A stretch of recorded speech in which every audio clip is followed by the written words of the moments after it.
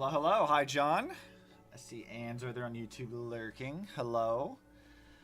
Welcome back to Star Rail. I clicked a mem and then I ended up with this page, so we have things to read apparently. I might need to readjust where my model's facing, but it's fine.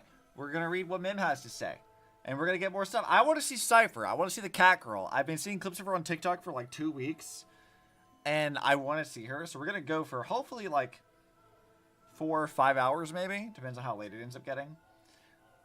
But I want to make progress. I was going to do stuff last week and we didn't. So this is happening today.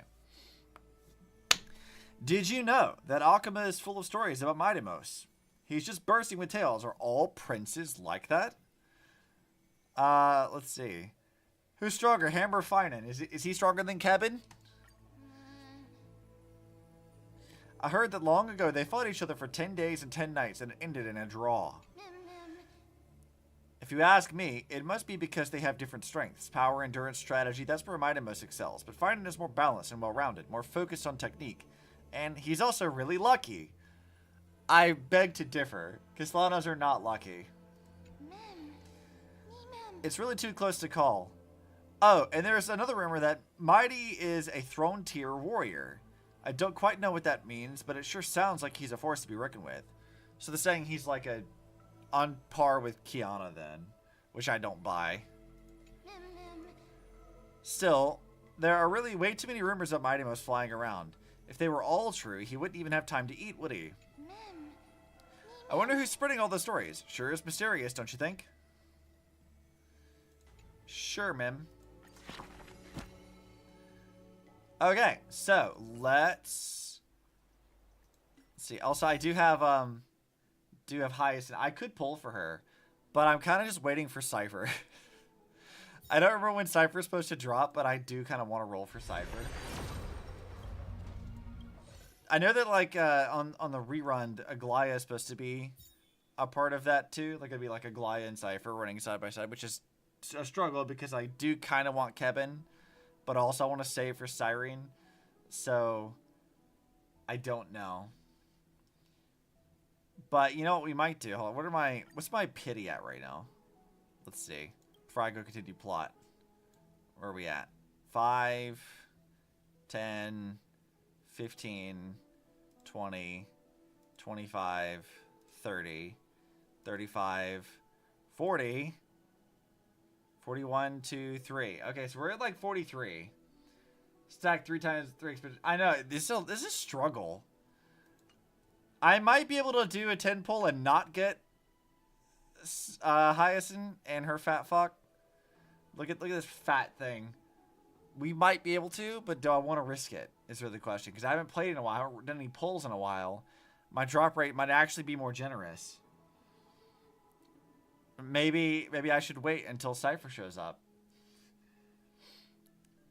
What do you guys think? Do we want Star Rail Barbara or Cat Girl? I feel like I want Cat Girl.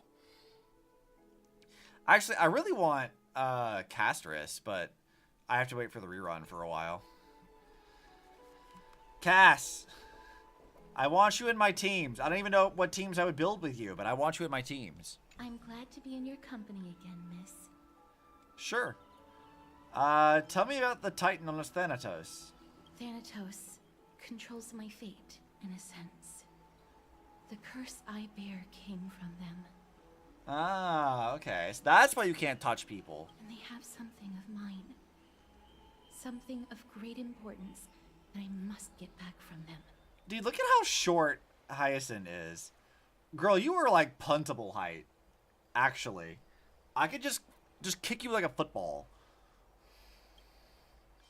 Who's Professor Anaxa? Oh yeah, we haven't even met Anaxa yet. When I was studying at the Grove alongside I forgot about him. and the others, Professor Anaxa was responsible for teaching us about the Chrysos heirs and the Titans. That's also when I met Miss Hyacine. She was Anaxa's teaching assistant then. Oh, so you worked under this version of Sue. I see. What is the Grove of Epiphany? The Grove of Epiphany is Akuma's partner academy. They look after the core flame of Circes and are the organization at the forefront of researching phenomena such as the Black Tide and the Titans. Okay. They also provide academic research support for the Flame Chase journey. Alright, so it's kind of like Mobius's lab, in a sense. Several Chrysos heirs are based in the Grove, including Miss Hyacine and Professor Anaxa. Alright, yeah, that tracks. Alright, let's go! I came here with a colleague from the Twilight Courtyard. I've asked her to pack her luggage in advance, so she's already waiting for us by the city gates. Is this Cipher? Am I gonna meet the cat girl? Please, I want to meet Cipher. The clips I keep seeing of her are hysterical. Look, there she is. And Lady Trianne. But Oh no, it's just an NPC in did Tribby. something happen, Clementine? Oh, that's a serious injury. I mean, Miss if you say Hyacine, so. This man was discovered by Trianne. Trianne was in a bad mood this morning, so we went to the outskirts of Akama for some fresh air. But then we found him collapsed on the roadside. Why do I feel like you're lying? Did you knock this dude the fuck out? Trianne knows the city has good doctors, so What did he do, brought a Trianne? new friend into the city to look for a doctor. I was waiting here for Miss Hyacine when I bumped into Lady Trianne. But by then, this man was already in critical condition, so I had to perform some emergency treatment first. What would you possibly do outside of, like, I don't know, CPR? These wounds, they're caused by the black tide. Oh shit, it's Honkai. He's gotten corrupted by the Honkai. This is bad. Clementine, prepare Or, a you ward know, for this the man at equivalency of that once. in Amphoreus. I'll treat him myself. It's a miracle he's still alive, considering how badly the black tide injured him. I mean, I suppose in the context of Impact 3rd, you can take damage from Honkai beasts without becoming one, but usually you don't survive that encounter, so Lady, there's that. Cassie and Trianne, would you mind making your way to the grove first? Once this man is out of danger, Clementine and I will join you. I mean, yeah, sure. As a healer, I cannot ignore those in need of medical attention. I understand. May fate have mercy on this poor man. I mean, sure, you could just kill him. Trianne believes he'll get better. Everybody, follow Trianne! Oh no, I gotta kill the Not Poogie. Alright, what do you want, Trianne? Down this road we go, to the skies we fly, leaving Akama behind! Girl, you know that we can't fly, right? Little Cass, little Gray, are you ready? No. Are we not using the Sentry Gate? You might not be aware of this, but using the Sentry Gate takes a significant toll on Lady Trianne. She looks extremely smug. Why do you look like Hat Kid smug right now? Like you were so smug. Trianne promised Treby that we wouldn't open the gate unless we had no other choice. Alright. Well then, let's go I'm then. ready too. Okie dokie. Everybody, let's hold hands. To the grove we go! You can't touch Castris, though. What do you mean, let's hold... You just told me to, like, go touch her and die. Is that a Genshin Ascension material? It's harder than I thought to sew gemstones onto Wolfeld. Oh yeah, Mem is still here, with no thoughts in her head. Cass, memmy, memmy, mem. Memmy, mem, mem, mem. Mem, mem, mem, mem, mem, mem, mem. Cass has such nimble fingers. I want to learn too. Mim wants to try sewing. Here, why don't you give it a go? How are you two so close already? Yeah, for real. Memmy, mem, mem, memmy, mem. Memmy, Cass and I are now good friends after traveling together for so many days. Just like in Elysia to make friends with all the cute ladies. Typical. It's hard not to like Mim when they're so adorable. Ellie would absolutely love Castris, though. 100%. This is amazing. It seems as if their voice has become more intelligible after the battle with Nikador. After spending is that what the last happened? few days together, I feel like I'm gradually gaining the ability to understand what they're saying. Even if it's just a little. Look at how, like, smug Mim is, hands on hips. She's so happy. Mem, mem, mem, mem, memmy, mem, mem. This shows that I'm learning new things. Mem, mem, mem. Once I obtain the memory of poking wool felt, will I grow hands that are as pretty as Cass's hands? Scary, don't teach her how to sew, Cass. I don't know. I like the idea of, like the way that Stella's thinking about this is that it's just Mem as she currently is, but with human hands. She has nubs. Yeah, let's give... No, actually, no. Let's give Mem the, like, Dragon Maid Animal Crossing hands, where, like, it looks like a sphere, but then you zoom in, it's just a bunch of tiny hands. Let's do that. I think that's what Mem needs to have.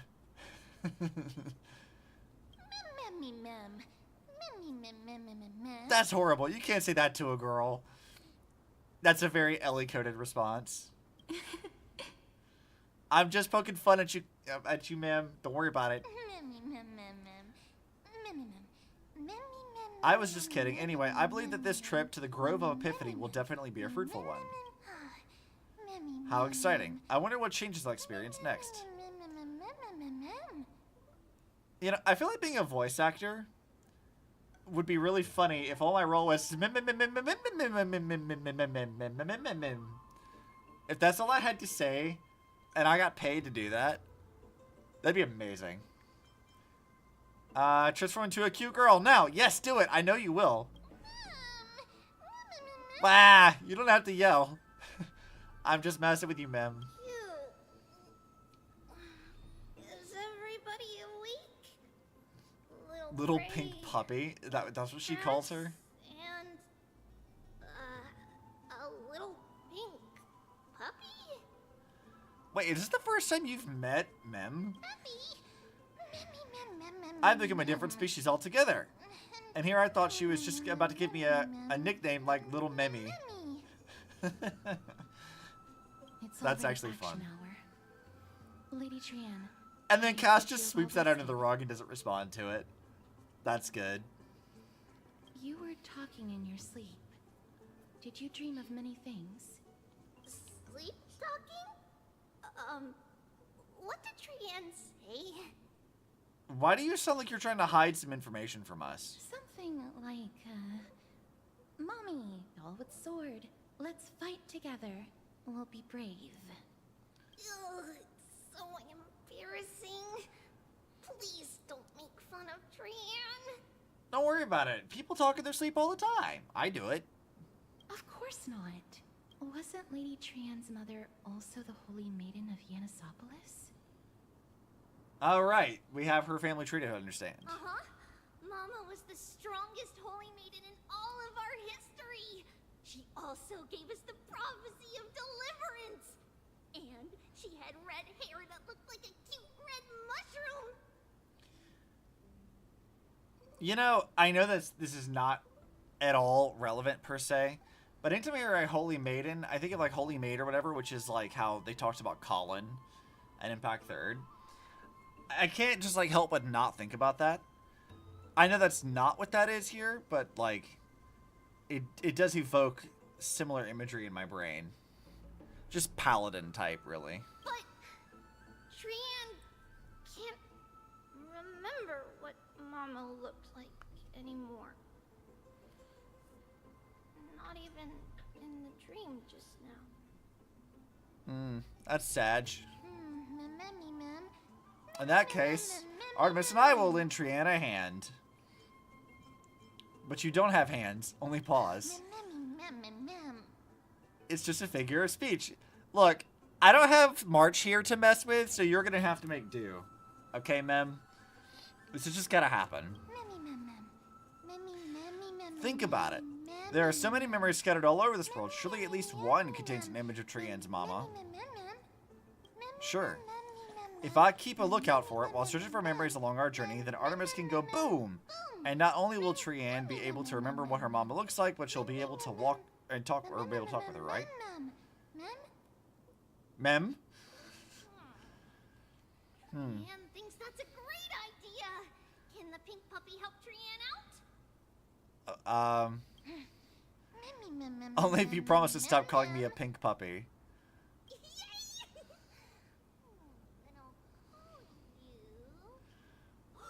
Little Memmy from now on. My God. They really do have the Neptunian naming convention, don't they? That's much better. Still, I'd like to know exactly, or what exactly I am. That was just a name I came up with on a whim. Oh well, it doesn't matter because I'll be sticking to my word anyway. Now that Trian has cheered up, shall we get going? Yeah, let's go see what's going on. Okie dokie. Trian remembers that we need to help Aggie ask the big tree whether Circes would be willing to visit Akama. Wait, I have to talk to a tree? If we Alright. follow this woven trail and keep going upward, we'll reach the grove and... Woven Trail. Where did it get its name from? Legend has it that whenever they requested an audience with Circes, Nestia would always come That looks to like a the thing I'd meeting in interact a long with. white dress. As the warps and wefts of the dress came into contact with the ground, they turned into paths and stairs. I Maybe see you, from it- bug. Oh, I interrupted Cass. Sorry, Cass. I was just looking at shit, and I wasn't thinking about it. Sorgi. Look, a huge tree. It's huge. Oh no, it's the Erd Tree. Oh no. Unfortunate. It's so majestic. Hurry up and capture this moment. A giant tree bowed slightly in the southern forest, tilting and falling into the wilting green waves. A passing breeze rustled through the leaves as if it was sighing, softly fading into the lightless ocean above on high. Would March 7th appreciate this sublime scene? You're uncertain. Don Hung, perhaps? Never mind. Every time he encounters a tree as big as this one, it would be a deeply troubling situation. What? Oh yeah, I guess because, like, there's, like, the ambrosial arbor in the Lawfus. That would make some sense. He might be a little bit, like, shooketh by the large tree. I never fail to impress. This photo deserves an award. Sure, Sella. What is this huge tree, though? It's the bough of Rift, the divine body It's of the Reason Circes. Titan. Okay. Flora began to grow where they planted their roots, and this flatland basin upon which we stand gradually became a large, verdant forest. Interesting. A long time ago, Thelesis, the first scholar, led the masses to build a garden and courtyard in the forest, naming the site the Grove of Epiphany. There, people sought mental clarity, knowledge, and enlightenment. Okay. Trian knows this. Everybody says that was how this big academy came to be. So Titan dies? And then it just kind of sits there and grows? Is the academy supposed to be this quiet? Something feels off. The Grove has always welcomed scholars. So too would Circes give us her delicate leaves and extend her branches in greeting. Yeah, I guess this is meant to evoke, seeing as, like, the Sioux variant is here. I guess this is supposed to be something akin to, like, the Seed of Sumeru. Or the... whatever the fuck it's called in Genshin, where the other Sioux variant exists. Yet, The Academy, I guess. it seems both the Grove's messengers and the Titan are indifferent to our arrival. What an inconsiderate Titan! Please don't speak such words once we're in the confines of the Grove. Cass is just like, you shut the fuck up. Jesus. You're gonna invoke the wrath of it. Please stop. Maybe everybody's still asleep because classes haven't started yet. They don't want to be disturbed, so they shut the entrance. Or, you know, something's wrong. For now, let's look around and see if we can find out what happened. This place is too quiet. Trian found it! Everybody, fly across to the other side! What? Girl, we can't fly. Have you forgotten this? Alright, let's see. Catch the bug, which I'm not reading what it has to say. Ooh, I'll take that. Yeah, let's rewind this. I'm not entirely sure what, like, doing that actually does.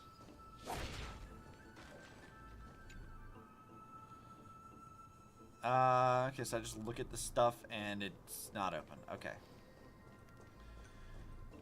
Like, we just see a bunch of broken shit, and I don't really know what that's about at all. What could it be? Don't worry about it, Trianne. We're smart. We can figure it out.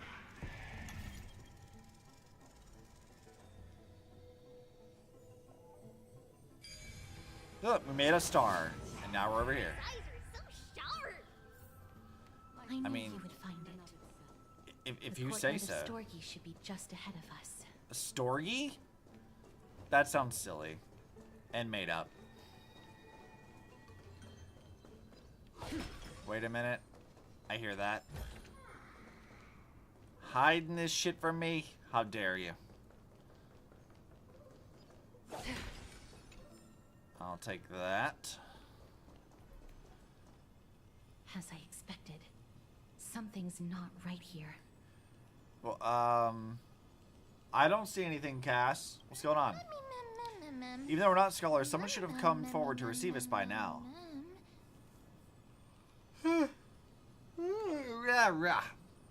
I ate too much food. Not to mention that Sleepy-G. this whole place is also eerily quiet.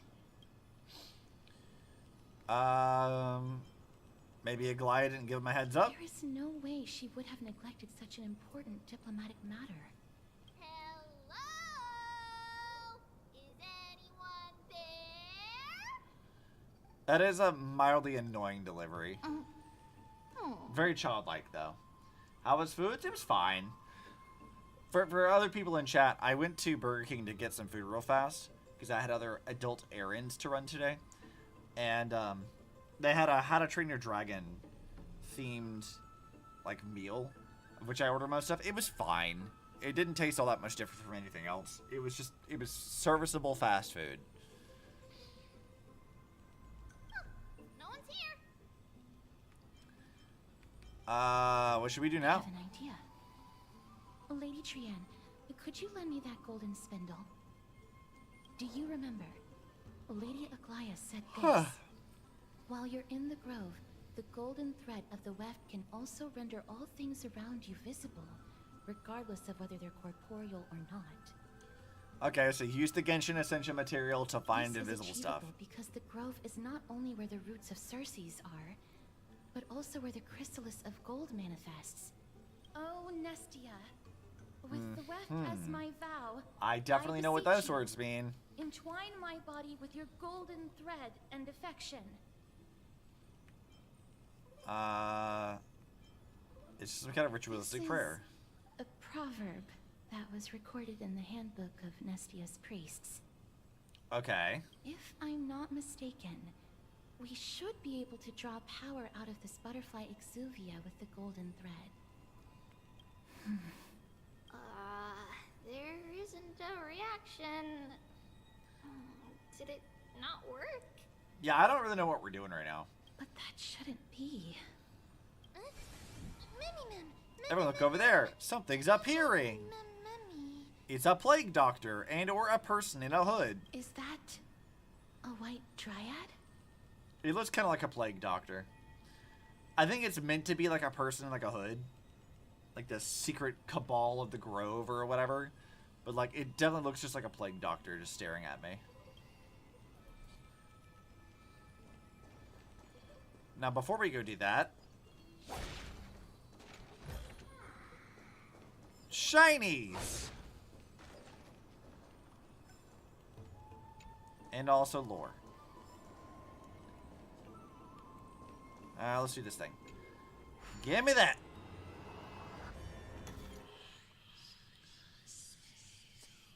Okay, so it'll go...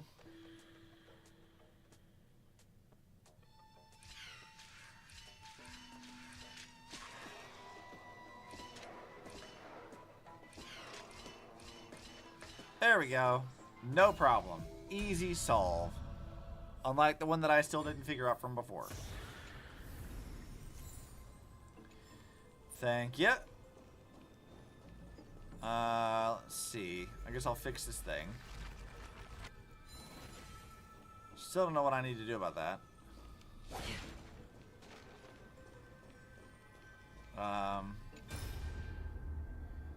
Oh, interesting.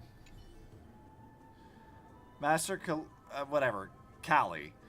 We have installed bronze detonators along a number of the grove's main roads as you instructed.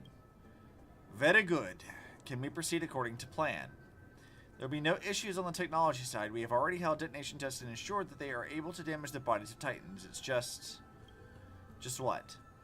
It's just that such methods are blasphemous. Such things are not important in a moment of crisis. What matters most is that we slow the invasion of the Black Tide as much as possible. I never thought that when our backs were against a wall, we would be forced to use Anax's wicked ways.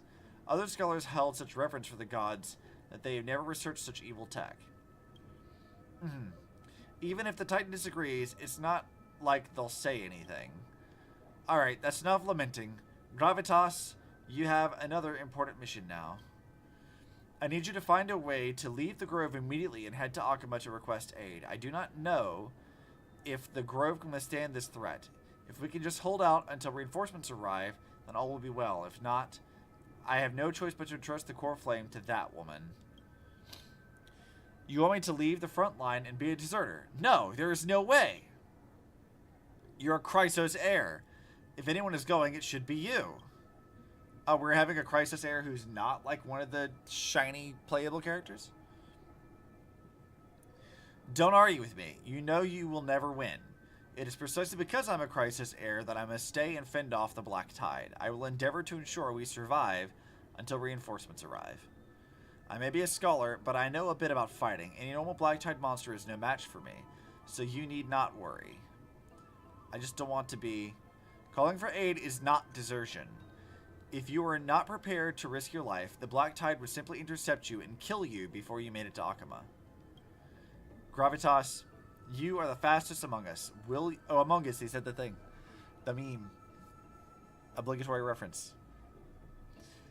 Will you accept this important duty? I will not let you down. May Circes protect your mind, Master Callie. May the Circes protect your mind. Interesting. Alright, well we can deactivate that, I guess. Unless there's something else around here. Nope, that's it. Okay. Alright, Plague Doctor, what's up? Why, Dryad, what a cute name. No, it isn't a white dryad. It is the shadow of a dead white dryad. Oh, that sucks. Dead me, mem. Dead me, mem. Shadow? Strictly speaking, these white dryads are still plants.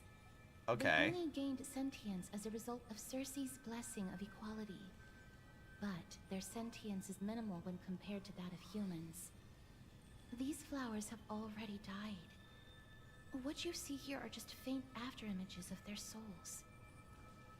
So, ghost flowers. However, this also means that the golden thread has definitely connected with the Titan's presence.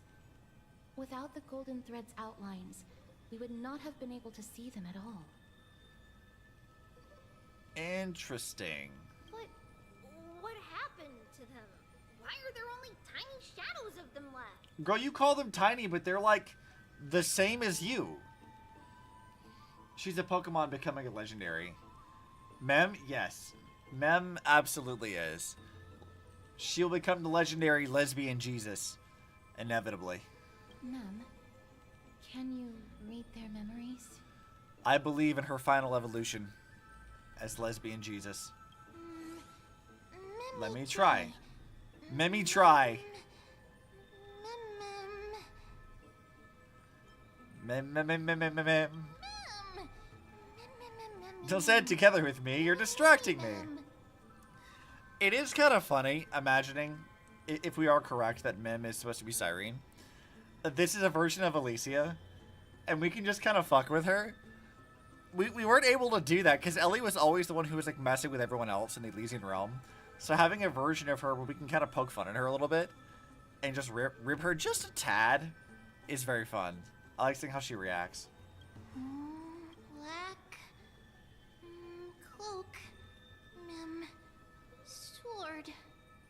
Toward the great tree. That's it. Their memories are too faint for me to see anything. I can only vaguely make out these words. I have a bad feeling about this. The deathly fog of Thanatos is fast approaching. Aha. If we say so. Trianne will be on high alert. Sure. If that makes you feel better. Well, why am I playing as Aventurine?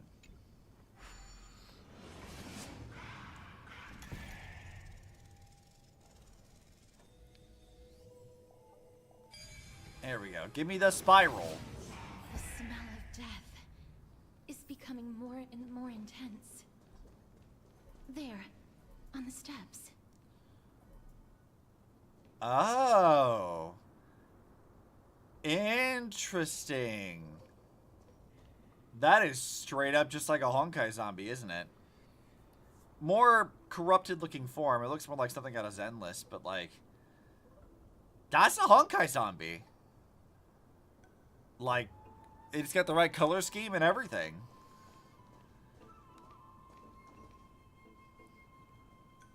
Interesting. Don't forget to let your friends in on the action.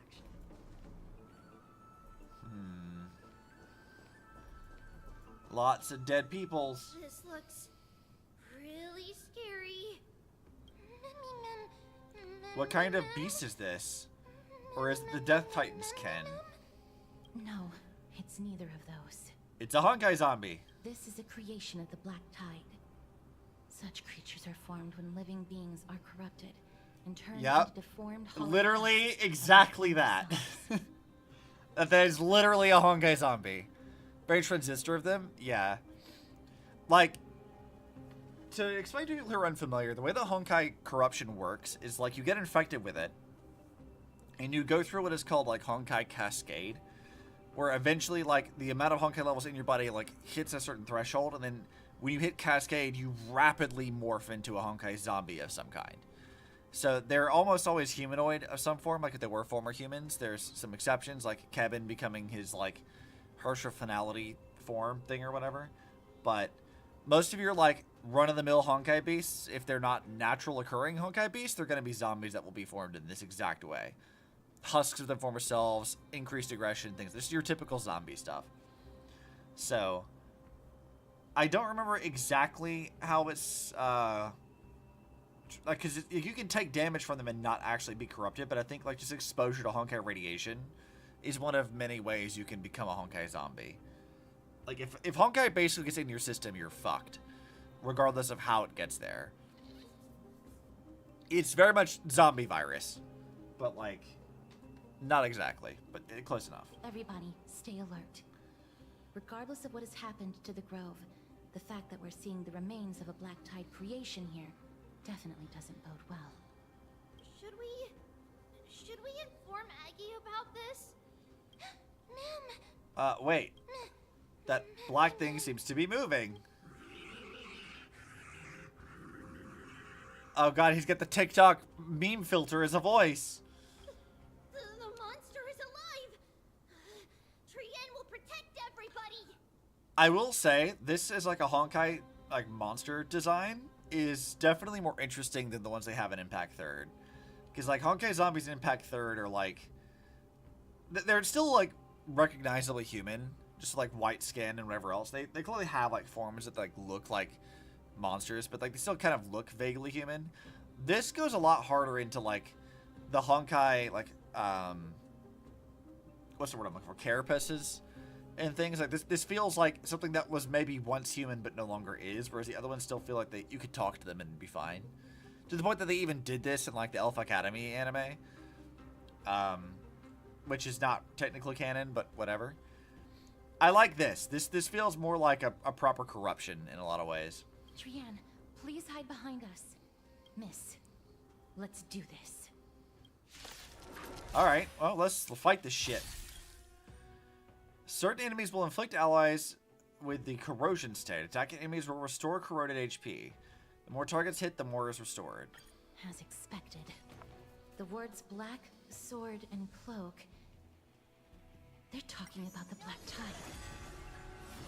No dirty tricks. They still fight like the void Watch your head. monster things from the No dirty tricks. Destined for oblivion. Antimatter Legion. That's the word I'm thinking of. Markers activate. Time for a good old counterattack. I weep for the Alright, go, Acheron. Kill the Honkai beast like you did in your own planet before it was destroyed. You defeated it. Little Of course we Gray, did. Little Kaz, you're so strong. Why do you call us... Girl, you were like a third of our size. Oh, hey. What's up? Krail Cardin. I had a hard time reading your thing on the actual Twitch chat. Welcome. But these monsters, they aren't supposed to show up here, right? Well, no, they're not supposed to show up here. To think the Black Tide has spread this quickly to the Grove despite its remote location. I'm afraid a world where strife has fallen is far more dangerous than we ever imagined. But was Nikador holding this back at all? Because, like, he was kind of, like, insane. Oh no. Does this mean that Akuma is also in danger? It already was in danger. What else is new? Looking at this mess, it seems the scholars at least succeeded in fending off the first wave of attacks. But at what price? Death. That's the price. Are we becoming heroes? Well, more heroes than we already are. I mean, kinda. We're still figuring out what they're still trying to piece it together. I'm just like, I'm here for the Honkai lore, as always. Oh, we're swapping to another character. We're gonna play as Aglaya. Lady Aglaya, after a few days of surgeries, both major and minor, we were able to save the life of that patient found on the outskirts of Akuma. Okay. Surgeries. Interesting. Thank you again, Hyacine, for your hard work. Still, I wonder why she's British. The scarring of his organs was especially severe, a result of the Black Tide's corruption. It's a miracle he's even survived. I can't say for sure when he'll regain consciousness. Watch him become a zombie. Don't stress yourself out over this. You've already done everything in your power to save him. There's no need to hurry to the Grove either. You deserve a good rest now. I mean, I guess for her, maybe not, but, you know, other people might want to do that. Tribi, I have some things to tell you as well. There's something strange about where that patient came from. Uh-huh. He is not Akuman. The way the stitches on his clothes are hidden is quite unique. Such craftsmanship is undeniably from the I love Grove. the 80s and some kind of, hold on, let me read this. Preternatural ability to know when a streamer is talking to me and pop right up as they're answering a message. Look, it's fine. Don't worry about it. Glad to have you. Welcome back. The Grove? You mean... Now that I think about it, Castris and the rest should have arrived at the Grove by now. Yes, correct, Aglaya. Trian just got in contact. The Black Tide has invaded the Grove. Wait, you can just psychically talk to the other ones? Why haven't we done that before? That's kind of useful. You're like a human walkie-talkie. We haven't detected any survivors, even with the help of the Golden Thread. What should we do, Aggie? Yeah, good question. The Black Tide is posing an even greater risk to us now. I did not expect the Grove to be the first to be impacted, though. Can they tell where the core flame is right now? My guess is no. We see it. The core flame is still there, But what? but they can't say for sure whether the Titan has also been corrupted by the Black Tide. Yeah, that could be a problem. Please let them know that for now, the most pressing task is to identify the core flame and transfer it to a safe place as quickly as possible. We must also search for survivors and find out exactly what happened to the Grove. I mean, at least for now, it's pretty obvious that they were invaded by Honkai and they got destroyed by it, so... Oh, and find Anaxa. Unless something went terribly wrong, he should still be alive. They've set off. Please, stay safe, everyone. It's what I do. Don't worry about it. I pray for their safety too. Aggie, how do you know that Anaxa is still alive? I know that man all too well. If that blasphemous performer knew that he was not long for this world, he would most certainly try to seize the core flame and drag the Titan down with him. I'm liking this version of Sue already. Is this a joke as well? No. No, I'm being serious this time. No, it's not a joke. We're facing threats from both within and without Akima. The merciless carnage may have ceased, but Akima's nemesis continues to sharpen their blades even now. They may have even prepared the gallows from which to hang us already. You Uh-huh. Even if the divine authority of strife is as yet unclaimed, the Black Tide is advancing more rapidly than I expected. I fear this tragedy is more than a mere natural disaster. So someone orchestrated it. Okay. Yes. It's too late. The Council will likely take this opportunity to do something... I will try to keep this under wraps for now. But you must also take care and be prepared for anything. How do that you may intend happen. to keep the entire destruction of the Grove secret from other people? I would like to know. All right. Should I inform Hyacine about this? Not for now. She must be exhausted after performing surgeries non-stop for so many days. I don't want to overwhelm her with this bad news. What surgeries exactly was she doing? Like, was she just cutting off all the Honkai infected parts? We can only hope that the Grove weathers this crisis with as many survivors as possible. You know, the more we play this, the more I'm like, I know why they kept Welt off this planet. Because if Welt had been here, he would have recognized this shit as Honkai instantly. He would have been exactly the same position that I'm in. He'd been like, oh fuck, that's Kevin. That's Honkai. This is a problem. Like, he would have noticed that shit instantly. Like, 100%, he would have known. That being said, That's why they couldn't have him based on here. the condition of this patient, Treeby, we should prepare for the worst. It's likely he is the only one who managed to escape from the Grove against all odds. It's very funny. Walt knows too much. He does. I mean, he literally fought a war against Honkai for his entire life. And also fought Kevin. So... Well, I guess fought with teams against Kevin. He didn't... I don't think he actually fought Kevin toe-to-toe. But, yeah. He definitely would have, like, dealt with that shit. He would know. So they can't have him here, because he would know this. And it's the same thing like with Penacony, right? They had him in Penacony.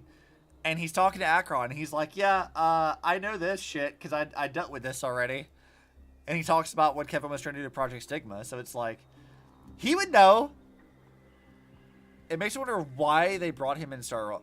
Well, I can tell you exactly why they brought him to Star Realm.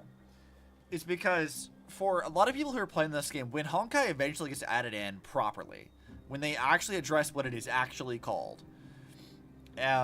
Welt is going to be the one that explains this to us. Because he's going to have an entire history dealing with this shit from Impact 3rd. So he will be the one who will be able to, like, be the insight to everyone else. Because it's unclear how many other people actually know what Honkai is outside of, like, the solar system. We don't know the extent of this. Amphoreus is isolated from everything. And it's maybe, possibly digital? We're seeing a lot of, like, the digital corruption stuff in the world, like what we're seeing in, like, Part 2 in Impact 3rd, which is the simulation system. So, like, there's a good chance that Amphoreus is digital, and it's not a real planet at all. So, like, it could just be a simulation of Honkai. And again, Welt is going to be, like, the audience's, like, window into that. Because he's going to have so much history with it. And he will have a lot of information that a lot of the people will not have. Because remember that also in the context of, like, the broader world, Earth is also isolated. Earth is separate from everything else. The cocoon of finality is contained within the solar system. by a wave of Honkai energy around the outside of the solar system. So, like, it's, as far as we know, isolated. And while we do know that there are other worlds where Honkai exists, it's unclear if, like, they exist outside of that solar system, or if it's, like, bubble universes. Like, there's a lot of, like, questions about that. I'm erring on the side of bubble universes for a lot of it, which is alternate timelines, potentially, or previous cycles in Earth Samsara. It's a whole other thing. Don't worry about that. They never really explain it, and it's not that important. But, like, it may be possible that Honkai is contained entirely within, like, Earth's solar system, and we just haven't seen how far widespread it is outside of that. It's possible that the Honkai in Star Rail is a corrupted Eon power we've encountered multiple times now, just in different understood names: Fragmentum, Mara Strike, Propagation, Black Tide. I mean, that's probably part of it. So, like, the way to really look at this, I think, is that we do know a few things about how this stuff is connected, right? Kiana is what they call, like, a throne emanator, so she's not quite up to Eon levels, but she's not as weak as an emanator would be. So she's somewhere above, like, what Acheron would be, but not quite Eon levels currently. She might be higher than this later on when she fully ascends. We do know that multiple universes will call Honkai and other things different names. That does happen.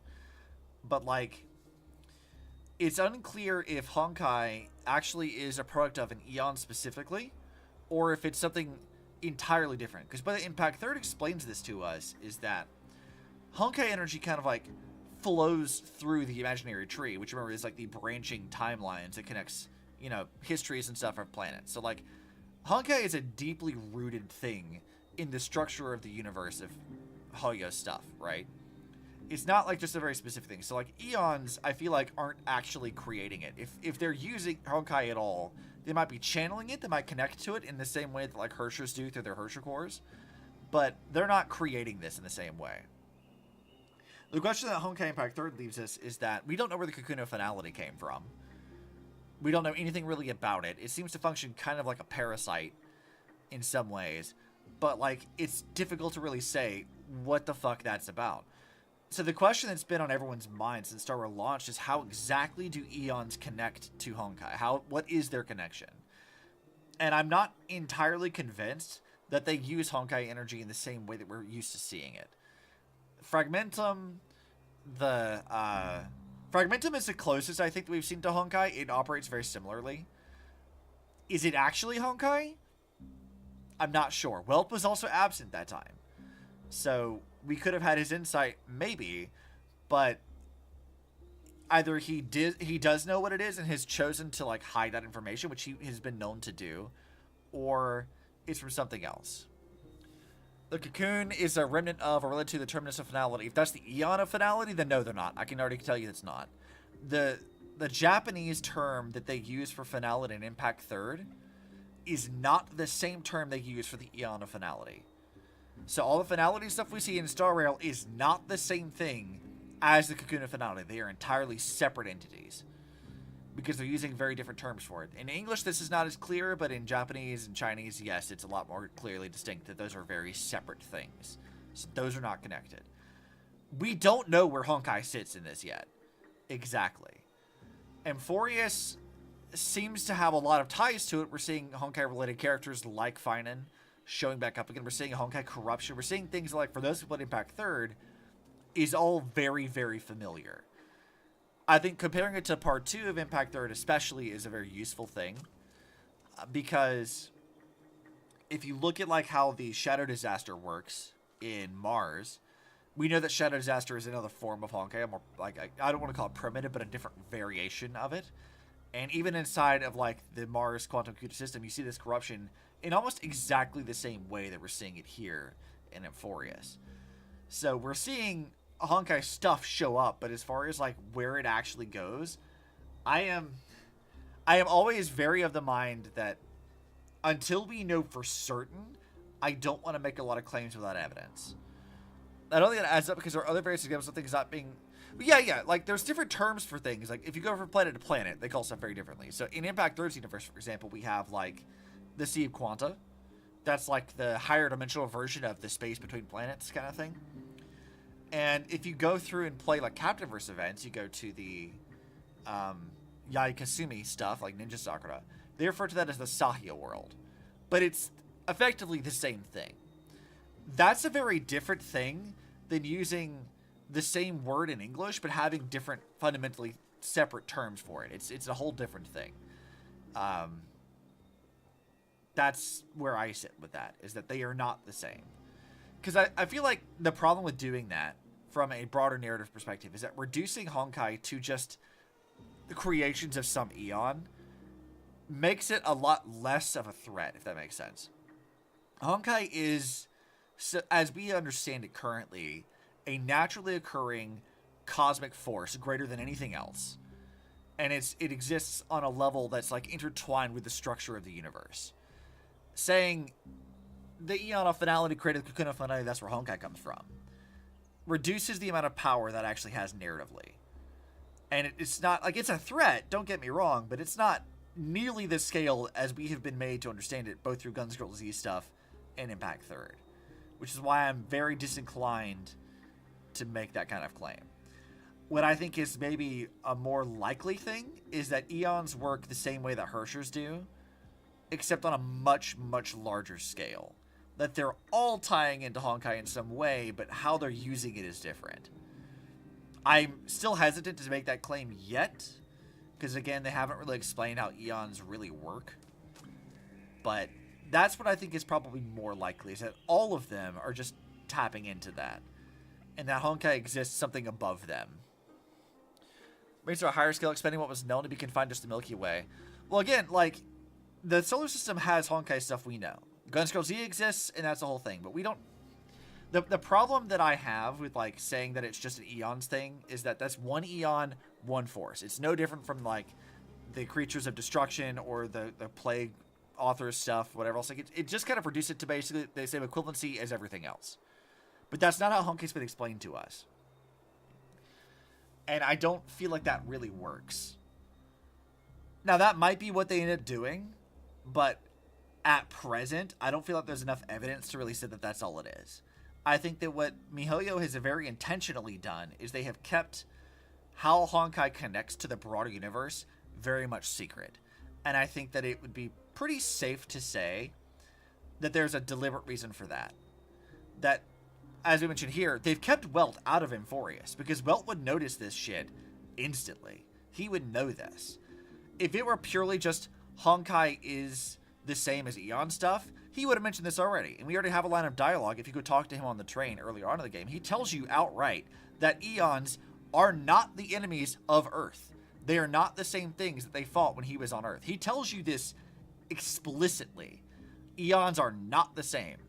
He thought they were, but they're not. So we have that line of dialogue too that counts against that theory too.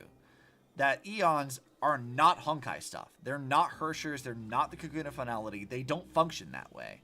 They're something other. And I think keeping them as something other is kind of deliberate. Because I think it's something more. I think that how this, when they start tying in Honkai, I think what they're probably gonna do, if I had to guess, is that they're not gonna reduce it to just the army creatures of some Eon or the whatever. It's gonna be, this is a threat that threatens even the existence of the Eons themselves. Because that's kind of how Honkai's always been in its own way. In Guns Girl Z, it was kind of like that. In Impact 3rd, it's like that. It's this, like, huge threat. And the only way that they're going to keep it this way is to scale up the amount of damage it can actually do. So, that's how I see that. And I feel like that's pretty... I feel like that's very likely that's what they're going to do with it. They're going to scale it up to be something above Eons. Because, like, if you think about it like this...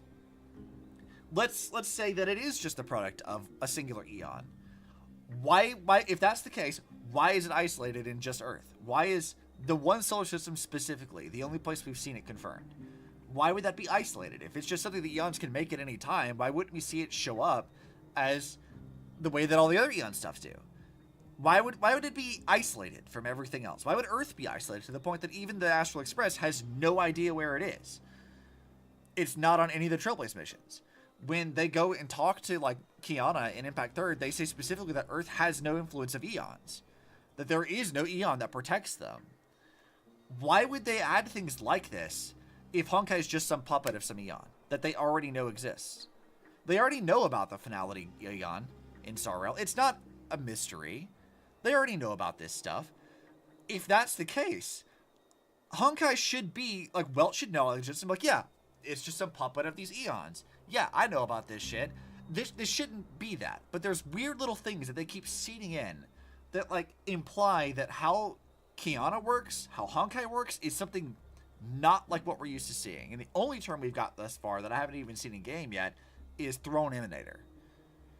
And I'm hesitant to even use that because I like to only reference what's actually talked about in game, and I might have just missed it. But, like, I feel like it has to be something different. That Kiana, especially, if they're going to tie her into, like, the broader stuff, having her just be, like, an emanator of an eon, just a puppet of some god that may or may not have anything to do with Earth, it doesn't make any sense. It doesn't really work for how they've been handling that. It's not so why the Milky Way specifically. It's not the Milky Way in its entirety, mind you. It's just Earth. Like, all this stuff kind of exists in the Milky Way, presumably. It's just Earth. Because the way that the system works, the way they explain it in Impact Third, is that when you get out past Pluto, they give us weird astronomical units for phosphorus and Hesperus are, but, like, the way they give us is, like, way, way beyond what the system would actually be. And I think that's just a goof on their part, to be perfectly honest. But what they tell you is that you hit the edge of the solar system, and then there is a wall of Honkai energy around the solar system that is entirely cocooned in this, like, tide. And the only way to get through it is through, like, a space gate of some kind. Now, presumably the Sky people can use, but we don't know about that yet. Post-Honkai stuff hasn't really been explained yet, so whatever. It's just Earth. It's just the cocoon of finality. Like, that's it. We don't know why that's been done. They targeted the solar system specifically, sealed all that shit in, and then nothing, not even eons, have affected Earth at all until Kiana ascended to the Hersher finality. And then all of a sudden, they've activated the Mars system. All of a sudden, they're catching the attention of Sparkle and, you know, Aha, the Eon of Elation. All of a sudden, we're catching the attention of the Remembrance people. Like, we're seeing big players in the Star Rail universe all of a sudden directing their attention to this part of, like, the solar system, or this part of the galaxy that we've not seen them interact with yet, that they didn't even know was here. Why is that?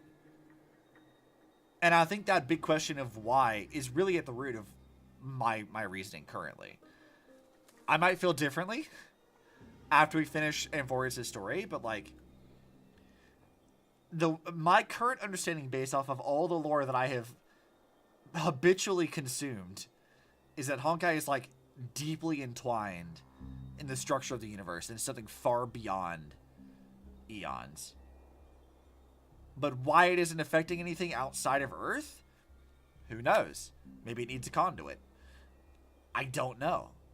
There's a lot of questions I have, and I would be remiss if I tried to say anything with certainty currently. Throne level emanators thrown around in regards to, yeah. That's what we're talking about before, is that a throne emanator or a throne level emanator would be somebody who is above a regular Hersher but below an Eon. Like, that's sort of where, like you have, like, Hershers and emanators somewhere in that range. And then you have throne emanators and then the Eons themselves. Vita and Cyrene. Well, Cyrene and Alicia, because remember that Ellie is also very, very unique too. I think this is important to remember.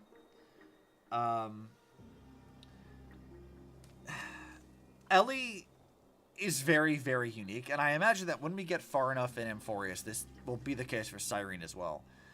Remember that Ellie is born a Hersher. She's a product of Honkai. She's born from it. Kevin tells us that, at least in terms of, like, their planet, there will never be another Alicia, because her existence was a miracle in and of itself. She should not have been born at all.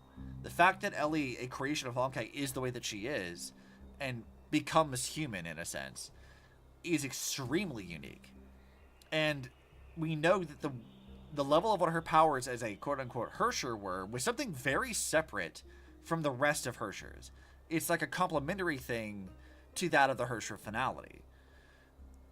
I believe, and I may have to correct myself on this later, but I believe that like what they said about Alicia's powers was that she's sort of like the Hersher of Origin is a complementary thing to the Hersher finality, and the Hersher finality resetting Earth over and over and over again was in part to produce that. I'd have to go back and find specifically where that was, but I do recall there being something said that like the Hersher finality is resetting stuff, putting Earth through a Samsara over and over and over again. And to what end? To create the Hersher of Origin. A miracle in and of itself. A complementary being to herself. That's kind of the point. And Ellie's powers were able to undo the very laws that governed the entire planet. Remember that fate was a very real thing on Earth. To the point that Aponia could see the literal threads of every person's life and fate. Until Ellie sacrifices herself to dissolve that in its entirety. She uses her Hersher origin powers to get rid of it. It's gone. But doing so, she sacrifices herself in the process. So her power operates vastly differently from every other Hersher, and it's only rivaled by the Hersher finality, who controls time and other things. But whatever. So I'm looking at this, and like when they talk about Cyrene being this like throne level emanator, yeah, like that's probably what they're talking about. Is like Hersher finality, Hersher of origin, they're operating on different rules than everything else. That's why. But as far as how that relates to, like, if you want to call it power scaling, I guess, in Star Rail, it's really, I feel like it's very difficult to put that into this perspective yet. All we can really say is that when Kiana met the Remembrance people, the Memo Keeper, they said that at that moment, she exhibited the same powers as an Emanator. But they also imply that she's not really at her peak power level currently.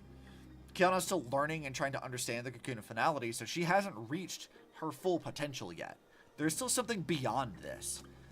So Kiana, being an avatar of Honkai right now, hasn't even reached her full potential, and she's already matching Emanators. There's no way she's like just some like puppet of an Eon's creation. Like, there's no way that's all Honkai is. They wouldn't put it in the title if that was the case, I feel like. Yeah, I see Honkai Star Railer over there on YouTube. That's what we're talking about, is that there's another level above Emanator. Like, it's Hershers and Emanators, I think, are like roughly equivalent. And then there's the Throne Emanators, and then Eons, and then presumably something above them. Because even how you become an Eon feels a bit jumbled to me. It's very fun to theorize and brainstorm all this, even knowing that it'll be never know for a while yet. I think so. I have consumed so much Impact 3rd lore. Like, I could pull up the Google Doc to show you guys this. I was working on like a full timeline and just notes about the Elysian Realm. I think together it's probably like 60, 70 pages worth of just notes and trying to coordinate some shit. There is so much to understand, and I am just very like autistically focused on this shit. So I have a lot of Honkai lore that just lives in my brain constantly. But again, I think that my rule of thumb with a lot of this stuff is it doesn't matter what is said on the wikis, it doesn't matter what's said on Twitter. I only look at whatever is like, whatever's in the game itself is what I will reference. If there's official media like manga and stuff, we can use that too to some extent. But like, that's sort of where I'm at with a lot of this stuff. And that requires a lot of like caution, I think. Because people can get really like carried away with lore discussions. They can get carried away with a lot of little things, but The people at the Grove it's are best to really be smart. cautiously We'll optimistic definitely about some be able things. to chase away the black tide. Also, my rule is like canon until proven otherwise. That's the other thing. Like if something's stated in like the like in a manga or whatever, and it's an older thing, until something in the game itself contradicts it, I'm like, okay, yeah, sure, this counts as canon for now. But when something contradicts it later on, then the game would take priority. And with Impact 3rd, this is definitely important because there's so much of like the wikis that are like conflated with Guns Girl Z's lore. And they are very similar to a point, and then they diverge wildly.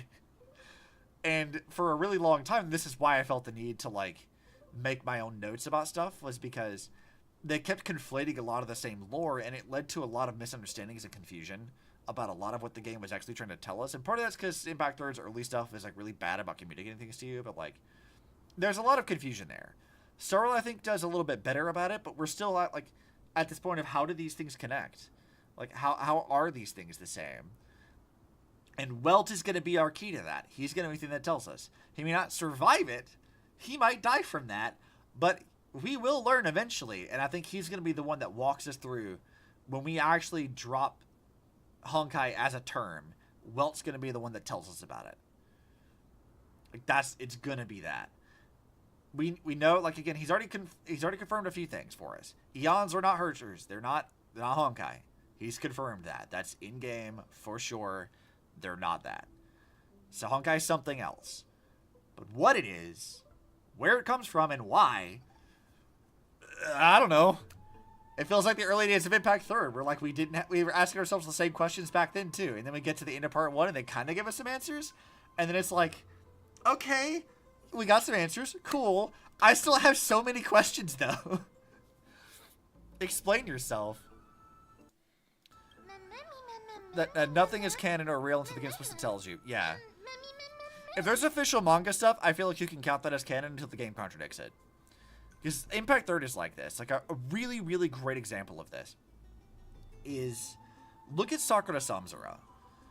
In the manga, Sakura Samsara as an arc occurs very, very differently than it does in the actual game. When you play through the Sakura Samsara stuff in game, the game stuff is really odd.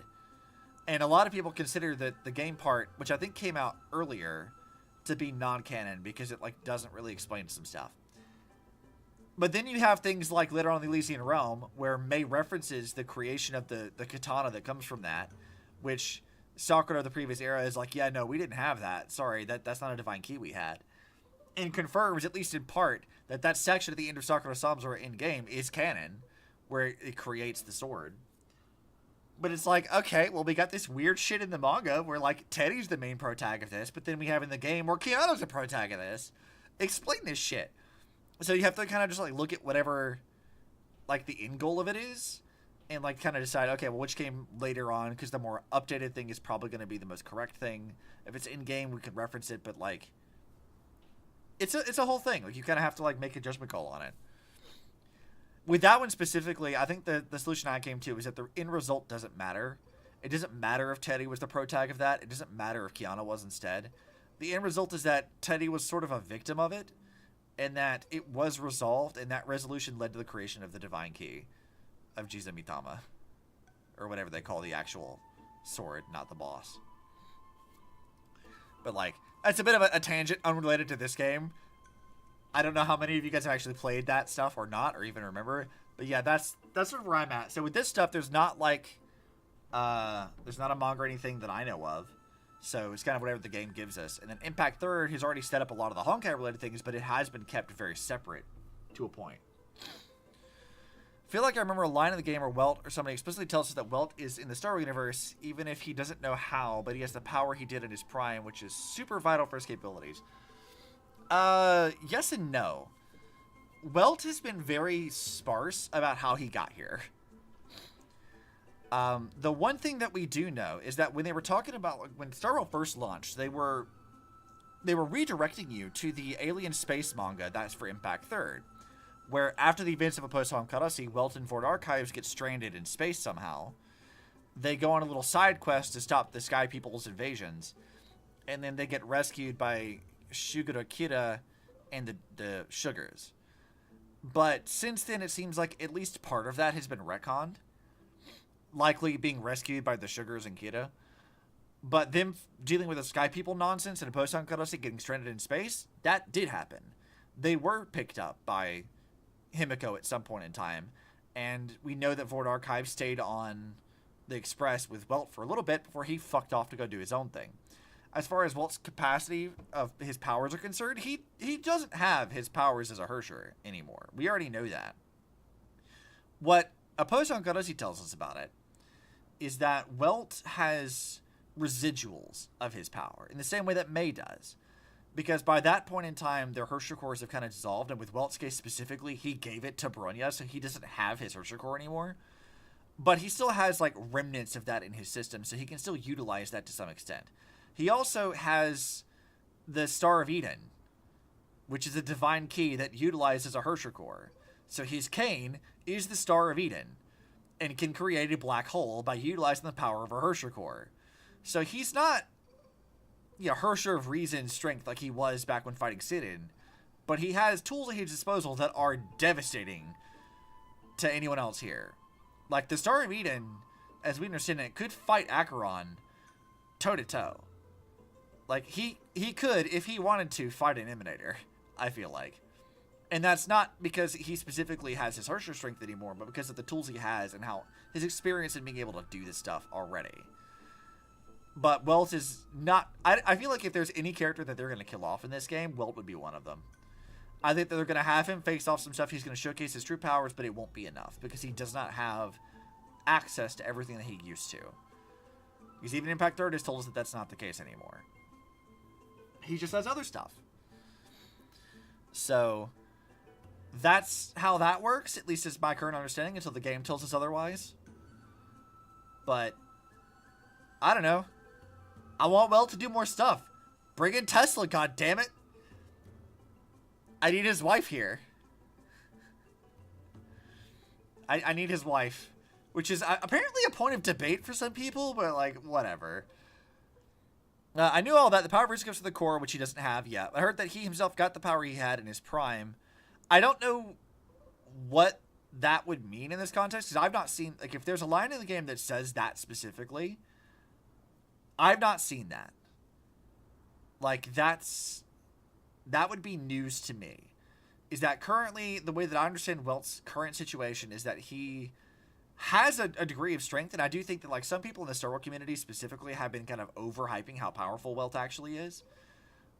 Because they don't fully understand exactly what he's done. They've seen some of his, like, feats of strength in his prime in the manga. But I haven't seen anything in game personally that suggests that he has regained any of that without having a Hershey core to channel it. Because, that's the whole thing. I assume it means he doesn't hold the weight of his age or anything. Well, I mean, he's also immortal. But that's a very different thing.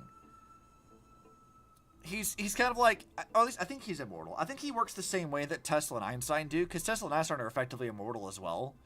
And that was through shenanigans with experimentation with anti-entropy, which is in, like, the visual novel. Because, like, Welt would be, like, in his hundreds, mind you. Like, he's old. Him being still alive has very little to do with him, like, regaining his powers in his prime, and a lot more to do with just established lore that we already knew about him. So, Welt's specific power, like, he shouldn't be able to channel much of anything currently. He doesn't have, like, innate power just because. He's not like the original Welt, who was, like, a creation of the amalgamation of multiple consciousnesses, like a spiritual atom. Like, he's not that. He's just a guy. Like, he's just a dude. He doesn't have anything special about him other than he was chosen by the original Welt to carry on the core of reason, and that gave him access to the Herrscher powers and to that Honkai energy without killing him, because the core of reason operates slightly differently.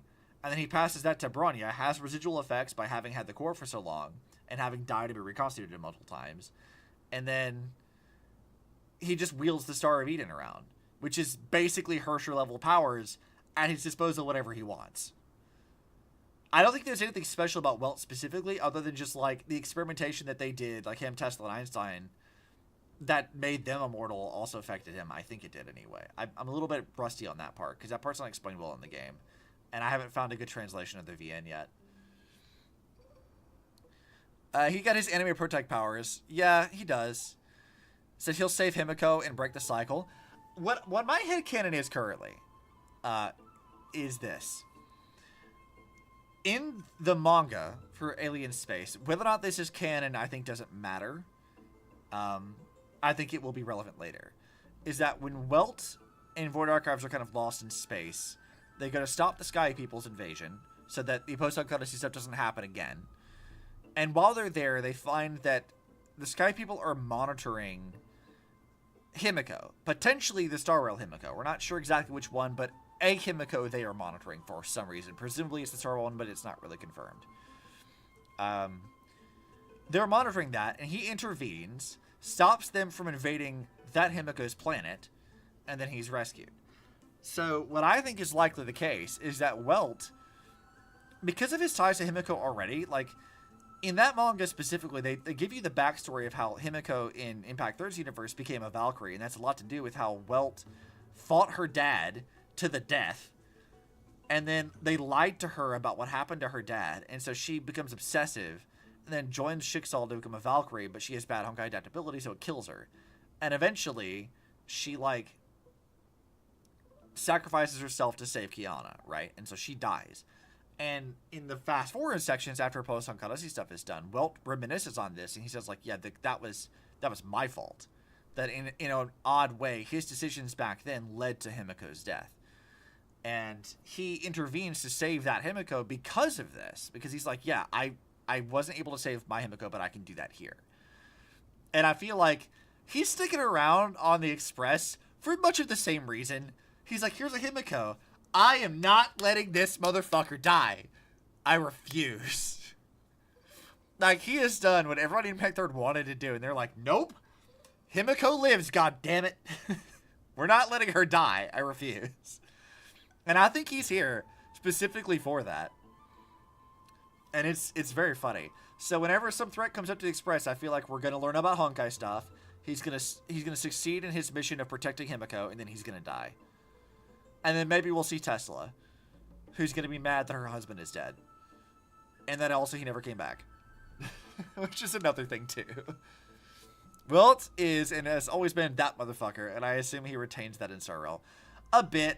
What I want them to do with Welt, what I've always wanted, is I want them to fuck with him. Fuck with him more, please. Like, them bringing in Locha over the Lafu, and him being like, no, it's Otto, no. Like, he's so traumatized, and I love that. That's great. So what I want them to do is just keep doing that. Just bring in, like, a sit-in. Have a sit-in show up, and have Welt be like, shit, this again? And he kind of already had that with Akron, because he talks to Akron, he's like, hey, I know you. And she's like, no, you don't. You know a version of me that's not me. But, like, they had that whole conversation, and it's because he recognized her. And I'm like, let's just keep doing that. Just keep pushing all of this stuff at him. I didn't think about what a sit-in variant would cause. Yeah, it depends on how they handle the sit-in variant, mind you. Because we've already seen the original Honkai Impact 3rd timeline that Welt actually fought. And she was just a abused orphan who watched all of her friends die and was tortured and then kind of lost her grip on reality. And in desperation, clung to a blind religion based off of the, Honkai, or the Will of Honkai or whatever. And she came a little bit unhinged, but really all she wanted was to, be loved and looked after. So, like, Sirin then was unhinged, and she was an unhinged, simplistic child. Like, that's really what it is. She was just a very traumatized child. But then you look at the Captain versus Sirin, who also has, like, issues with, like, dealing with her emotions and dealing with stuff, but she doesn't go evil. She becomes apathetic for a time, but then she regains her self-confidence, and she has a support system, so she's fine. I don't want to speak on the Guns Girl Z one, because I don't know her nearly as well, but I do know that she does become Herrscher the Void in a timeline in Guns Girl Z. So she does go evil somewhat, but there's also versions of her in Guns Girl Z that I think aren't evil. But I don't know that for sure, so I cannot speak with any degree of confidence on that. But, like, yeah. I want Sirin. I want Sirin in Star Rail. And I want Welt to meet her and be just absolutely concerned. And no one else can know why. That's what I want, is I want him to be worried about it. I really do. I want him to be very concerned. You sleep on a hard floor of a cell next to the butt of your abused and dead friends and come out not wanting to wipe out. Like, it's not even that, though. Like, when you read the manga and they tell you about what actually happens to Sidon, it's so much worse than that. Because, like, they tell you that the Tower of Babylon was built in Belarus, and that shortly after it was built, everyone in the surrounding area started dying of a mysterious illness, and it was Honkai. There was a Honkai radiation leak, possibly intentionally, by Schicksal, that started affecting everyone in the surrounding area, and that killed Sidon's mom and orphaned her. And then she was taken to an orphanage, kidnapped by Schicksal goons, and then experimented on, tortured for her Honkai adaptability, watched as every friend she made in the cells of her captors, all of them die because of Honkai experimentation, but because of her adaptability being so high, was unable to die, and just kept suffering and in pain. And then after finally suffering for however long she was there, she gets a little whisper in her ear from Honkai of like, hey, I can give you the power you need to kill the people who have tortured you for so long and took everything from you. And then she does this. She takes that. And what's the first thing she fucking does when she gets her, like, pseudo-Hershey cores? She resurrects her dead friends with their corpses and turns them into little, like, Honkai puppets. And then gives her dragon a human form and names her after one of her dead friends. And becomes, like, her bestie / girlfriend. Only to have dragon girlfriend die. And then she also dies. Like, Sidon's entire tragedy is just, like, the worst. Poor girl went through so much shit. And I'm like, you know what? Like, justifiable crash out a little bit. Like, I understand. I get it. I know why you lost your fucking mind. I mean, you know, maybe it was a bit much to take chunks of the moon and throw it at population centers, but, like, I get it. You're pissed. And Honkai corrupted you. It took advantage of your emotions. It manipulated you and turned you into this thing. I get it. I want to sit in and start on Havertz be happy young girl with loving parents. Nothing bad ever happens. I mean, yeah. True pop-off queen moment. Yeah, we love Sid in here. She's the third Kaslana sister, and I'm here for it. I love her so much. And as a tangent too, I adore the art that I find on Twitter that makes her one of the Kaslana sisters, like her and Didendal and Kiana all doing stuff. I love that. That's so wholesome and fun. I need more of it. Give me more of that. Make it canon, MiHoYo. Put that shit actually in game. Make that, like, make the Mars system resurrect Sidon just so we can have Kiana hang out with her. I need this. I need this to happen. I get that Kiana is supposed to be like a continuation of Sidon, but like I want this. It's some of my favorite stories is the Kaslana trio. Yeah, it's great. I love them. They're so cute. I want more of this. I need it. It needs to happen. But yeah, all that is to say, I want them to fuck with Welt. I need it. And what I really want, this is like my genuine wish, is like if you look at Welt's splash art, they put Tesla and Einstein in there, as well as Ford Archives, right? They're in his splash art too. I want Tesla to show up and be so fucking mad that Welt has been gone. Like, I want her to be pissed, and I want her to be like an enemy, like a boss, where we fight Tesla and all her little robots, and then when we beat her, then she becomes a party member and hangs out with us. Like, I want that to happen. I want angry, drunk Tesla to be a boss. Just mad because her husband left. And before anybody says anything, yes, Tesla and Welt are, at least on paper, legally married. And we know that Tesla has more than just motherly feelings to him, because if you read the fucking manga, she straight up, like, has, like, wistful looking off in the distance as my husband's off to war kind of panels with him.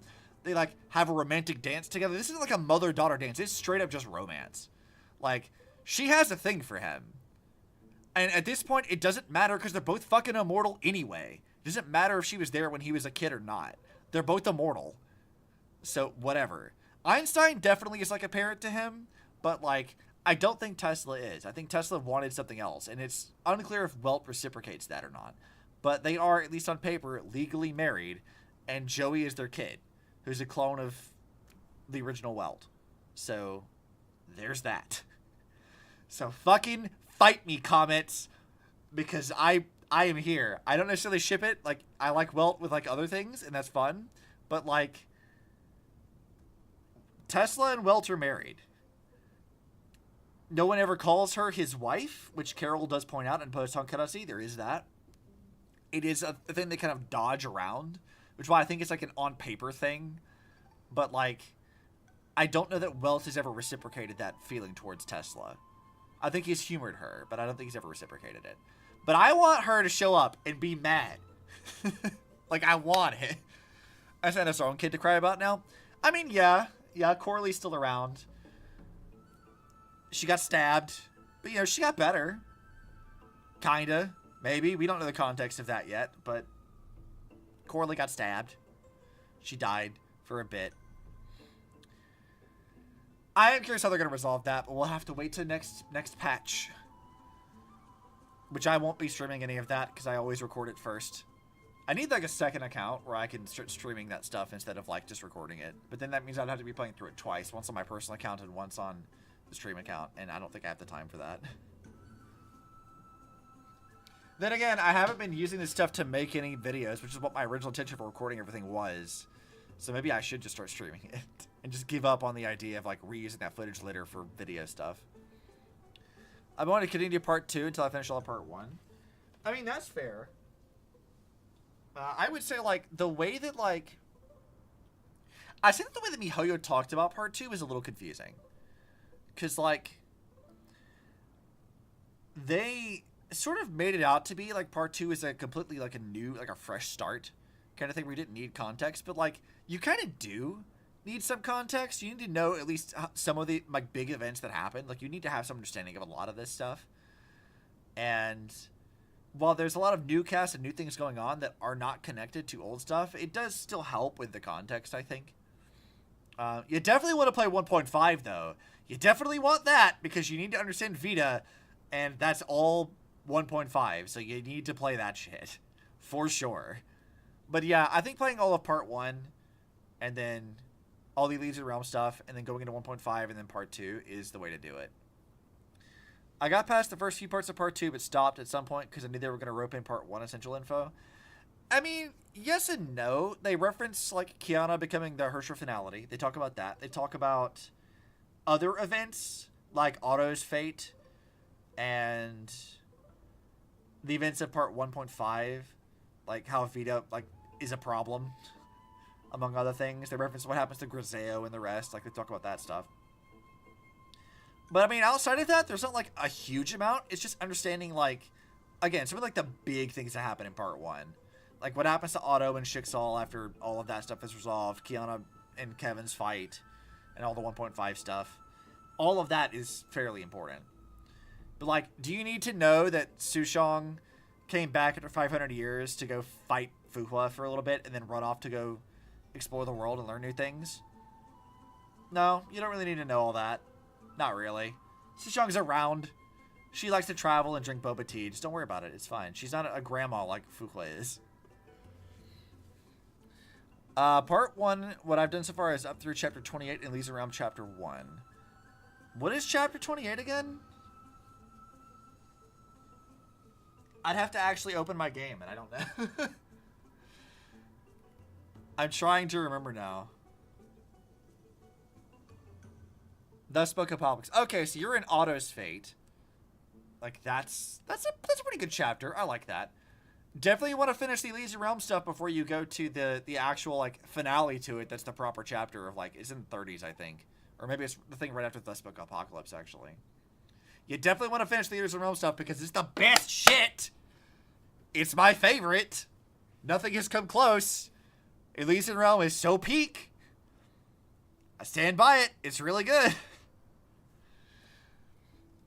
Which is why I was so excited about Amphoreus, but the chapter had Flame Chasers on the title, so I went to Elysian Realm. Yeah, you should. You need to finish that. They will give you a recap for it, but, like, it's a lot better just to play through the story and, like, then go into the chapter with the Elysian Realm stuff.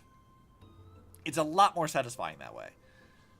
Pending, another one of my VTuber friends, he's been playing through it a lot recently too, and that's what I advised him to do as well. I was like, you can either play up to when May joins World Serpent and then move into the Elysian Realm And then when you finish up the stuff that's actually in the Elysian Realm mode and not the actual, like, chapter itself, you can stop and then go back to the other one where it's following Kiana and all the Schicksal people. Or you can just play through up to the end of Thus Spoke Apocalypse and then go back and do the Elysian Realm stuff, knowing that they're happening, like, you know, concurrently. So, yeah. Elysian Realm Chapter 1 had a horrible first impression on it. I mean, yes, sort of. But it is so fucking good, man. It's so satisfying. It is, without question, and without, like, I can't even stress this enough. Like, it's so much better than, like, most everything else. Like, especially when you get to the proper finale to it, where they give the proper, like, chapters to that. It's so satisfying. It is a bit weirdly paced, though, I think. Like, if you're playing through, like, the Elysian Realm chapters, specifically, like, before you go into the main, like, story stuff, you're going in the actual mode itself, it is a bit odd. I think they did fix some of it, so, like, the way that you play through it is a little bit different. I don't know what the replay value of it is. It's rough. Do a fight, 2 lines of dialogue, do a run, 2 lines of dialogue. Yeah.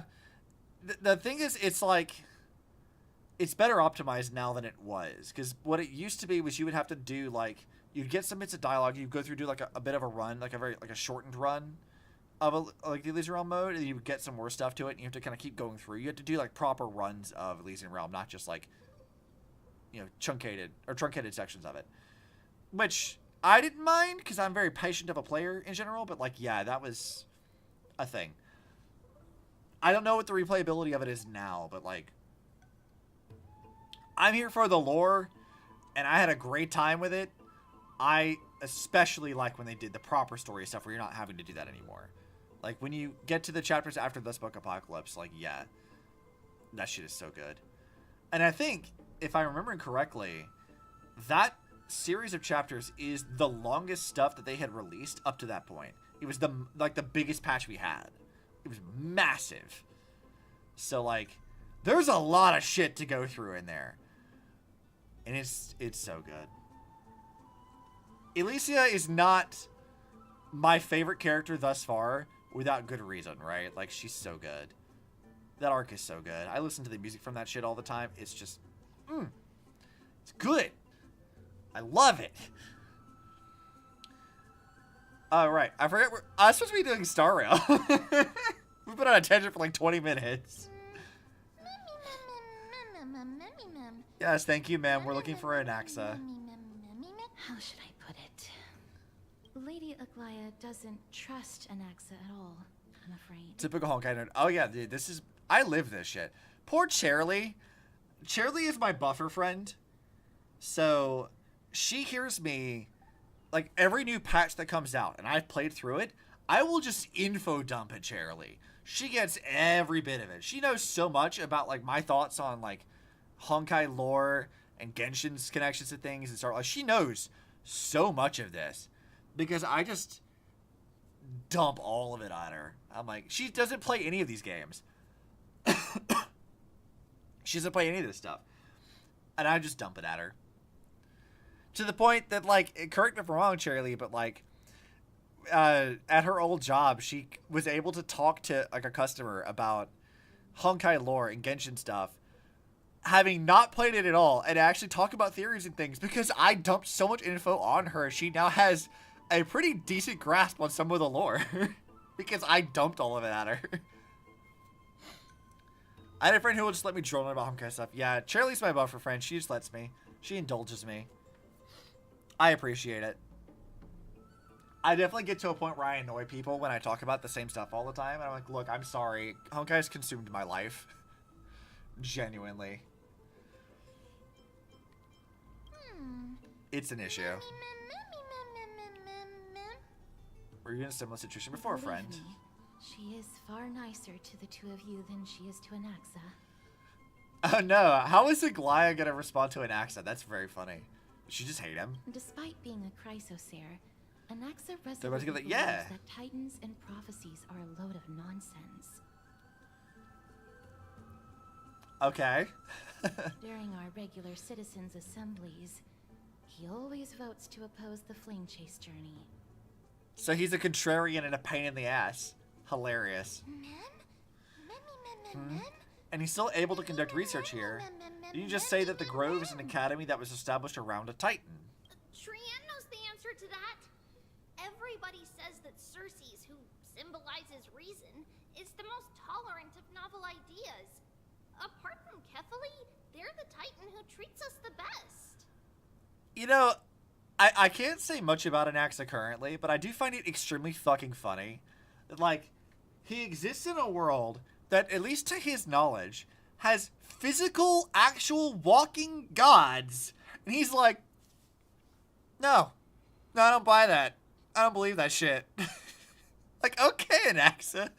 Sure, buddy. If you say so. You work around the corpse of a dead Titan, you're like, nah, I ain't buying it. It's not fucking real. It's made up. Sure. If you say so. My god. How do I get a voice acting job to voice things like Mem? Please tell me how I get that. Looks like Cersei must be really open-minded if they're accepting of even this kind of novel idea. Yes, that is how we formed an agreement with these Titans who bear no harm toward humanity. Your gods are bullshit! They agree to There's one the support size of a us on continent right there. flame-chased Nah, journey. bullshit. We will wait Exactly. till the final moments of the journey to restore their core flames.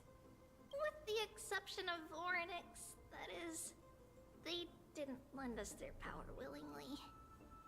Well, that's a problem. I don't think Oryx was as reluctant to help us as you put it.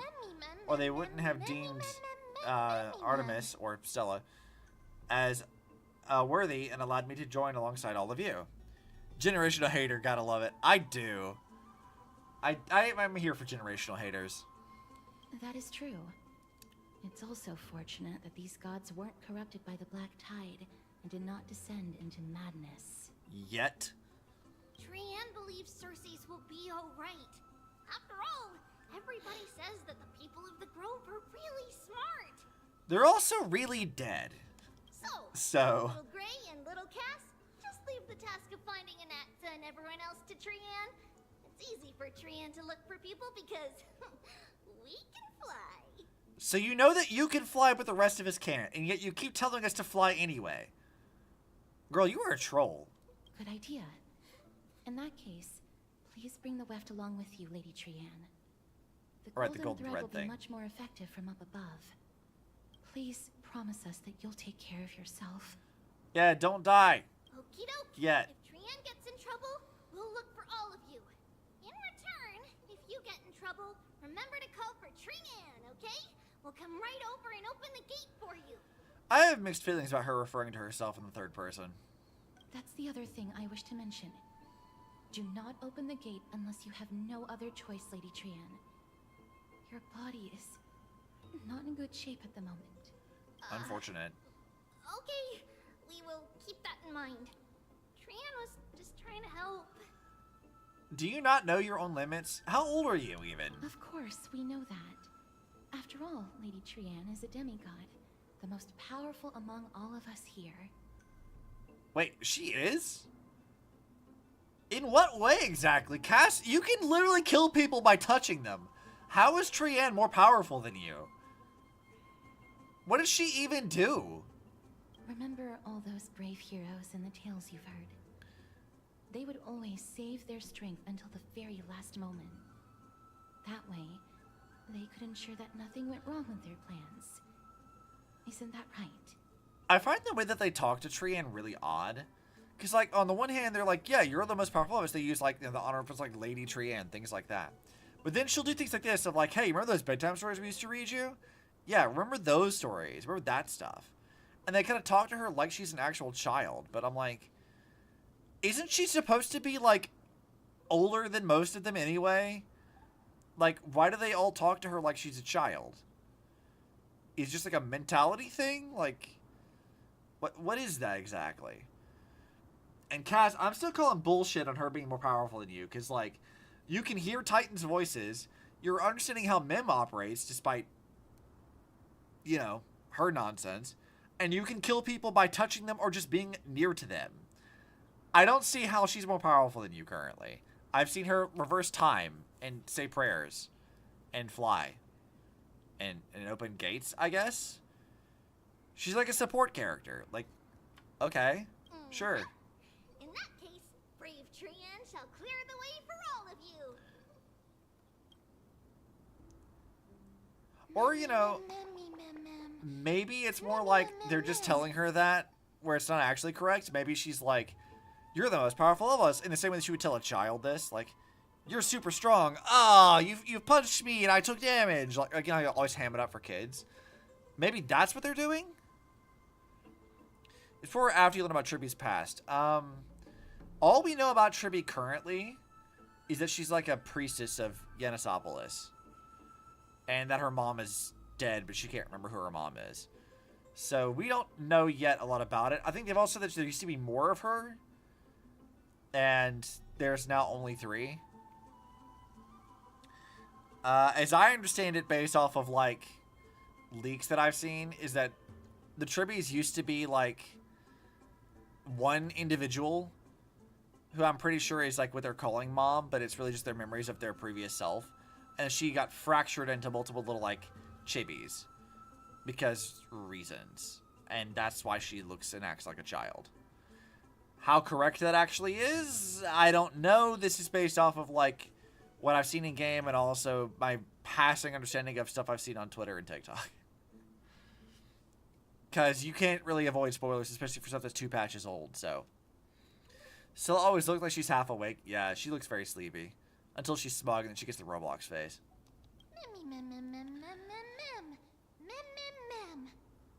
I'll use something to help all of my friends that only I have. Oryx's power. Oh yeah, you do have that. I wonder if I'll find any memories. Maybe I'll find some useful memories here. Let me try. Mem. Oh, damn. Imagine being this guy. Got knocked the fuck out. Smug Stella is the greatest character in game, hands down. She's so funny. Stella is, like, the most feral character I think I've ever seen them do. Like, she is genuinely so, like, just savage and feral. She is truly like a raccoon in the garage. And obviously, we all know that. MiHoYo knows that because they keep making jokes about it. But, like, God, it's funny. So I'm trying to sense the Black Tide monster's memories. Oh, yeah, here it is.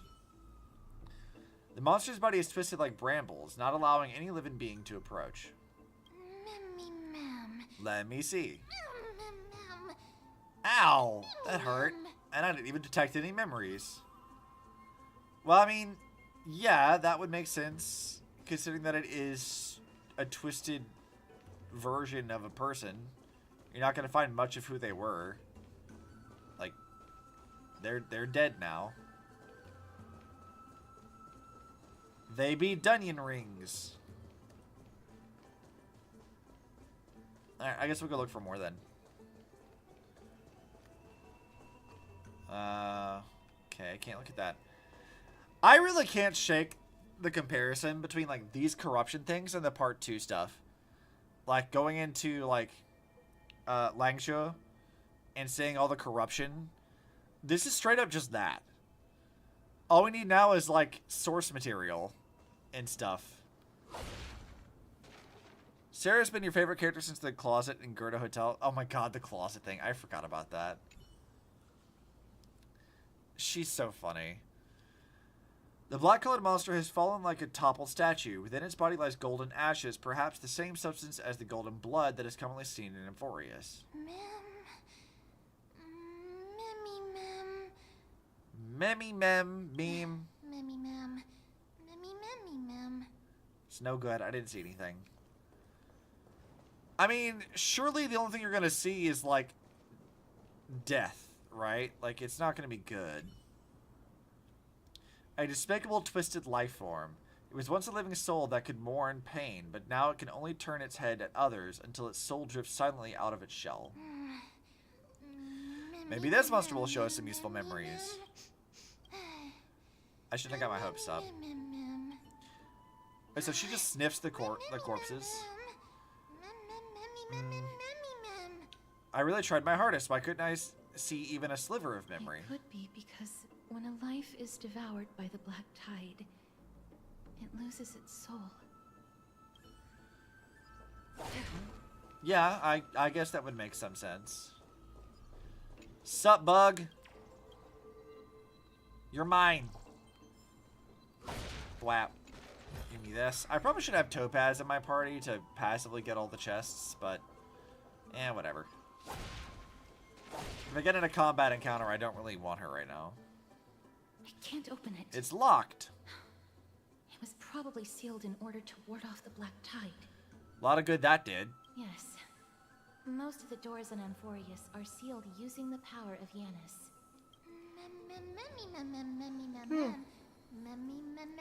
Since this door is a creation of the 3 Titans of Fate, maybe the eyes of Ornyx will help me find a way to open it. Are you serious?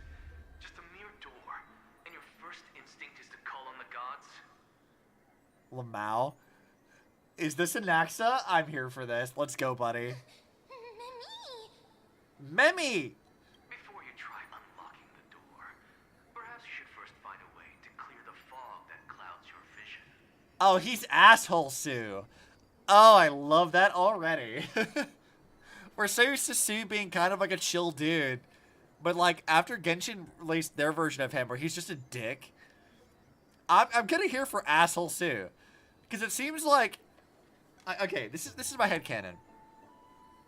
Impact Third Sue is the oddball of his variants. Because think about this. Vita, Anaxa, and whatever his name in Genshin, they're all assholes. Every single one of them are a bunch of assholes. So the fact that like main timeline Sue is just like a chill dude. He has no issues at all. Like he's just like Kevin's boyfriend. Like, he's super chill. He's not a problem. And the only person he had any beef with was Mobius. That's because of ethical concerns. I love that they took this, like, nice guy, and then they made him just a dick in every other timeline. He's such an ass now. And I think that's hysterical. You scared me. Are you the echoes of a memory? My name is Anaxagoras, one of the 7 sages of the Grove of Epiphany, and the founder of the New Scientists. Redditor Sue. Oh Before we no. go any further, rule number 1, do not call me Anaxa. I love how they say do not call me Anaxa, and yet in his title it still says Anaxa.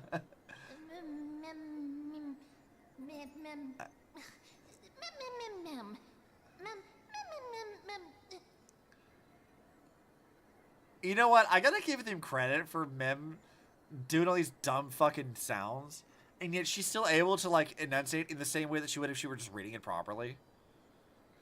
Rule number 2, never interrupt me.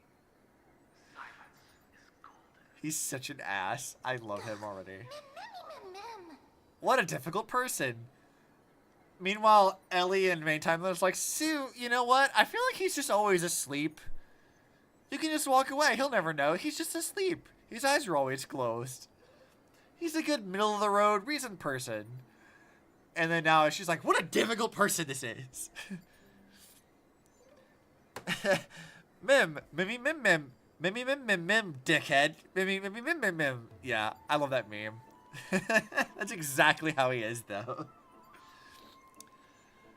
You know, I saw a tweet earlier today that said, like, Ellie and Vita would get along. I don't think they would. I think, like, the way that they've written Vita is, like, Vita is, like, trying to be an Ellie character, but she comes off as, like, immensely disingenuous. Like, no one can trust her, whereas, like, Ellie is actually genuine, and you can kind of tell that. And then with, like, Vita, you're like, oh, no. Oh, no, you're trying too hard. I can tell you're trying. Something's not right here. It's off. And I feel like if Ellie were to meet Vita, she would definitely have some issues with it. She might forgive it because Vita, pretty lady, it's fine. But, like, I do feel like Ellie would maybe have some issues. But she would be too nice to, like, talk shit about people. So she would still try to make friends. But, like, yeah, I don't feel like Ellie and Vita would get along immediately. Though seeing their interaction would be kind of funny. I would be curious. The person standing here and conversing with you right Let me the type to kill Vita with kindness, aggressively. Yeah. Rather, it is the culmination of the greatness of science and the pure, irrefutable, and undeniable exalted truth. On the topic of Vita, though, I'm very amused that the only person we've seen who genuinely pisses her off is, what's her name? The one who designed the Dreamseeker system. My brain's having a moment right now.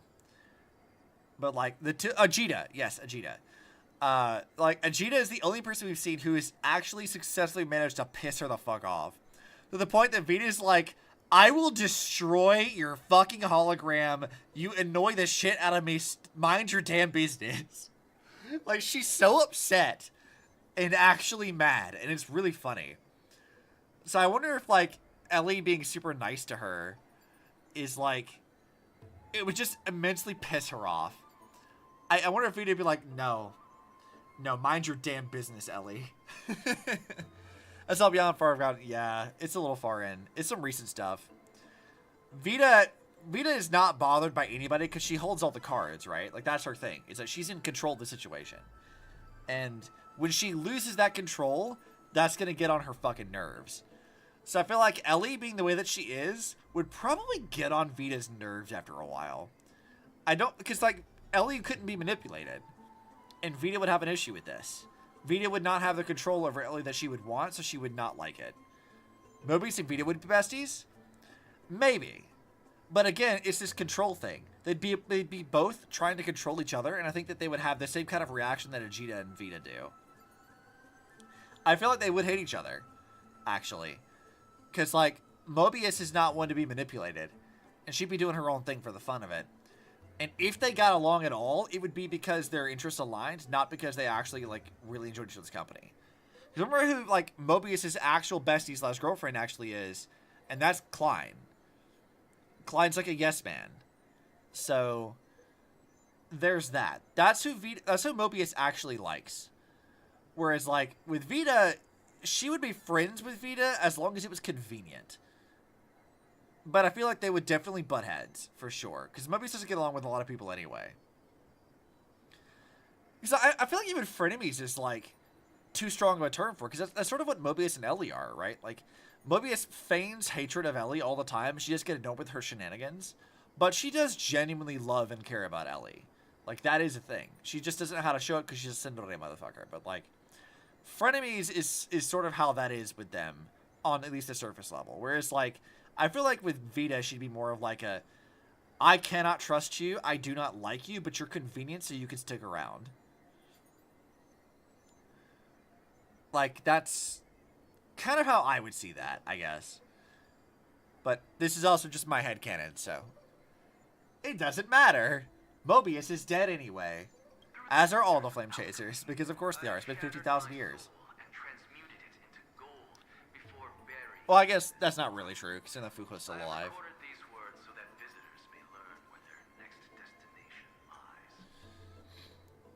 You shattered your soul. Spoilers. I mean, is it spoilers, though? Even before the Elysian Realm stuff came out, it was pretty well known that, like, only a handful of Flame Chasers actually survived. Like, that was in the manga, like, ages before we even knew anything about it.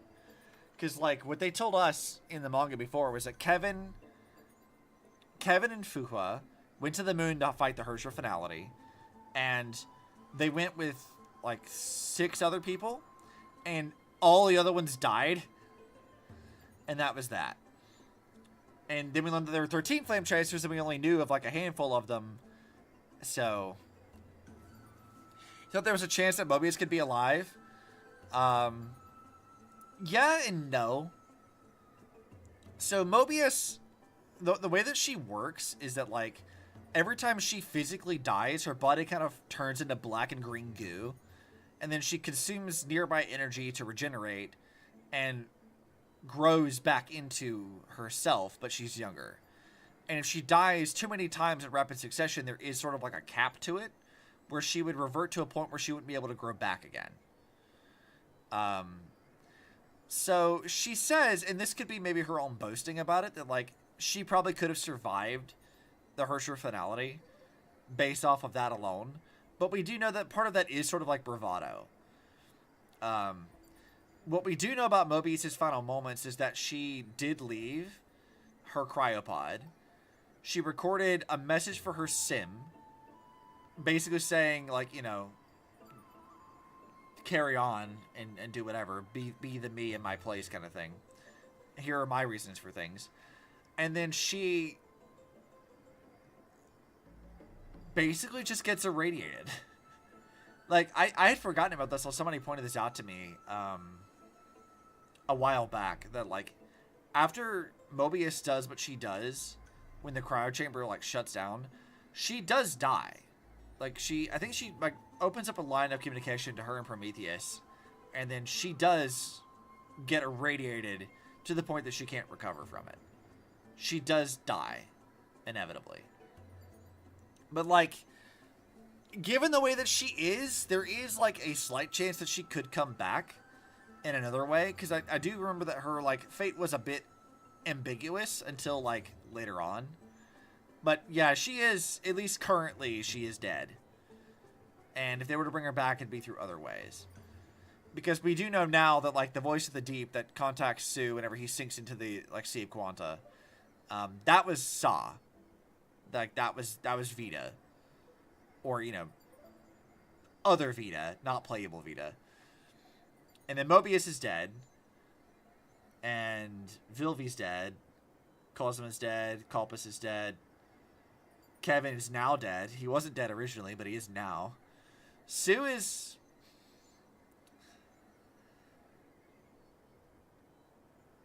quote-unquote dead?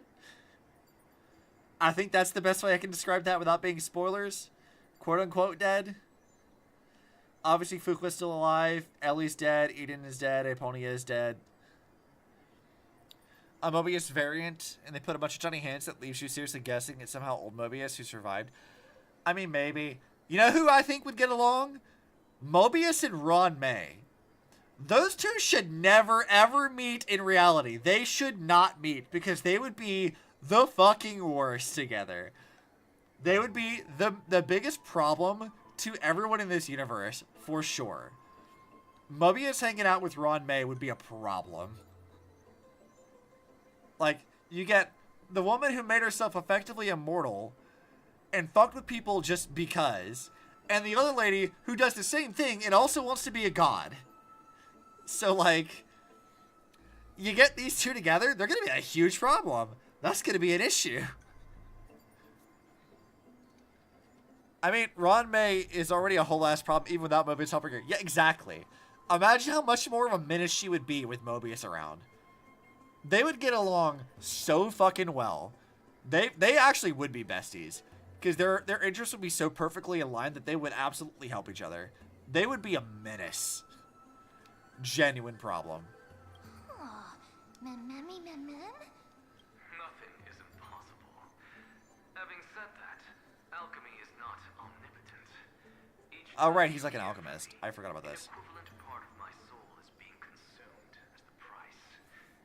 In other words, this voice isn't created out of thin air. I mean, I didn't think so. How is it you can respond to me? Are you really the echoes of a memory? That's because my precise calculations account for every possibility. Did it I now. also know that you have already discovered the cause of the calamity at the Grove, the Black Tide, and that you mistakenly believe that the scholars have been wiped. I mean, a lot of them have been, so that's not an incorrect assumption. But that is where you're wrong. While the Black Tide was still approaching the Grove, the sages found a way to evacuate the vast majority of the scholars. They are heading toward the holy city of Akama as we speak. Okay. Then how come there's only one that made it? Only a small fraction of the scholars stayed behind with me to defend the Grove. If all goes well, Cersei's core flame will reach Akama before long. I would just find it uncontrollably hilarious if the devs put a ton of red herrings in the game to make Impact Third players think a variant was the actual... I mean, it wouldn't be the first time. So, I'll tell you one of my favorite fucking gags they have ever done. So, before they told us who Dudendal actually was, it was kind of a big question as to, like, what Dudendal's identity really was. And they had an event where it was Susanna talking to Ulvatir about this, about the rumors that were flying around Didendal. Like, oh, she's really a flame chaser from the previous era. Oh, she's like a super soldier or something. Or the funniest one, she's really not from this world, and she's looking for her twin. And it was a Genshin reference. They were like, oh yeah, she's like the twin from Genshin. And I'm like, motherfuckers, what? Really? Because that was it. That was a theory for a little bit at the time. And I'm like, I hate that. I hate that you guys did this, but I also love it. So fucking rude. Because it was so fucking funny. Because they looked at like all the main like theories at the time of like who Didendal was supposed to be, and they put them into an event where Susanna and Ulvatir are talking about rumor mill shit, and just kind of basically confirmed, yeah, none of these are the real reason. But they did it in such a way that it was just making fun of us. And I'm like, that's so rude for Didu. Yeah, because like if you know who she is now, like it's not a secret. It's a pretty well known thing, right? That she's the original Kiana. But that was not known for a while. That wasn't known until, like, way the fuck later. So, like, for a long time, that was a big mystery. And they just made fun of us. They just made fun of us for that. And I'm like, damn it, MiHoYo. I hate that you called me out like this. I feel personally attacked right now. That is so rude. But it was very funny. And they've sort of done that. Like, I feel like this is where Genshin sits with me, actually, is, like, being a bit of a red herring and kind of obnoxious in how it handles lore stuff. Because Genshin is one of those where, like, they do have actual variants, like Raiden Shogun and Yai Miko being genuine, actual variants of Impact 3rd characters. But then you have others that, like, sort of reuse storytelling stuff without actually being variants. So, like, Arlecchino, for example, has a lot in common with Natasha, with Raven, right? But she's not a Raven variant. She lacks the physical attributes that would, like, tie her in as a Raven variant. She doesn't really fit that exactly. Which is, like, a whole thing. Who the hell Susanna is? Oh, yeah, so Susanna wasn't relevant in-game until Thus Spoke Apocalypse. But she was in the manga, so this is... Okay. Again, we're getting sidetracked, but I don't care. It's fine. In the manga, alright, Susanna was part of the Phosgens squad, so she's from, like, the Middle East. This was, like, a sort of B-rank Valkyrie squad.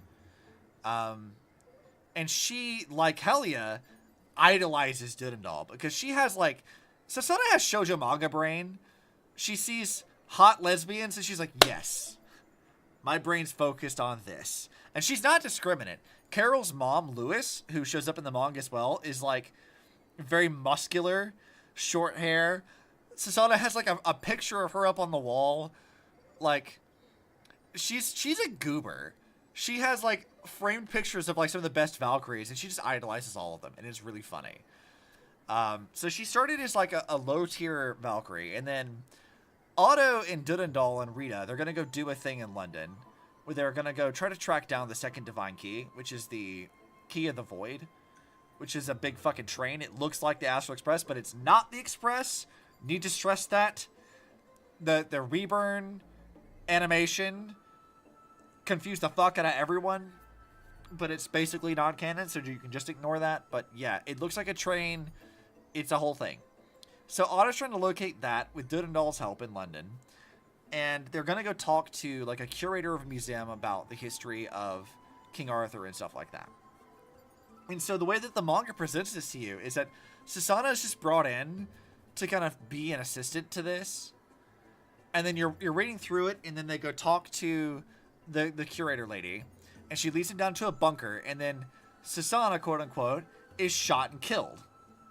Only for you to find out that what really happened is that Otto took Susanna, the actual Susanna, and sent her to go clean the office back at Shixel headquarters, and then, like, used his Solium body to pretend to be her, just so he can, like, get the information he wants out of the curator, who's, like, a World Serpent agent undercover, and to talk to Jackal head-on, because they knew of her, but they didn't know exactly what's going on with her, and Raven. So he like pretends to be Susanna the entire time. This like ditzy B-rank Valkyrie gets shot technically, and then just kind of goes back to being Otto for a while, and it's really funny. That's what they use Susanna for. And then prior to like this book of Pogs, where they give her like a proper role, and then after this, when they have her and Sushang hang out, Susanna is just kind of like a supporting NPC for a while. She's just part of the Immortal Blades now, I think. So Otto has some fucking weird moments. Otto is so funny. Like, he is a little weirdo, and I love it. He's a simp for Colin. He's been his entire life's goal to resurrect her. And then you go read the manga, he's like cross-dressing, and he's just like canonically so pretty that it fools everyone anyway. No one notices this because he's just so pretty. He's too pretty for his own good, which is hysterical. And then they give him like the Solium clones and bodies where he can just pretend to be other people. He just does goofy shit all the time. Like, I love Otto as a villain. He's such a weird little freak, and I love him. I almost comic relief sometimes because he is comic relief. That's exactly what he is. He's just a little weirdo. He's great. I love him. He's intimidating and a problem. Freaking Milady Otto with Colin. Actually, though, it's so fucking funny. It's so good. Otto's great. But yeah, like, back to the point, though. Susanna shows up in the manga as that for a bit. So you get a sense of what her personality is like pretty early on. And then Thus Book Apocalypse gives her a bit more of a role to talk to. And she's still in her, like, NPC form of, like, looking like a standard, like, NPC Immortal Blades thing. And I think it's not until closer to the end of part 1 where they give her her proper battlesuit. Which, by the way, trailer for that has some banging music. It's so good. One of my favorites. It slaps. Love that. But then, yeah, like during that, Susanna and Sushang get to spend a lot more time together. There's also like an event we had a while back where they get to meet and hang out. And so they become besties. But honestly, they're girlfriends. They're definitely dating. Susanna may not know about it, but they're dating. Those two are definitely dating. Because Sushang has a type. Sushang likes her orange streamer girls. This is just how it is. This is true in Star Rail as well, because she's got Gwenhyphen. She's got her orange streamer girl. But, like, that's what Susanna becomes. Because, like, if you play Post-Honkai, right? We know that, like, Shixal had, like, a YouTube channel, basically. They were, like, running videos, promotional stuff, which people like Timido got to watch. And they were like, oh, cool, I want to learn like this. The person who runs that channel, canonically, is Susanna. She makes all the goofy, weird marketing for Shixal. She runs their YouTube channel and their blog and stuff. And like in our recent event where they had like the cooking thing with Sushang, she's just running their social media accounts, just streaming it live and being a gooper on stream, and people love it. Like, it's great. That's just Sushang is great, and her and Susanna's dynamic is great. I ship it really hard. I love it. And Susanna's so fun. She's so dumb, and I love her. They'd make a killing if they really did pull the trigger on male character idol groups. Oh my god, can you imagine if, like, we get Finance full release, he's got his whole, like, fancy animations and shit, and then they have, like, an event at the same time where it's just him, Welt, and Void Archives doing the fucking maid outfit thing. We're doing the idol event. Can you imagine? Because I can imagine, and that's hilarious. I am ready. I mean, Void Archives has been mentioned, so, like, we know he's around somewhere. So, like, let's do it. Please. Please, I need this. I need this. For me, I need this. There's so many males in Star Rail to rope into this shit. I mean, I know. It'd be so funny. Please, MiHoYo. I need this. Put Welt and Finan in a dress. I don't care what gender you are. Put on the maid outfit. I need this. It's gotta happen. I am so ready. But since you have accessed this message, They won't, but I want it. something unforeseen must have occurred. For now, you should continue onward to the Luminary Throne, where you may retrieve the core flame. And our mortal remains. Oh no, we gotta go find his corpse. Everyone is breedable, no exceptions. Exactly. The objective is complete. That is all. He disappeared again. Did he finish what he wanted to say? Yes. Judging from your reaction, you must have found a useful memory. Cheerily. Professor Anaxa? That's a lot to digest at once. I'm sorry. Please give me some time. He said his name was Anaxagoras. You don't have to take that too seriously. For some reason, he's especially particular about his full name. Do you know what this reminds me of? This reminds me of fucking Dr. Ratio, who insists on everyone calling him Doctor, but all the people in Genius Society do not do this. They all refuse to call him Doctor. They're so petty they won't do it. This reminds me of that. They're like, don't worry about it, just call him this, he'll get over it. Like, that's what this feels like to me. Which I love. It's so good. Please be petty like this. It's really funny. Most sports and alchemy refer Professor to... Anaxa theorizes that all beings originate from the same source and have a similar composition, which in this case refers to the soul. He calls this theory Nesporism. Oh. Oh, okay. That's... Ah, okay. They're straight up just telling you that the way that Anaxa functions is that everything relates back to Nous, the Eon. That's what he thinks. It all comes back to that. That's not a bad explanation for this. Given that we've seen so much of Amphoreus that looks pretty digital. Like, that would make sense. And Herta being here too, she's the emanator of Nous. Like, yeah. Yeah, that tracks. That makes sense. It is an extremely complicated theory. Is it, though? You should get him to explain it himself if you're interested. It is. I'm pretty sure I just figured it out. I have my own theories, but I'm all caught up, so I can't say much. Yeah. I feel like this... Okay, let's go on a thought train here. Let's say that I'm right, and like Amphoreus is some digital construct of some kind. Either it's functioning the same way that the Mars quantum computer does, or whatever. It could be something related to that. Then Nous would be connected to it. It's... Yeah? But why, though?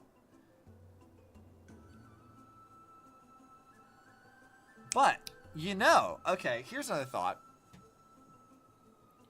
I keep drawing these parallels between this and Honkai Part 2 with the Martian quantum computer, among other things.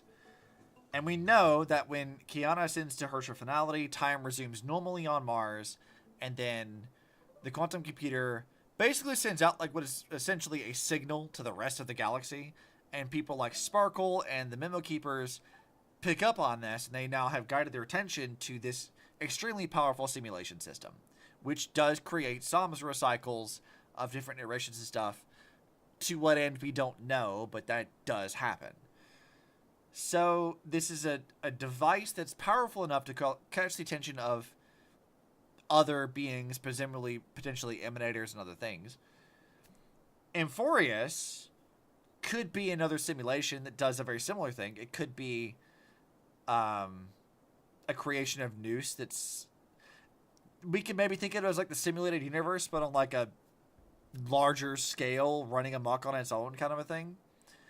In which case, it wouldn't necessarily be surprising that other Eons also took an interest in it, depending on how powerful this thing could be, right? Because remember that on Earth is isolated. And it wasn't until the computer became active again that, you know, advocates for Eons decided to show the fuck up. But here, where Amphoreus is somewhat isolated, but is still not contained in the same way that Earth is, assuming it's also a similar powerful system, has drawn the attention of at least 3 like Eons and other emanators and things like that. So I don't know. I'm convincing myself more of this, that like Amphoreus is some digital construct of Nous originally, maybe, and it's now being twisted and redone, some recycles happening over and over again. But to what end? I don't know. If we were to really get in the realm of wild speculation, let's assume that Honkai is contained on Earth specifically for a particular reason. And let's just say, for argument's sake, that the Martian quantum computer, designed by Ajita and altered by Layla, operates similarly to Amphoreus in some way. Perhaps Noose exists or created Amphoreus to exist to accomplish a similar purpose of monitoring, countering, or simulating possible outcomes of dealing with Honkai stuff. This is not too dissimilar from what Sue did with the Seed of Sumeru. He was simulating multiple timelines and ideas of how to beat Honkai. Mayhaps that's the purpose of this. We're seeing Honkai-related phenomenon happening inside of Amphoreus. It's operating on a lot of the same rules and stuff. So perhaps Amphoreus is also trying to do something similar. It's trying to simulate different outcomes in how to deal with Honkai corruption. But as we already know from Impact 3rd and from Honkai Gakuen and stuff, that's a pretty tall fucking order. That is not an easy thing to deal with. So maybe that's what Amphoreus is for, if it's a simulation, if that is the case. But we are currently still in the realm of wild speculation, so we need more lore. So let's soldier onwards and see what else we can find. Provided that he is still alive. Everyone seems to be evacuated. Yes, that seems like the only good news so far. We can just focus on retrieving the core flame then. Well, clearly they weren't all evacuated, seeing as Aglaia told us that only one person made it, so perhaps Anaxa did not manage to survive. I do not wish to consider this possibility. Perhaps they were just unable to transfer the core flame, but managed to escape. I don't know. I guess we'll find out. The Luminary Throne. What sort of place is that? Why would there be a throne in an academy? Catching him is real, because spoilers and leaks are worse now than ever. Yeah, I've seen some leaks and some stuff, so like, especially because I follow a lot of like Honkai accounts for Impact 3rd and stuff, I see a lot of updates about Star Rail things too. Particularly because Finan is a Kevin variant, so like, yeah. I've seen a lot of spoilery things. I know about some stuff that's coming, but I'm trying to avoid it until we get there. It is located at the top of the giant tree. I know roughly how, where like, what Cersei's happens, but core not how flame we get to kept. it. Is kind of where we're at. According to Anaxa, the core flame should still be there. But making our way there won't be as simple as the professor made it sound. Nah, it's probably fine. Oh, but on the bright side, it sounds like a place that's easy to defend and difficult to attack. If that's the case, I think that everyone, including Anaxa, will definitely be alright. Oh, wow, they're like, alright. Okay, mem. There's a lot, too. It's fucking TrickCon possible to avoid. So, my thing about this is, I feel like when it comes to spoilers, a good story will not be ruined because the twists have been spoiled for you. A good story will still be compelling and fun regardless of spoilers. If a story's entire like enjoyment is dependent on you not knowing the outcome, and that is the only thing it has going for it is just this information they kept secret from you, then it's relying on the mystery as a cop-out for actual quality. A well-written story will still be enjoyable even if something is spoiled for you. And I found that, especially the older I get, the less I give a shit about spoilers. So I'm like, cool, I just want to see how we get there. And I can appreciate if the story is, like, really good or not. And for me, especially, like, how I'm enjoying this story is, like, drawing the parallels with Impact 3rd and trying to make my own theories about how it's supposed to fit together. And I like that. I have, like, the way I'm engaging with this as a medium personally is very different than I think how most people are engaging with this. Like, maybe for other people, the spoilers might be more frustrating. Whereas, like, for me, it's mildly obnoxious, but, like, I'm not really too bothered by it, really. I would prefer you not to spoil it in chat, for sure. This is not, like, a go-ahead to, like, hey, by the way, tell me all the spoilery things. Like, no, let's not do that one. But, like, whatever I happen to find on Twitter is like, okay, whatever, but I'm fine. That's how I feel. It's super enjoyable, and spoilers aren't ruining, but that doesn't make spoilers any less aggravating. Yeah, like, that's kind of the same. Like, it's obnoxious. People should be a little more mindful about what they post, but, like, I'm not too worried about it. Right. Let's see whether he left any similar directions for us along the way. Hey, the door can finally be opened. Seems like that message also serves as a lock. This is truly incredible. Alright, whack. We really haven't made a whole lot of progress story-wise. We got on a lot of tangents today. But you know, that's fine. Happiness abounded in the lush land by God's chosen. What was that sound? I don't know, dead people? Honkai derail. Maybe that should be what I start naming this series instead. Instead of catching up with Star Rail, it's Honkai Derailed.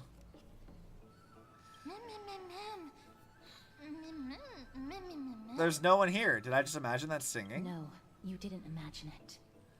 Hee hee hee. Good job, Cherry. I appreciate it. I'm afraid that someone's probably nearby, as we are unable to ascertain whether they are friend or foe.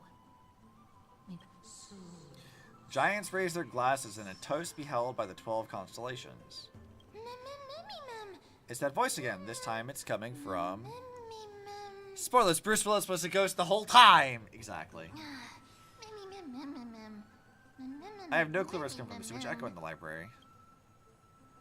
That's why you're supposed to keep quiet in the library. Or don't be afraid, I'm experiencing ghost hunting.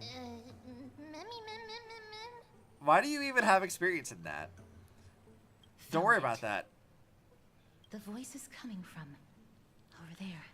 I used to twist on that movie from the previews. Yeah, I figured you could. White Dryads? Shadows of the dead White Dryads, just like before. No. It seems to be coming from somewhere even further that way. Let's go check it out.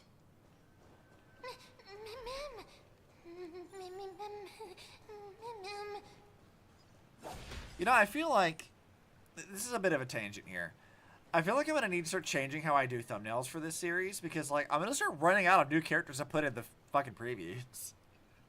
I need to start having, like, a more standardized one to put, because of the rate we're going, we're really behind, and I'm not going to run any of these characters. Like, I was hoping we were going to see Cipher today, but, like, we've only seen her mentioned last stream. I want Cipher! Where's Cat Girl? I want to see the Cat Girl. But I imagine she's a ways off, which is unfortunate. Let's see. Anything else around here that I want to investigate or destroy? Water wheel? Interesting.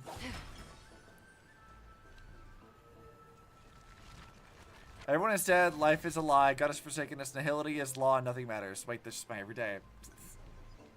How sad. Hey, bug. Cheater nymph. Unfortunate. Alright, listen to Titan Echoes. I'll just investigate. Statue resembling an old man draped in robes, seated in deep meditation. Resembling an old man draped in robes, seated in deep meditation and capable of singing. Stroke the statue. I like the emoji faces they leave. Yeah, me too. It's fun. Regardless of what you do, a stone won't be able to speak. Oh, hello. Whoa, who's there? Yeah, she's pretty. Hello, pretty lady. Such a lively little bunny. You even smell a little familiar. Hello, pretty lady. What a good-looking ghost. Stella. One fucking brain cell, and it's devoted to pretty ladies. That's how we operate here. Amazing. What a smooth-talking child. I'll accept your praise. Nice. Based. Based raccoon, exactly. Who are you? Keep your distance and identify yourself. Otherwise, you'll face the consequences. Cass, it's fine. Pretty ladies can't be evil. except when they are. But, you know, some would argue that makes them hotter, so maybe it's fine. Don't worry about it. If bad, then why pretty? This is genuine logic here. The scent of Thanatos. If evil, why hot? Exactly. I recognize you. Idonia's renowned goddess of death. Idonia? Since you are aware, stop provoking the authority of death. Answer my question. Baring your fangs at me. How cute. If enemy, why wife-shaped? Exactly. Just call me Calypso. I greet you on behalf of the 7 sages and the Litophagists. Litophagist. That's a fun word. Be careful. Even if the head of the Lotophagists has never shown their true identity before, we shouldn't trust this person so easily. It's fine, Cass. Don't worry about it. The Weft could not detect her presence just now. That would be out of the ordinary if she were truly a phantom body. But if she is someone who has passed on, I should be able to tell. Let me test her. Do you mind if I join your private conversation? Not at all. That would be rather inappropriate for someone who isn't even willing to reveal their real self. Forget it. Man, we haven't seen Cass so aggro yet. However, I'm going to ask you Was she something. always this mistrusting? Please answer them truthfully. If you can do so without hesitation, we won't treat you as an enemy for the time being. I will say, though, to give Cass some degree of, like, credibility here, Calypso's design does sort of evoke the Plague Author just a bit. She does kind of have that vibe. She's missing a few arms, but, you know, she does kind of have that vibe just a bit. Are you a denizen of abundance? It's fine. We haven't seen her around such strangers yet. That that is true. We haven't. I petted a dinosaur with her, and she also tried to kill me on Aglaea's behalf, but also she trusted us, even though we were such strangers. So I don't know. A pop quiz. Well, that sparks my interest. Go ahead. What was the topic for the grand finals of the 752nd Great Debate? What the fuck? What kind of question is this, Cass? Is a flying arrow in motion or at rest? Who was your representative? Medea. She went up against Phynon of the New Sporists. Of course, Cass references the fucking one with Finan in it. Who won?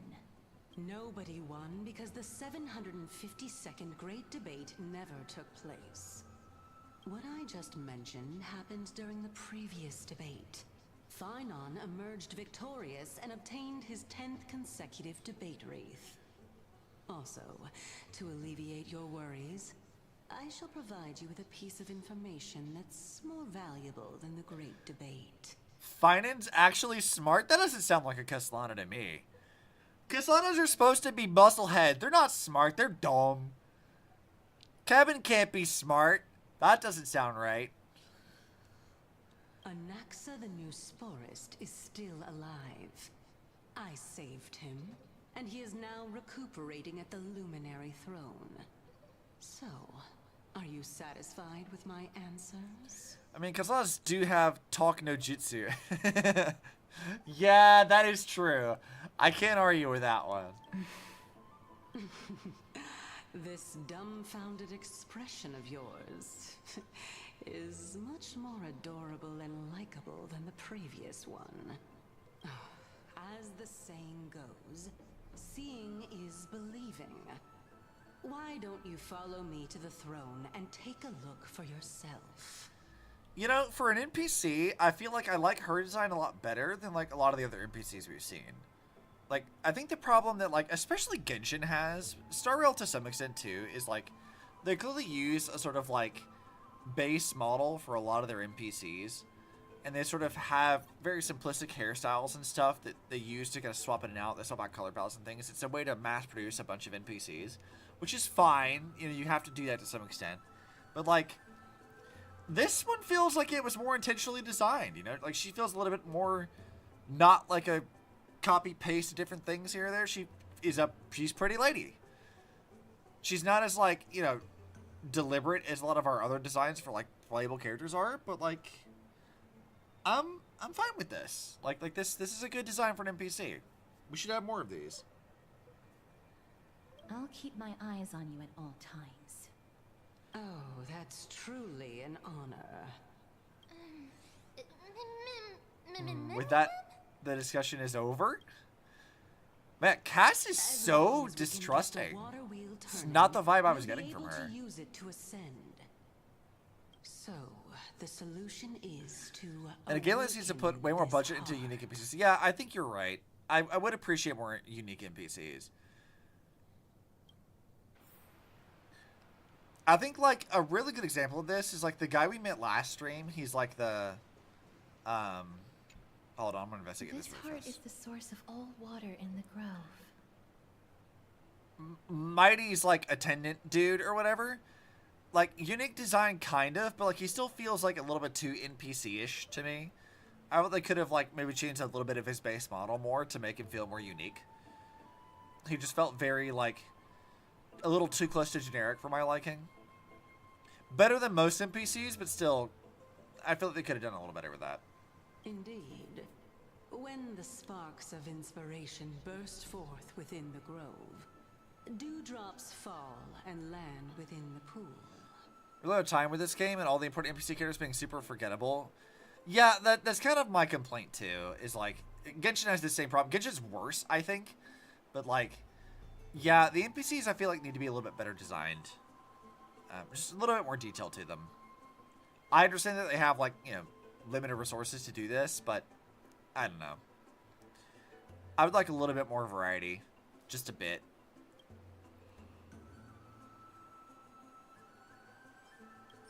Actually, I have some solid water. You place a piece of solid water and it quickly dissolves without a trace. A futile effort, yet your fervent hope to revive this great tree was so intense that some presence from the distant multiverse cast an approving gaze upon you. Seems like it won't be possible to fill it up with just the few of us. Just come with me. We must first retrieve a treasure if we want to. Items obtained. Hey! I got to praise of high morals for dropping an ice cube in there. Maybe it's just me, but I think the crystal memory people look atrocious, personally.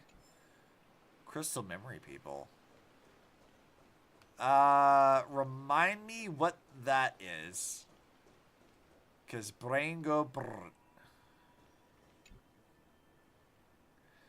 Giant water wheel. It looks like it can turn.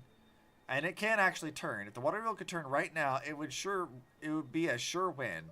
It's a pity that it can't be turned for the time being. They added turn as many times as they could there, didn't they?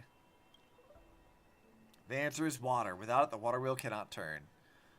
Your current memories around Amphoreus, you can see quite a few back in Amphoreus. Or in Akama, yeah. Why did you suddenly freeze? Do you have another way? Consider it done. Can you really do it? I love how all of them are giving me this, like, deadpan look. I'm like, are you sure? Are you sure about this, Stella? The pure white girl gazed at you with a subtle expression while the pink creature's large eyes held a hint of curiosity. Is that what they call that look Mim is giving me? Is that what that look is? Curiosity? Let's do a blue crystal shader of NPCs for memories looks for the bed. Yeah, okay, I know what you mean. That ghostly woman appeared unwilling to open her eyes. Once the bow is drawn, there is no turning back. You decide to proceed. Come up with a trailblazing type of idea. Courageous, then howl trailblazing. Okay, what do we choose? Ultimate Extreme Galactic Phantom Heavy Caliber Home Run! Exactly. This is how it should be done. Know how it can only be done. To destroy all obstacles. It's your art, where destruction and trailblaze intertwine. This is the reason you are the galactic baseballer and the protagonist of the legend of the Trailblazer. At this critical moment, when the water will refuse to turn, Artemis shouted, "Ultimate Extreme Galactic Phantom Heavy Caliber Home Run!" Like a celestial thunderbolt piercing the earth, the destruction radiance threatened to tear apart the Dawn device, shattering the firmament. In an instant, within the many delves of Amphoreus, everyone felt the world overturn and the mountains and rivers tremble. It was as if the Imperial bow had returned to shoot the stars, splintering sacred trees and raising clouds of dust. Oops, wrong channel. This is Amphoreus, not the Legend of the Trailblazer. So did the water wheel move? No, because it needs water to turn. What a pity. I love that so much. God, who writes these? I love these. Give her the goofy, chuty options, and I will choose them every fucking time. They're so much fun. Dumb. She's so dumb. I love it. Although it failed, I'm sure I can put it to good use next time. Truly a rare sight to behold. I love how we're just being a goober, and Cass is like, you know what? Yeah. that's fair. Mim's like, this is added to my cringe collection. This is indeed an incredibly precious memory. Laugh all you want, Mim. We all had a good time, though. That's all that really matters. Don't judge me.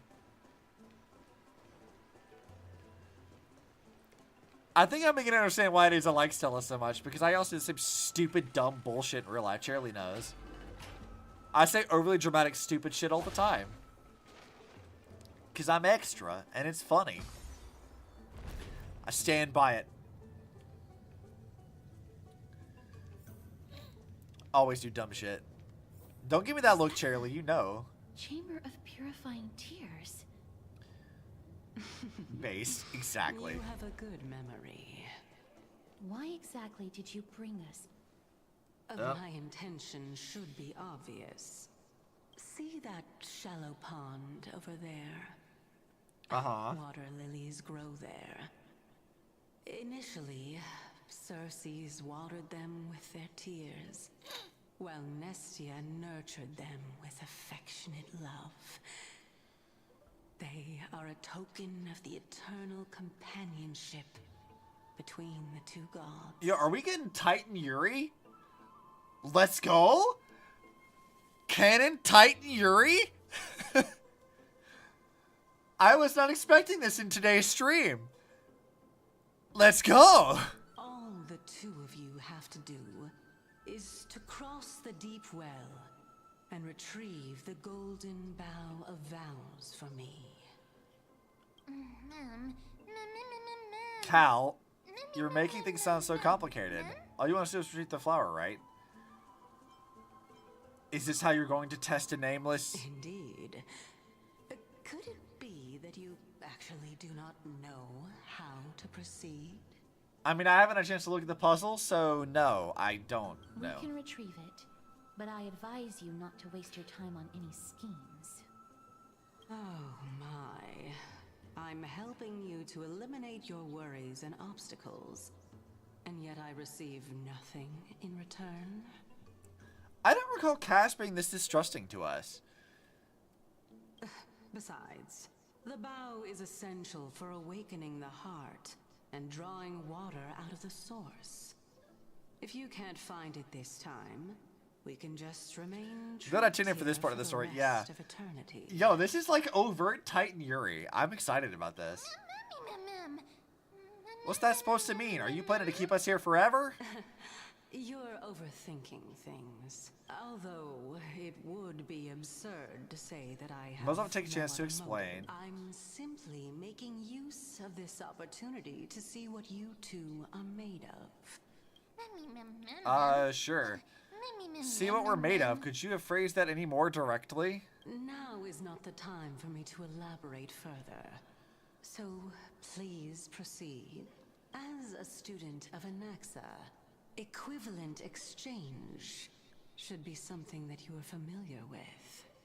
Wait, are we students of Anaxa? I cannot deny that. I guess Cass did say that earlier, didn't she? Miss, since our interests are aligned right now, it's better for us to do Besides, as she knows says. about my past. Besides, she knows about my past. Okay. Even though I'm not able to elaborate much, I can tell you that she has reasons to fear me. I mean, I thought those reasons would be obvious. Is it not just because you can straight up kill people? If you unfortunately turn out to be her ultimate target, please don't worry. I will promptly intervene. I mean, I feel like that'd be the biggest concern she would have, is it knowing that you can kill people by touching them. It's so reassuring to have Cass around. I should put my brain to use too then. Come on, Mem. Put them 2 brain cells together. The time dimension revealed by the orb shows water is growing there. Okay, well, I'll figure it out. I'm good at puzzles, kinda. Alright, this stuff.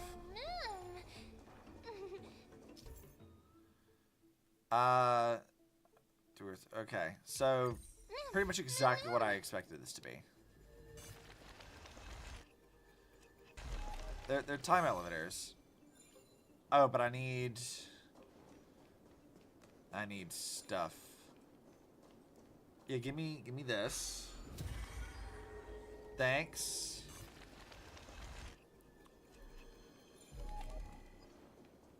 Give that. Sup, bitch? Easy. That's still, like, really satisfying to have Acheron around just to decimate things. That feels fun. Still don't like that. I don't like that things are whispering at me. That makes me a bit uncomfortable. Huh?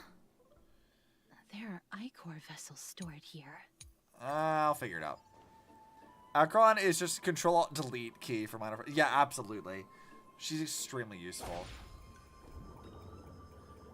Okay, so it's the ball. Roll the ball at things, trigger the flowers. So this is how flowers are grown. That's crazy.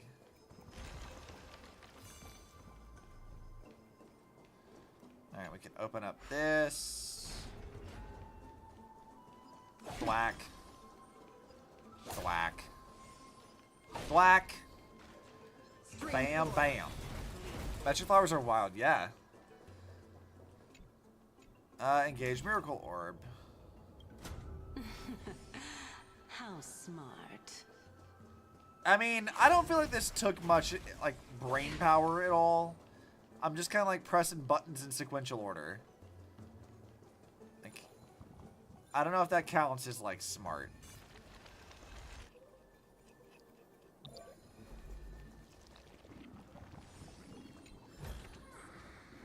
Got that. Let's hope that this is not a trap set by her. Activate whatever this is.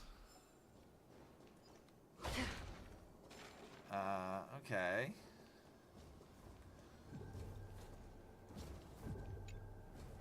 I guess I'll go ahead and fix these things up. So that can go here. This can go...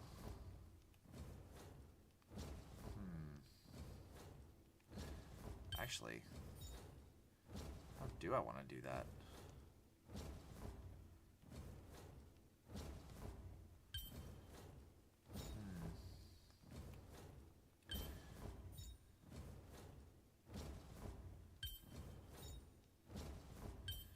There it is. Perhaps there's more than one right answer. As prophesied, the path has been opened.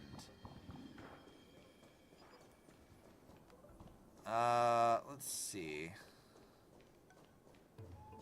Can I break this side?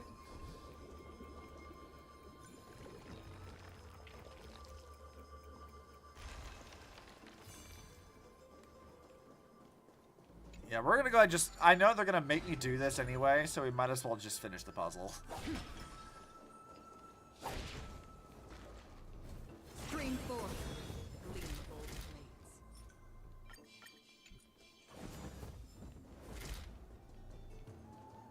I just know they're gonna make me do it anyway. Don't forget So. to let your friends in on this. Pop. Pop. If I open the shortcuts now, I won't have to worry about it later. And even if not, I still need this stuff, so. Oh, okay. Interesting. So we need that thing to fall.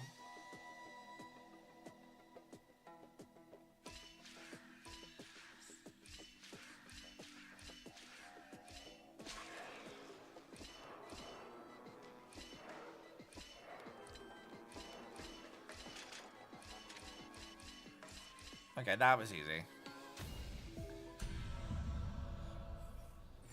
Alright, give me my chest, please. Thank you. And open up this other door. So whenever I inevitably trigger whatever trap she's trying to solve, I'm gonna have it done already.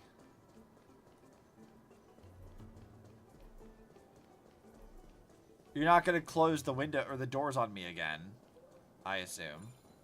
So.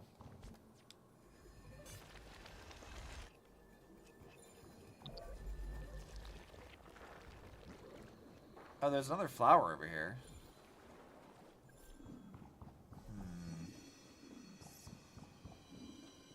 Did I explore what was over here? I did not.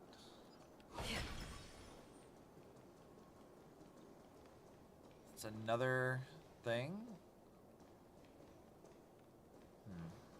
I guess we'll come back to that.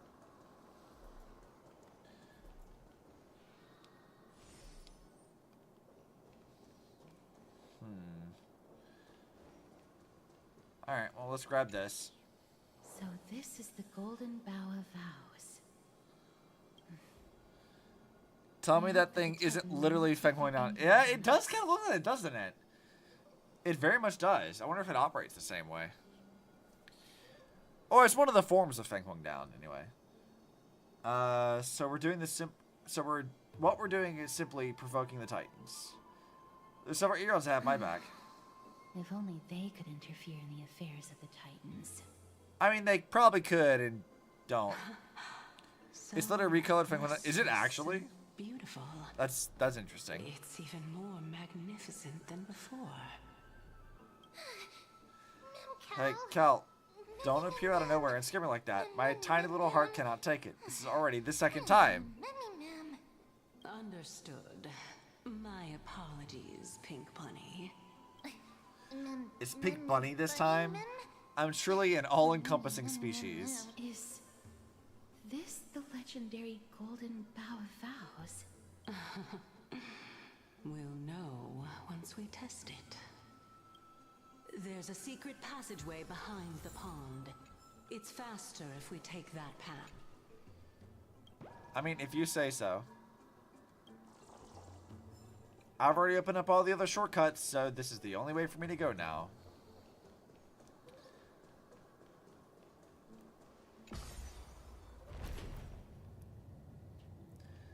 Let's go. Post paper reference in Midtown chat? Okay, let me go look at that. I'll put it up on my phone.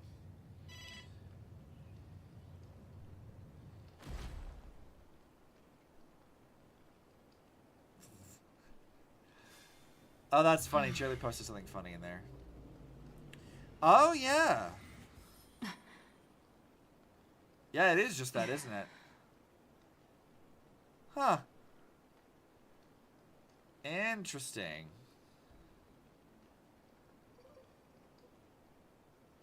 Very, very interesting.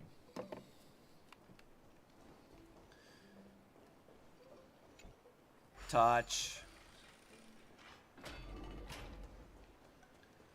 Oh, we're back here again. Okay. Well, let's do the thing. Pop. We're here. Could you kindly pluck a petal for me and place it into the pool? Sure. Remove a petal.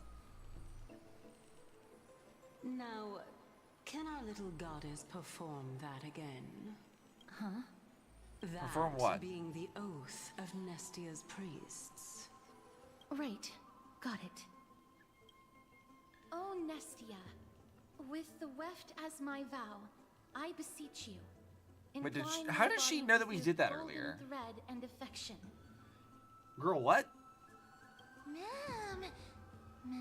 Oh, it really lit up. What's the principle behind this? It's just an ancient promise between the Titan and humans. You know, the way you speak gives me a little bit of distrusting vibes in the same way that, like, Aventurine talks. Maybe not as overt as how he is, but, like, he always has a weird way of, like, talking in such a sense that, like, you don't really, like, trust what he has to say. She has moments of that. So, what do you think? It really is the Golden Bough of Vows. And I did not set any traps for you, right? That is indeed true.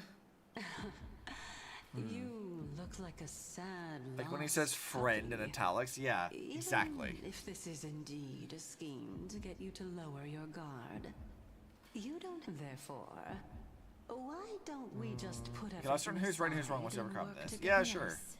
Great. Then let's ride the water wheel. However, giving us half-truths is not the right attitude for cooperation. Furthermore, What do you mean according to half-truths? the principle of equivalent exchange, since we have passed your so-called trial, isn't it time for you to make your intentions clear to us? I guess, but you could also say that she showed you the way, and then you solving the puzzle for her amusement was also part of the exchange. I really can't bear to look at your sad expressions. Although you only cleared a simple trial, I'll allow each of you to ask a question. But not the little bunny. What, Mim can't ask questions? Ask away. Racist.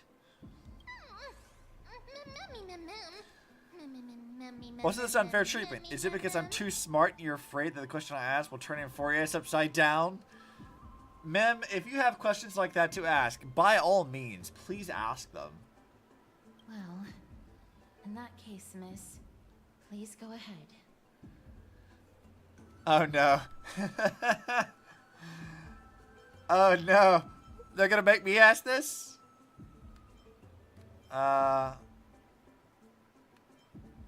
Me first? But why?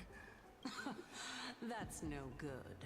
You asked 2 questions. Let's not get into a game of semantics, Lady Calypso. Miss, I will observe her reaction based on your question to determine whether she is being truthful.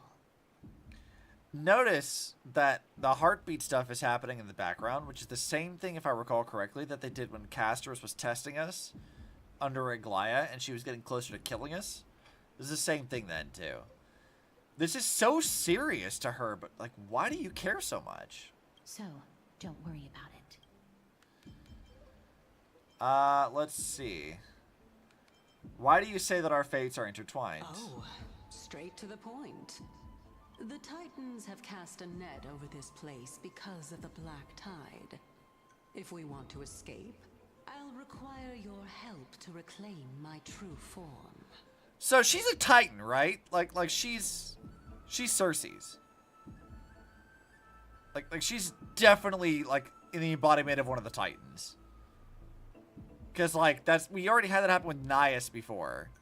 Like, she's definitely one of the Titans. Titan Yuri, Titan Yuri. Show me the next one, please.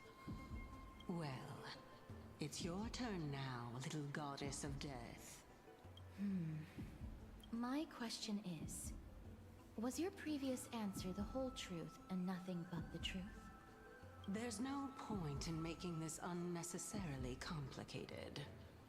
That applies to you as well. However, we do not harbor any hostility.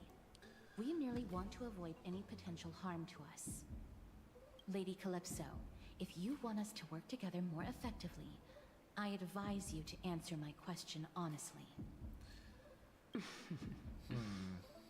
All right. I was completely truthful in my response just now.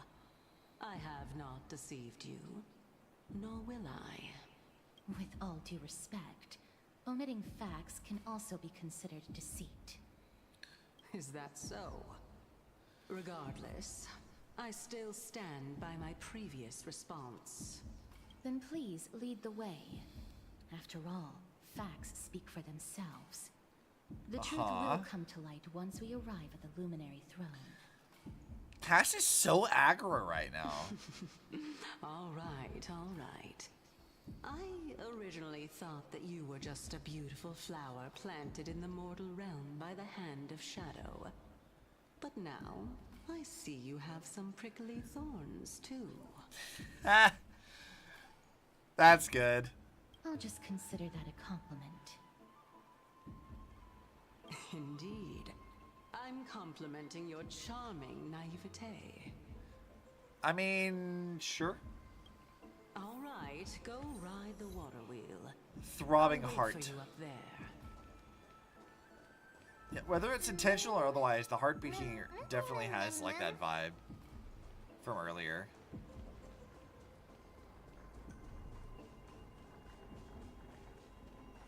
Let me on. Oh, I guess we just have to wait for it to like show up.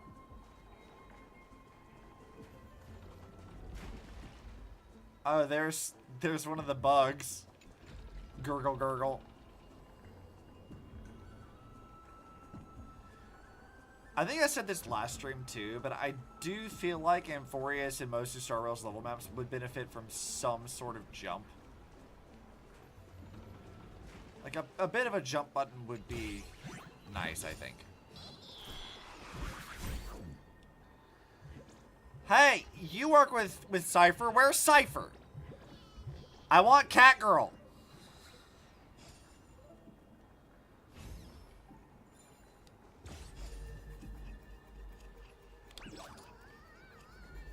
Get back here, you little shit.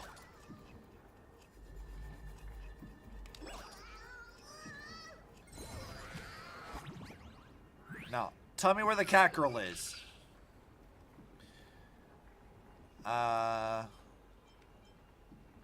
Melding of hearts. That's funny, isn't it? They originally came from a strand of Kefali's hair. I was thought of the same, cutting my hair to see what would grow, but guess what? I just realized that I have no hair. Okay, but still. Where is Cipher? I'm gonna fight him. I guess we can just kind of wait. Oh, here's the bug. Yeah, let me get the bug.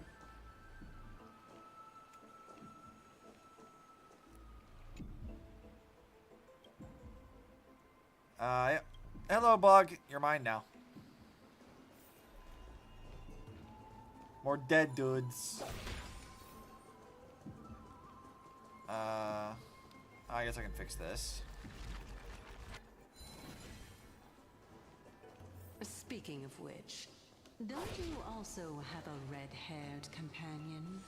Oh yeah, Trianne was here. Seriously, how much do you know about us? Yeah, good question. Not too much. Thank you. Breaking that. Fixing this thing. I'll take that. And that. Alright, let's hit the crystals thing again. Alright, dead people. And Anaxa. Old Titus, you must get moving. The courtyard of Storgi has been lost. You must leave now before it's too late. Ha, but your plan is to stand your ground as well, Anaxa. First, call me Anaxagoras. Second, what do you mean as well? Do you mean you want to die here in the grove? Have you gone senile? Anaxa, I may have not mentioned this in my previous debates with you, but I vowed to dedicate my life to the grove long ago. I temporarily gave up this ideal when I was young because I had a family. Fortunately, I had the opportunity to reignite my wisdom here in my old age. Now that the Black Tide has come to destroy it, I have nowhere left to go. Your logic makes no sense. I know your son is getting by pretty well in Akama. What do you mean you have nowhere to go?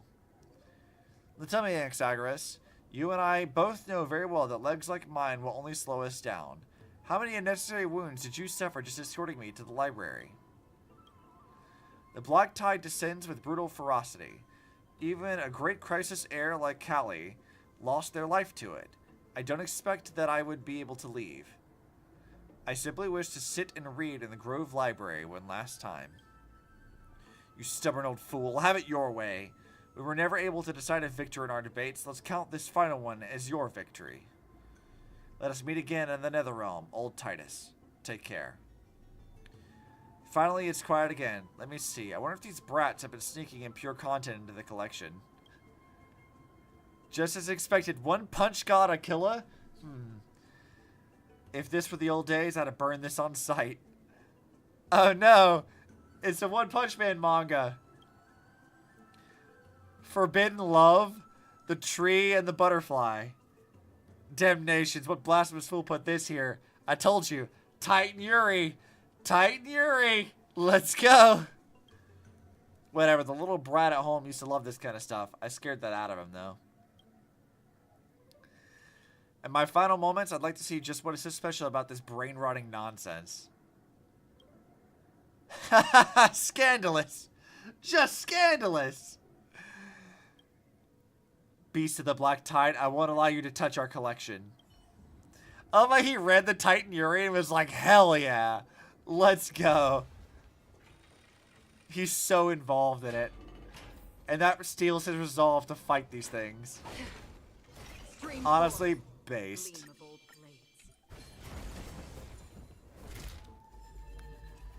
Now that's why I'm sure you can read this letter. Yeah, I have seen that on Twitter, that you do get to read them. I can't wait. I'm so excited. I want to see it. I want to know. Finally, some fresh air. But the winds feel so chilly. Oh, there's a new calyx somewhere? Oh yeah, so there is. And then that's actually where I'm supposed to go. But I have other things to go fight first, so.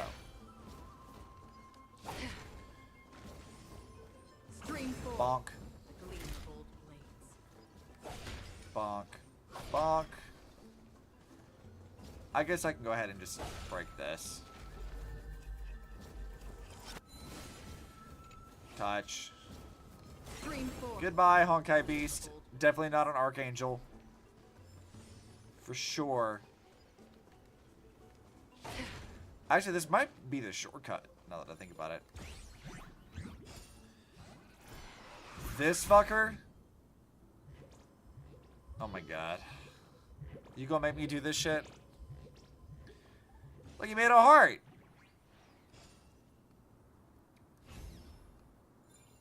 Fine. I'll drag your ass out of there. But you do need to tell me where Cipher is.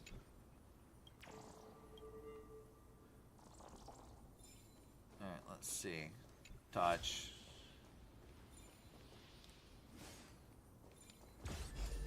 Alright, get back here. Stay out of this, Ornix. Let go, let go! Don't underestimate me. I'm not. I'm exactly estimating you. Yeah, give me this stuff. Why are you doing this eternal cycle conspiracy theory? Not that it matters. Okay, just shut up and let's just do the thing. Okay, give me this back, please. You only break it one way, so.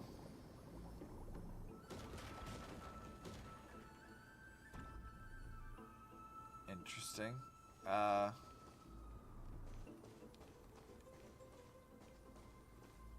Was that supposed to do that?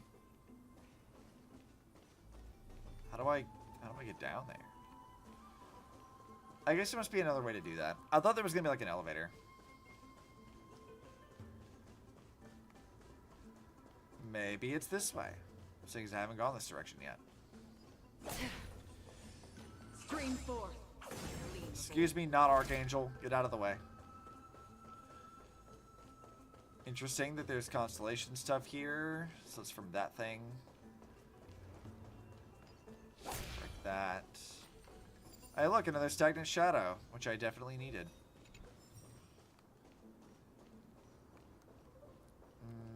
Okay, we're gonna continue this direction. Goodbye.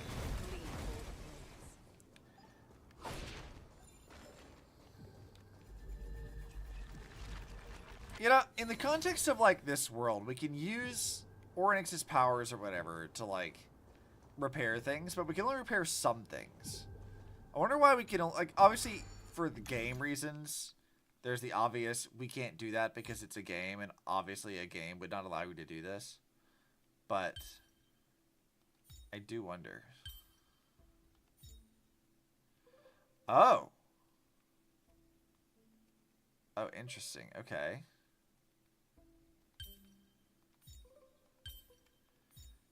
That is not how I thought that was structured. Okay.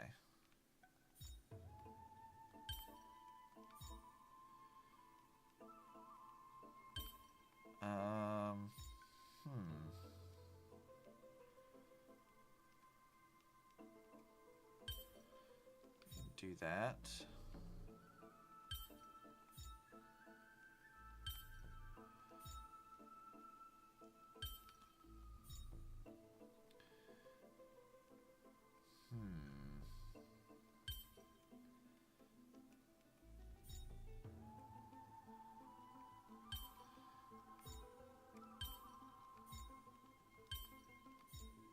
Okay, interesting.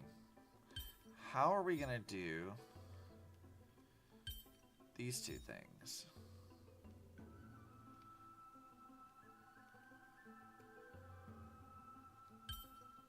We could do that, but like that's not gonna help us when it comes to trying to place this stuff. I mean, I got that pattern. That's pretty neat. But not what we're looking for.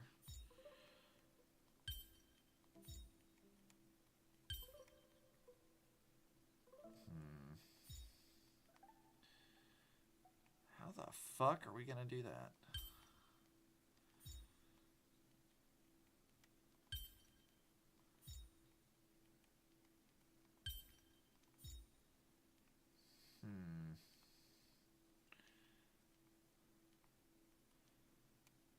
How very odd.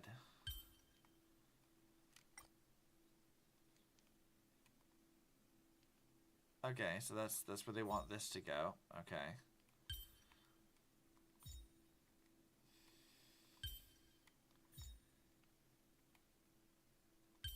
Oh, I see. We're trying to isolate the bottom part and hide it. Okay. There it is. That one's weird. That was very complicated. Kind of messing with my brain a bit.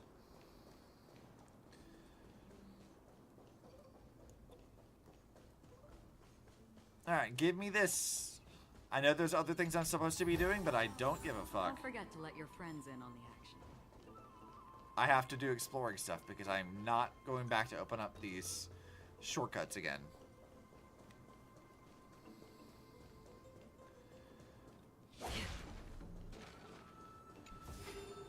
Thank you for the treasures.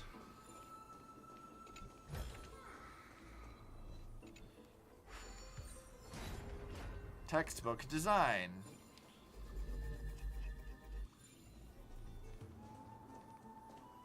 Alright, cool. Shortcut unlocked.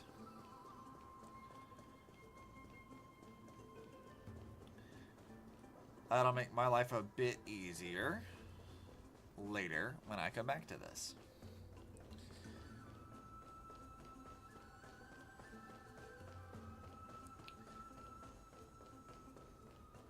I do kind of like the way this level looks, though. Like, I'm digging this.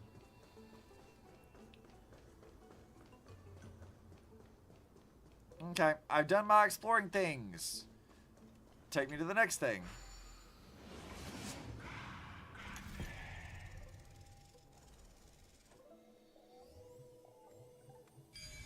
Also, I saw that coin just now, which means we're gonna have a hand of Zagreus somewhere. Yeah, I see that. I see this.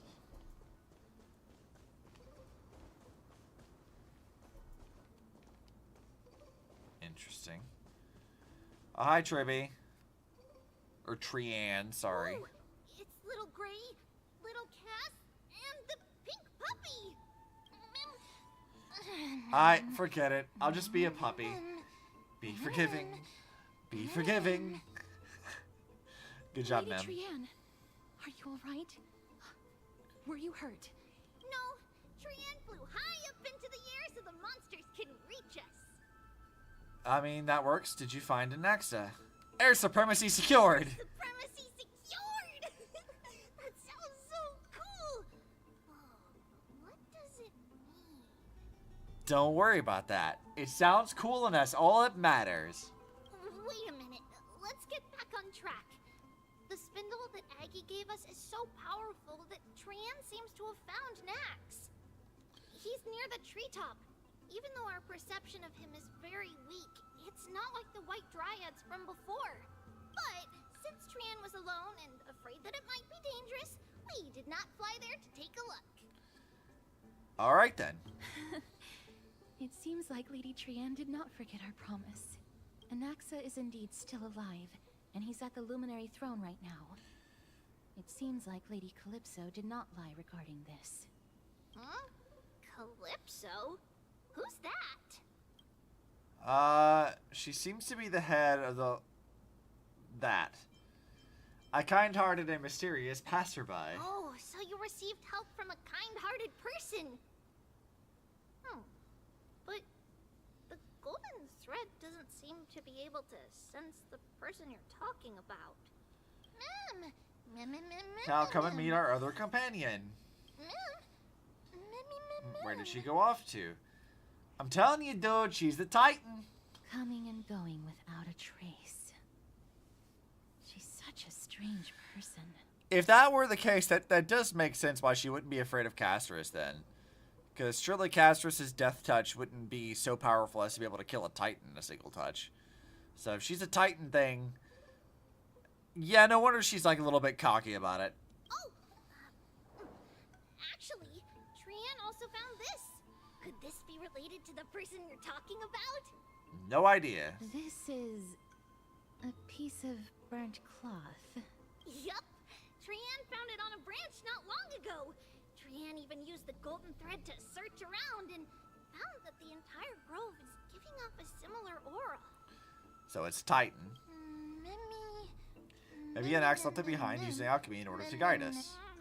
Trianne doesn't think so. Because when Trianne picked it up, we didn't see anything at all. And judging by the golden thread, the aura seems to be all around. Lady Trianne, where is the aura gathered at right now? It seems to be... Oh! A little higher and a little ahead of us. The Dome of Devotion. Just what are you hiding? She's the Titan. That's who that is. I thought that was pretty obvious.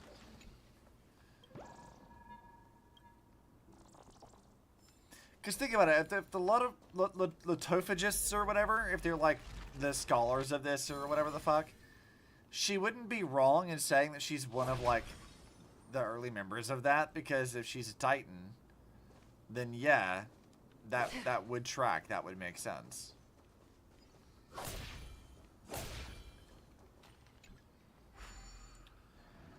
Oh, what the fuck? Oh shit, okay. Right, was not expecting this. Where's the coin? Thank you.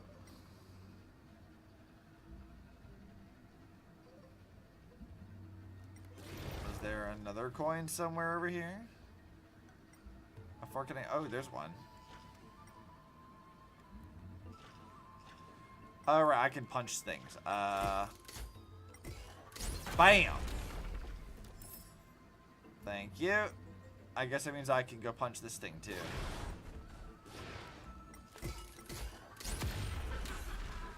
Shield Breaker Fist. And we got this one. Oh, that was pretty easy.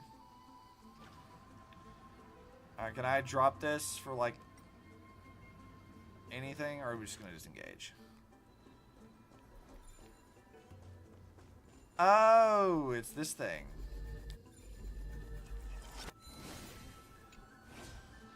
Where is it going? There it goes.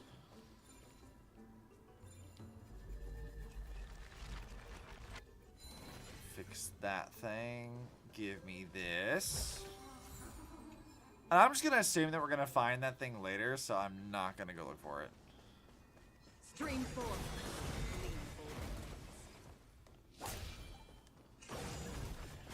Instead, I'm just gonna keep nuking stuff. Bro, I don't have time for your nonsense. Unless you want to bring me a cat girl, I got no interest in it.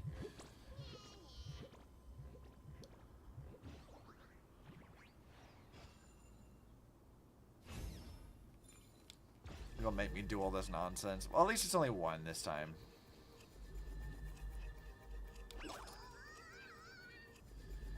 Come on. Get back here.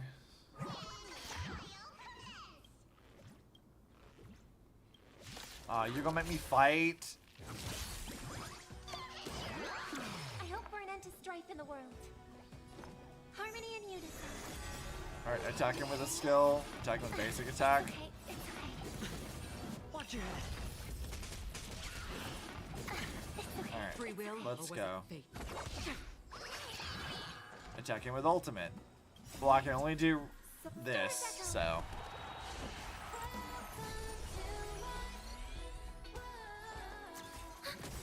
Hedge your bets. Enemy data secured. Net markers active. Alright, Payla, can you kill it? Skill. Spend freely. Another journey begins. Destined for oblivion.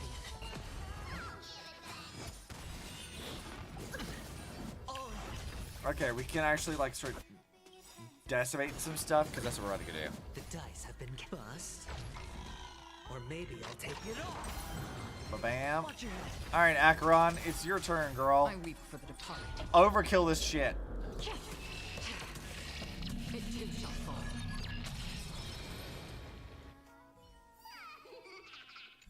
Alright, now give me this back.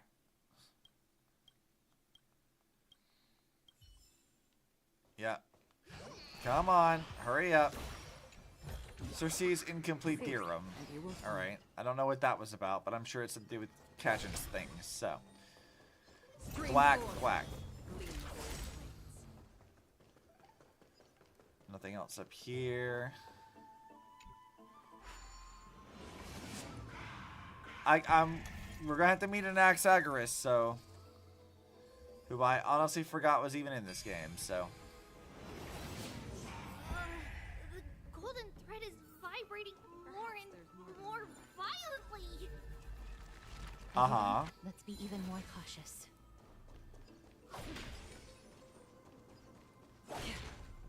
I'm not really one for caution in this case, Cass. I'm just here to like kind of beat up stuff.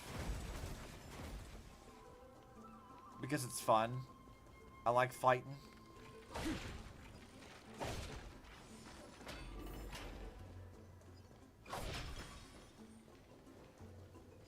Black. There's no one. Hold on. The butterfly of divine mind is gone? What even is that? What does that even mean, Caceres? That can't be. Was it for fending off the black tide? Or perhaps... What exactly is this butterfly of divine mind? Is it a very powerful guardian monster? Also, I'm gonna take just a second. I'm a bit thirsty. I'm gonna go grab some drink. I'll be right back.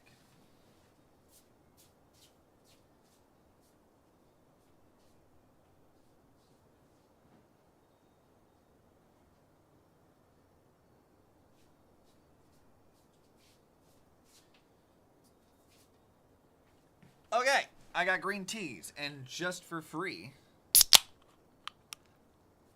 there's a can open ASMR for you guys.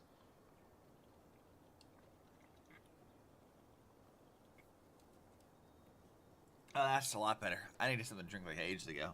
No, how should I put it? It's considered a safeguard for the Titan's core flame. This butterfly is created from Nestia's remaining divine mind and bears the responsibility of guarding the core flame. Okay. Legend has it that someone can only pass the trial of the butterfly by proving they possess pure and unselfish love within their heart. Only then can they awaken the great tree to open up the path to meet Circes. But how are we going to prove it? I'm amused at the idea that it's Anaxa who's done this. This asshole of a dude is like, I'm pure of heart. I'm good enough to meet the Titan. Like, that's so funny to me. Well, telling the Titan I love you work? Mim is good at doing that. Mem, truly you are a treasure. Sorry, but even I don't know how. After all, this is a secret among secrets that only a select few in the entire grove, and even Amphoreus, know. Rather than worry about this, Lady Trianne, did the golden thread react to anything around here?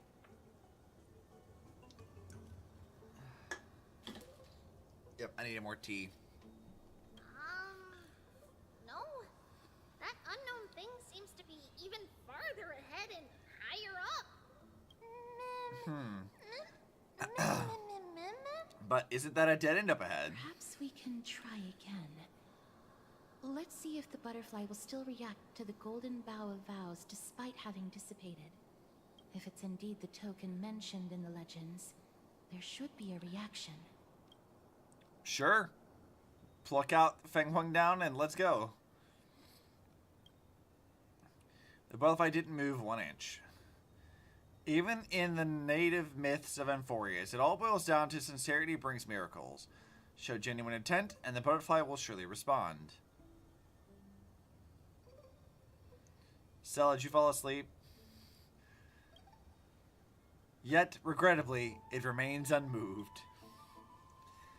I did what I could. You know what this gives the vibes of? This is like a SpongeBob meme of like, puh, puh, open sesame. Well, I've done all I can do. That's what this gives off the vibes of. Let me give it a try. Oh, Nestia. With the weft as my vow, I beseech you, entwine my body with your golden thread and affection.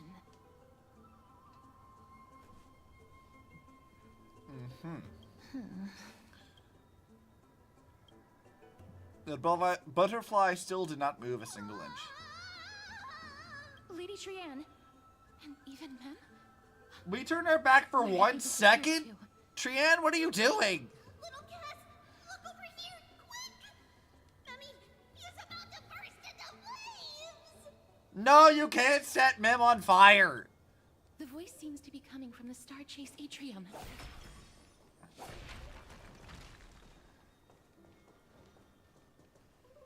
But also we have a fragment here, so I'm gonna... Oh, right, I need to repair these.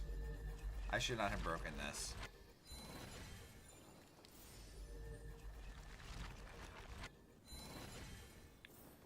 Alright, what does this thing gotta say? Oh look, a dead person.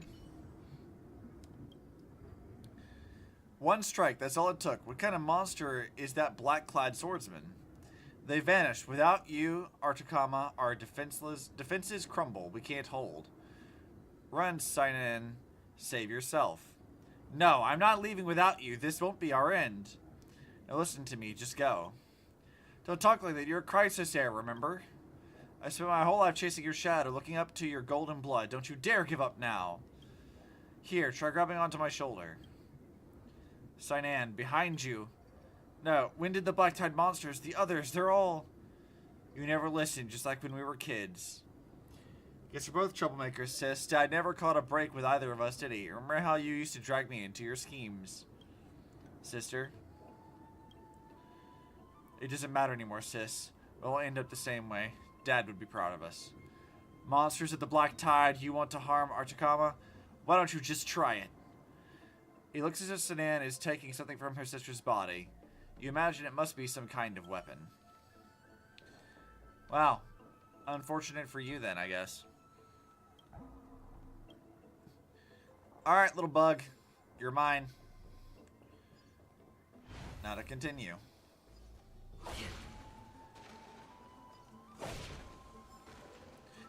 I'd like to at least beat Anaxa before we call it quits today, but like... This is taking a while to get over there. Alright, Tribby, what are you doing? Little Gray, little Cass, it's bad. It's very bad. Mem, how did you get down there? Girl, we turned her back for like 5 minutes. What are you doing?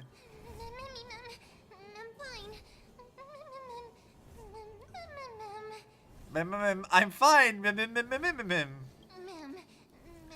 You guys can keep me from becoming a snack for these little things. Starving magical beast. Sorry, I should have called you guys little things. Alright, we'll be right there. Trian, what exactly happened just now? Yeah, what the fuck? Trian and Memi were looking around to see if there were any mechanisms nearby. But just as they went to take a closer look at that big piece of amber, they were surrounded. I see. Let's get a move on. The orbs belonging to Ornyx's priests should be nearby. Hopefully... Okay, so solve the puzzles, go find Mem. Before I'm cooked, let me first think of how to apologize, Sniffle. It's fine, Mem. I mean, you shouldn't have wandered around. That's probably something you should have considered not doing, but... Bloop, bloop, bloop. If someone's going out, bloop, bloop, bloop, bloop, bloop, bloop. We're blooping.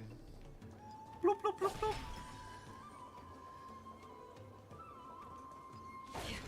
She's so silly.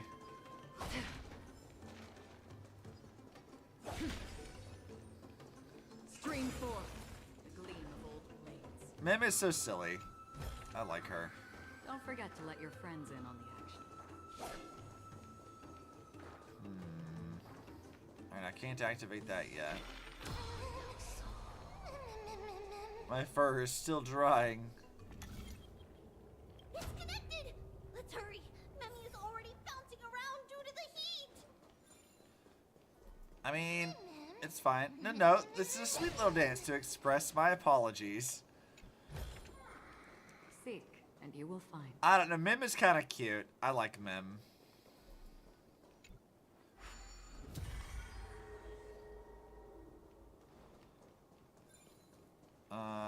Let's see. Let's grab that. Still can't activate anything over here, so I guess we'll go. Let's go down, please. So warm. Much comfort.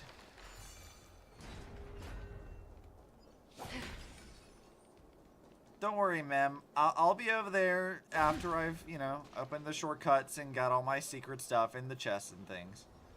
I'm certain you'll be fine. Stream 4. The gleam of old blades.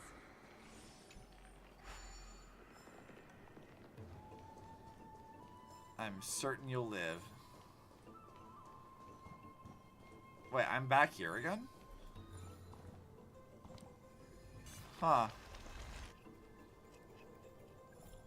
Not what I was expecting.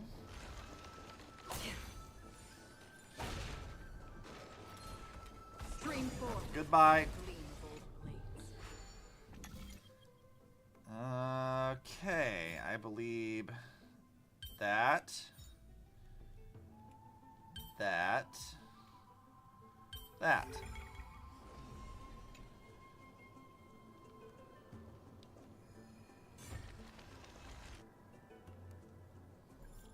What the fuck?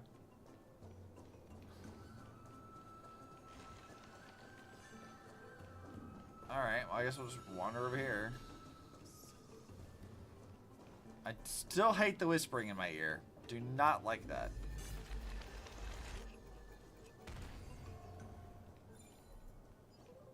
You interfered with the rewind process. Okay, well don't worry about it.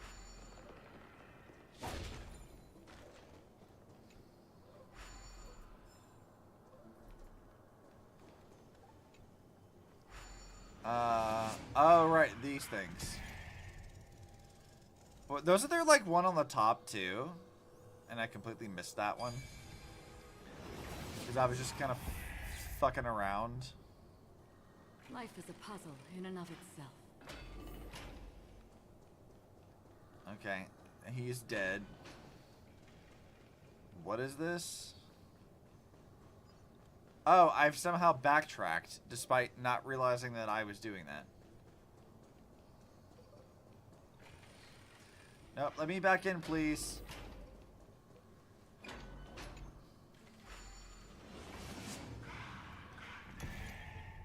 Yes, yes. I'm aware. Let's just send me over here.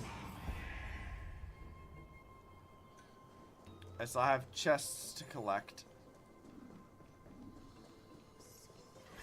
Goodbye, you. Give me that.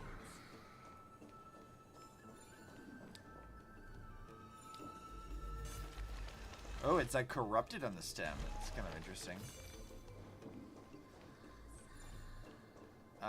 Give me the enhanced miracle, please.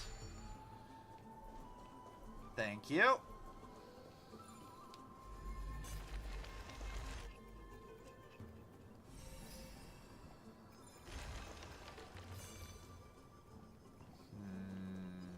Black. Hey, little bug, come here. I don't care about what your actual lore is. I just want you to be in my collection, please.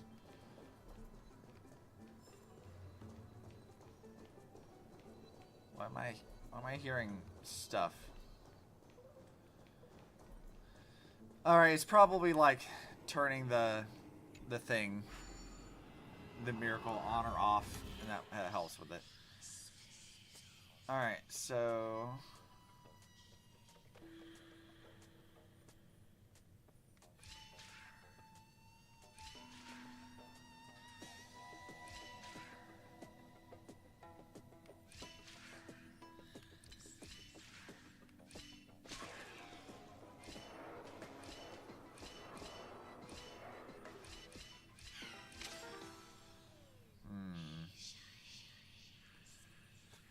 Six moves where we need to get it to stand on the blue. 1, 2, 3, 4, 5, 6.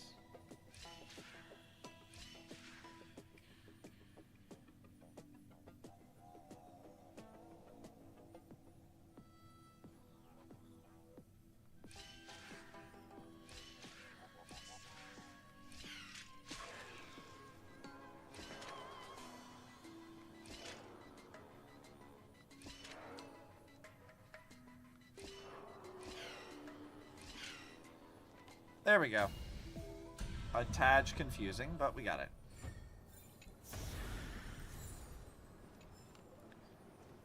Alright. And mine. And mine. Seek, and you will find. Okay, I don't know why I would want to turn this off. Not really sure what that would accomplish.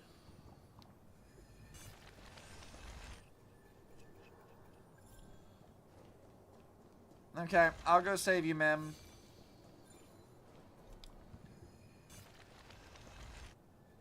Oh no, I'm starting to smell something. Delicious? Oh no, are we gonna get fried Higokumaru? Is that what's happening? Mem is Higokumaru now? You're finally here, friend. I've been waiting for a while now. Let's surround him. It's time to give this bunch of ungentlemanly fools a taste of my fiery and fatal allure. Maybe I'm rubbing off on Mem a little bit. I'm burning hot right now. Feels like I've reached medium well. No, perhaps I'm on the verge of becoming well done. You know, where Paimon would be pissy about us being emergency food, Mim is like, no, I'm actually cooked. I'm cooked, chat. Good. I appreciate her leaning into the gag. For the departed. It is a fall. And thwap. I like the warhorse enemy. That's fun. Precision and grace. Miss United States. I mean, what? That did not take much effort. Was this supposed to be a challenge? Why are you so smug? Mem, easy. Girl just shouts in memes. Just GG easy. Just wanted to marvel how Stella and Cass always manage to resolve crises so effortlessly. Actually, there's 4 of us. Right, I forgot about Trianne. It's alright. Trianne only just flew down. I'm glad that everyone is all right. Speaking of which, this piece of amber is... A remnant of Nestia's core flame. Oh, what's up, lady? To get to the throne at the treetop, gather the embers before you with the golden bough of vows, and present it to the divine butterfly. Whoa, where did you come from? She's the fucking Titan, so she's everywhere. You finally appeared, Lady Calypso.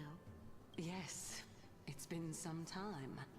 The battle just now was a true delight, and I feel quite elated. It seems like I'll really be able to rely on all of you to reclaim my true form. Lady Trianne, how does the golden thread react to her? Huh.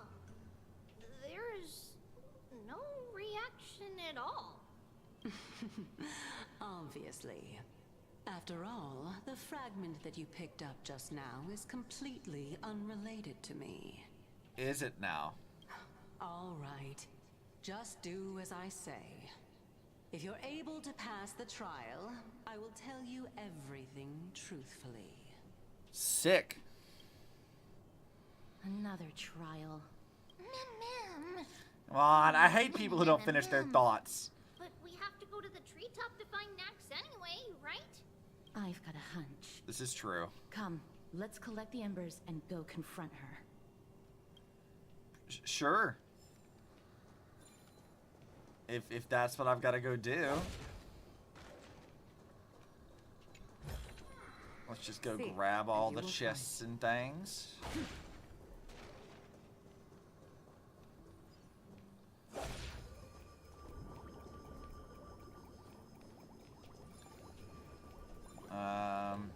Yeah, I guess this is mine.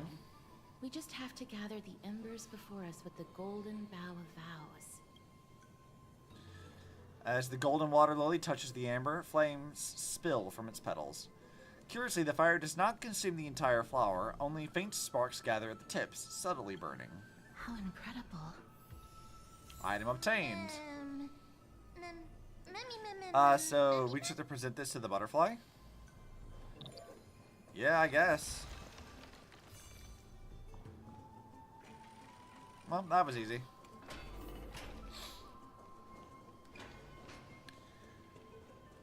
Alright, butterfly.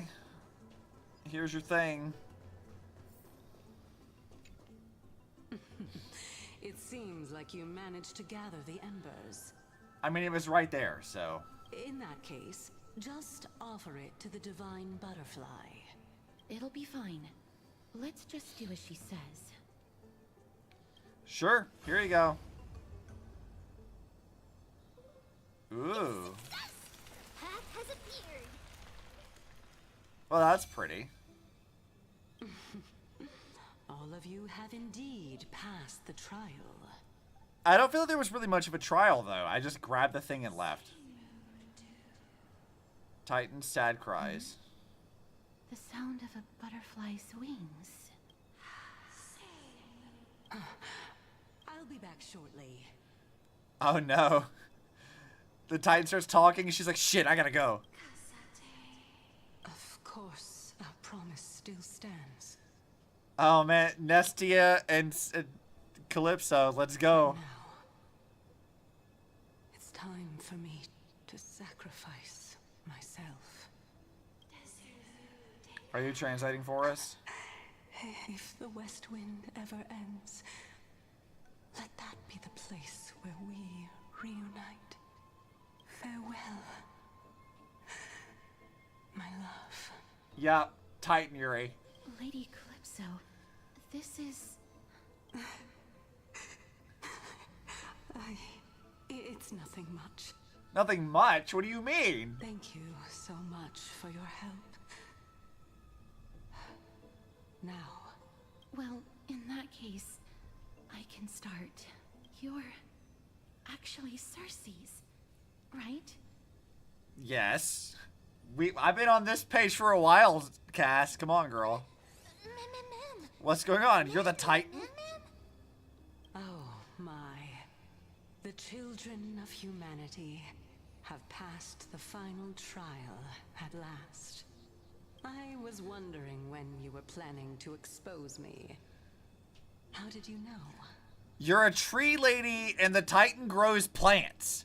It's really not that hard. The riddle-like trials. Your distrustful yet sincere character, referring to Nestia as your love, and the head of the Lithophagus is actually called Medea and not Calypso. Since you knew from the start that I was not who I said I was, why did you wait until now to expose me? Because I did not believe that Circe's would walk this world in a human form. I was also afraid that the Titans were under the control of the Black Tide and would do us harm. Also, to make a claim, one must have evidence. This is the precious knowledge that I acquired during my time at the Grove. Nice. To think we were able to gain a new chance at life in the midst of death. Fate. Well, shouldn't you also tell us why you went through all the trouble of setting up these riddles? Yes, do tell. I would like to know. Oh, the reason's quite simple. I needed your help, and just like how you were wary of me, I had to ensure that you were not villains who were trying to get their hands on the core flame. I also had to ascertain that you were capable of dealing with the threat at hand. What about Anaxa, though? What about his deal? Is this threat related to the Black Tide? Indeed. And it's even more related to that lost item from before. Its owner is a quiet and paranoid hunter who seems to have been reborn from the Black Tide and is attacking along with it. As I could not do anything about them, I split my body up and escaped to avoid harm. I bided my time for a chance to seek assistance. Unfortunately, this was not a sustainable long-term plan. What you mean is that you hid your own core flame? Indeed. I guess that works. I split it into 3. I hid one within the golden bough of vows, and sealed another in the amber, along with Nestia's remaining embers. As for the last one, it's currently in Anaxa's body, which is in dire need of repair. You know, I find it extremely fucking funny that, like, we have an actual god here who's like, okay, Black Tide's coming. Shit's fucked. I gotta fracture my soul apart in places that are really important to me, like the golden bow of vows or whatever, and the fucking ember remains of her dead lover.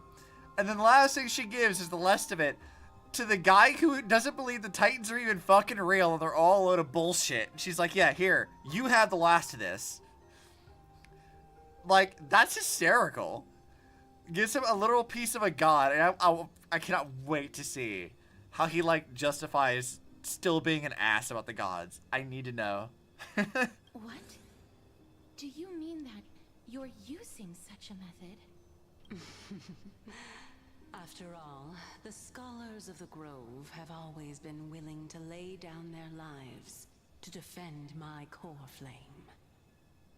As a respected god, it would be too embarrassing if I were to do nothing and simply watch the children of humanity give up their lives for me. Especially that heretic named Anaxa. Uh-huh. He did not even hesitate to tear his soul apart and use it to perform a miracle. He trapped all the creations of the Black Tide within the grove so that they would not be able to harm others.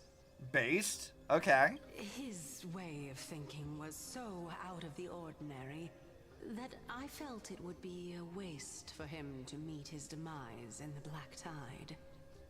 And so, I decided to save his life. Literally saved by the gods, even though you don't fucking believe in them.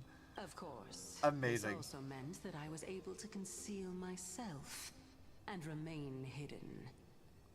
Well, that's also an equivalent exchange, right? That's so funny. I finally understand. So you want us to lend you a hand in piecing your core flame back together. We'll also be able to save Anaxa that way.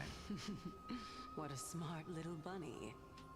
This way, I'll be able to regain my true form. And you will be able to bring the core flame and your teacher back to Akama. We'll also take down the black-robed swordmaster at the throne. Together, in one go. Okay, I'm curious about this black-robed swordmaster. But, Circes, aren't you the reason Titan? Even if I do not have the authority of strife, I'm still a god. I just need you to buy me some time against the warriors. You'll just think he asked God logic. I'm gonna absolutely fuck you over till you believe in us. Yeah. It's great.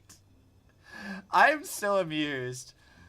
Like, that's very funny. He's like, I curse the gods that aren't real. Fuck you and your Titan bullshit. And one of them's like, I like you. I'm gonna make sure you live anyway. Just to spite you. Like, that's really funny. Buying time's my specialty. Excellent. Then just turn the golden bough of vows into firewood to reignite the core flame of reason. Alright, let's go get the not Hersher core of reason. We already looked at this, so onwards. I'll leave it to you, children of humanity. May you be blessed with good fortune. I mean, sure. A fierce battle will be inevitable. Yo, can I see Cass actually fight now? Trian will protect everyone. No, you're not gonna protect everyone, Trian. You're probably gonna die. As are like everybody else, but I want to see how. Ahead lies the Luminary Throne, and also the battlefield that we're about to step onto. You know, this is a very different vibe from, like, Fighting a Mighty's thing. Because, like, yeah, we see the Black Tide creatures, but, like, we knew what Nikador looked like. And we kind of wandered into that fight, whereas here, we don't really know what the fuck we're wandering into, other than just a black-cloaked warrior. Like, it's a very different vibe. This is, friends, can you feel it? Memmy, what's wrong? The memories here have a very intense smell. It's the scent of bulrush sand and the blazing sun. Is this Professor Anaxa? Hey, what's up?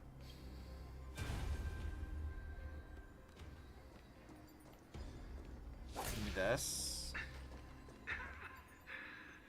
My eyes can no longer see. No matter. All I have to do is to place his body at the core of the array. For the sake of Amphoreus. Die with me, Titan. I love him. He's so unhinged. Oh, there's our warrior. There's the boy. I see him. Hold on, I'm gonna... No, I don't want to look at this. Shush. I'm trying to catch things first.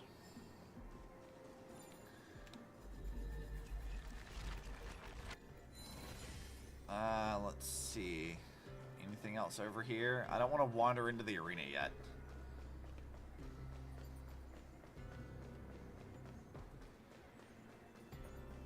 Break the pig.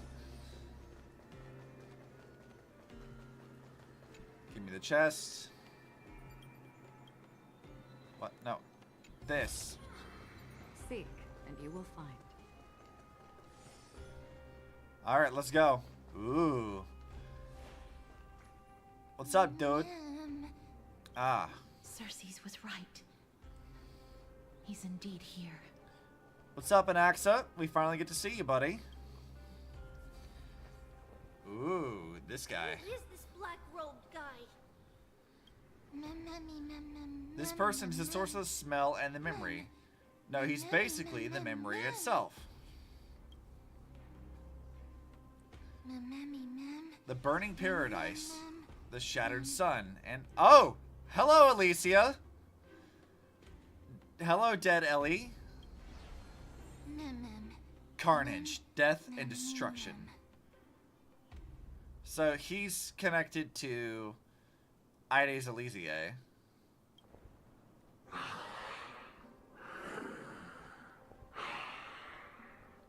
Okay, so you're that thing. Everyone, brace yourself. This must be the hunter reborn from the black tide that Circes was talking about. The black sword and cloak.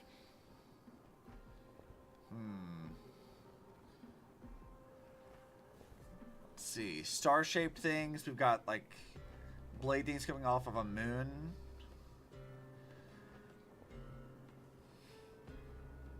The owner of the piece of cloth. The north wind that sent over the deathly fog of Thanatos. The sun on the shoulder blade pauldron. Demigods. Stand down or die. Quick, run! It's just us. We won't be able to defeat them.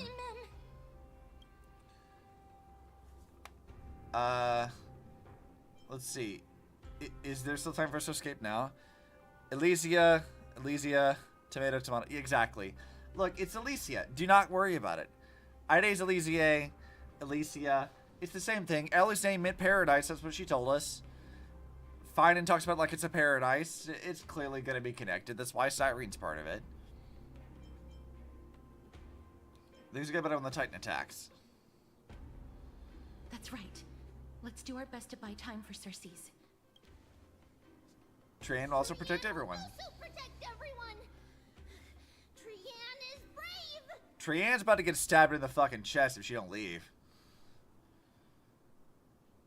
This isn't about bravery. Only this time, may death protect us. Alright, let's go, buddy. Ooh. Fancy. Be careful. One slash. Well, damn, Castris.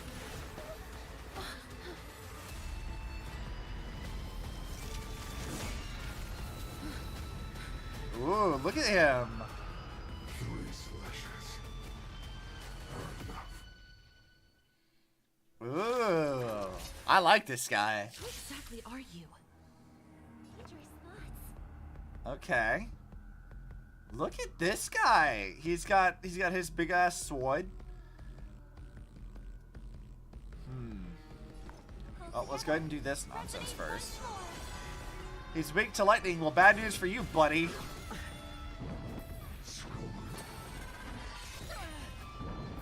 I'm gonna speed this up a bit though. It's a little on the slow side. Destined for oblivion. Go ahead and do Robin's thing. Stars echo. No more time. Let's see. If I do this. And It's all defense me. stuff. The dice Let's do have been this. bust. Or maybe I'll take it off. Alright, now we can do Acheron's thing. It takes your fall. Not as much direct damage as I had hoped. So powerful. Circes was right. I mean, he's powerful, but I'm pretty sure my team will survive it. Another journey begins. I'm gonna get like storied out of this, aren't I? Targets detected. Sure, I'll play along. Yeah, we can do this. It's fine. I hope for an end to strife in the world. Pressing it all together. Return to victory. Offer your souls to the fire. Not good. Wow. Okay. Was that necessary? See, I got storied out of it. Oh, hell yeah, Cass.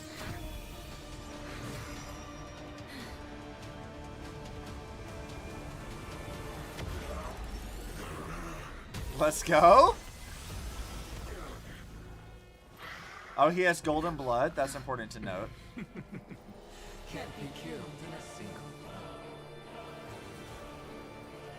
You are indeed no ordinary human. All right, let's fight, bitch. How annoying. Children of humanity, don't waver now. let's just destroy them. One by one. Sure. Harmony and unity. I mean, I was pretty sure I could deal with him before anyway, but It'll be difficult to find another opportunity. he's kind of giving like the ringed knight from Dark Souls 3, like the ring city knights, and also like the forlorn from Dark Souls 2. He's kind of giving off those sort of vibes. Bust. Or maybe I'll take it off. Watch your head. Free will, or was it fate? I weep for the departed. I'm digging it though. He's super edgy. Still waters of oblivion. That was tough. I'm truly exhausted. I'm certain I am not worried about this. Net markers activated. Time for a good old counterattack.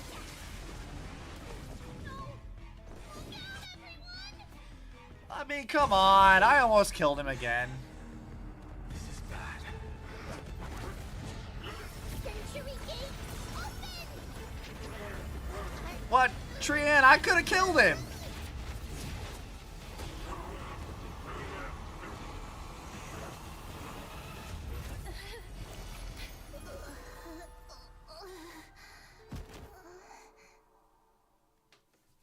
Well, I could have dealt with that. I could have killed him.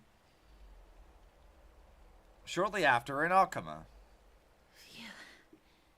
That was a close call. Thank goodness that we returned to Akama unharmed. Akama, your baseballer is back. Little Cass, my head, it still hurts. I mean, they did say it was going to have a damaging part on your body, so... Sorry. I know you told me not to open the gate. Please don't blame yourself, Lady Trian. If it weren't for you, we would have already met our end at the Grove. I mean, I could have killed him. I got storied out of that. I feel awful. I need to go back to get some rest. Lady Trian, you haven't been well since you woke up. Are you sure you can make it back on your own?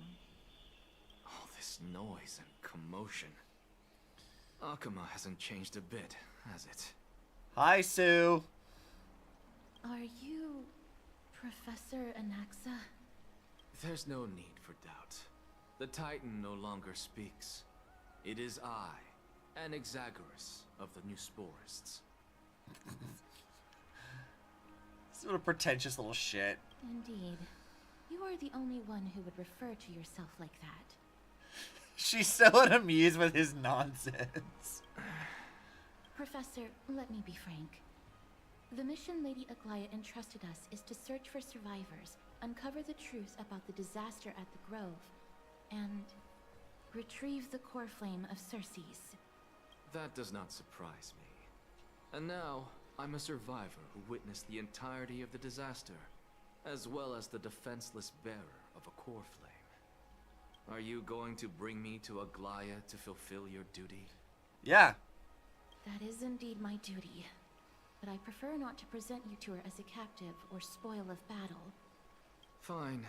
There's no need to make your life difficult. I'm not against meeting that woman. I'm just so amused that he's like, I don't want to talk to that woman. Like, what is your deal, dude? What is your beef? But I have some things to take care of first. The families of some of my fellow Grove Scholars live in the Holy City. Before we meet Aglaia, I want to visit them. I want to know what your beef is. Because Lady Aglaia will probably be against it. Let me guess. That woman will not only prevent me from visiting the families of the deceased, but will also suppress any information about the Grove. She's always been that cold-hearted. Please don't let me walk to my ex-situationship. Yeah, it is kind of giving off that vibe, isn't it? My fellows at the Grove gave their lives defending the core flame and fighting the Black Tide alongside me. Their families deserve to know the truth. You intend to do it without her knowledge. Look, nothing happens in Akuma that she doesn't know about. She'll figure it out. Do you really think that woman would treat me well, even if I behaved and proved my loyalty? I wouldn't mind seeing a bit more anger on her face. Are you going to stop me, Castorus? I will accompany you, but please understand that Lady Aglaia has her own considerations. Yeah, I mean, she's not doing it to be a cold-hearted ass. Like, there is a reason for it, especially with, like, all the council nonsense going on. Those people are trying to look for a way to oust her at any possible turn. Whatever they can do to fuck her over, they're trying to. Because for whatever reason, no one in Akuma likes her at all. Which, I still don't really get what the beef is. Like, she's been pretty reasonable thus far. She's like, look, I don't want this getting out because it's going to cause a panic, and we need to understand the situation first. So let's keep this shit on the down low. And also, the council's a ass, so let's, like, not tell them.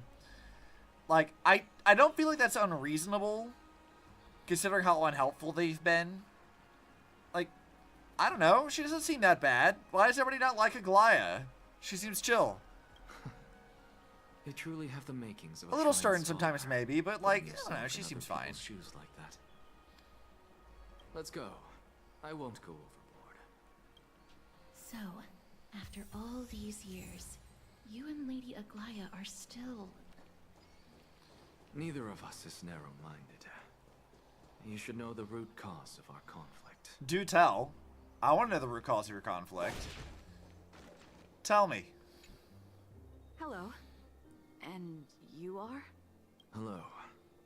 If I'm not mistaken. No one likes the authorities. Yeah, I guess. I don't know. She seems fine. Yes. Oh, are you a messenger? No wonder I haven't heard any news for so long. There's been a change in personnel, hasn't there? Ma'am. Kalinicus passed away a few days ago. Kalinicus, that's how that's Defending pronounced? the Grove against the Black Tide. So, did he manage to defend the Grove? Huh? This is the first thing you asked her hearing of his passing? He managed to protect Circe's core flame at the cost of his life. I see.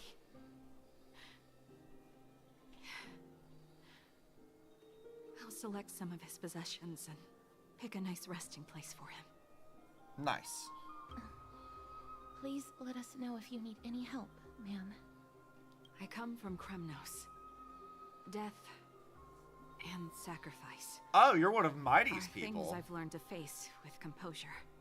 Interesting that you would come from that and then marry a scholar. Interesting. That's not how I really, like, would have expected people from Kremnos to, like, do, but I mean... You know, Kalinicus... It works. Even though he was a scholar, he'd always ask me to teach him how to fight whenever he came back. Isn't it funny that a Chrysos heir like him wants to learn from an ordinary person like me?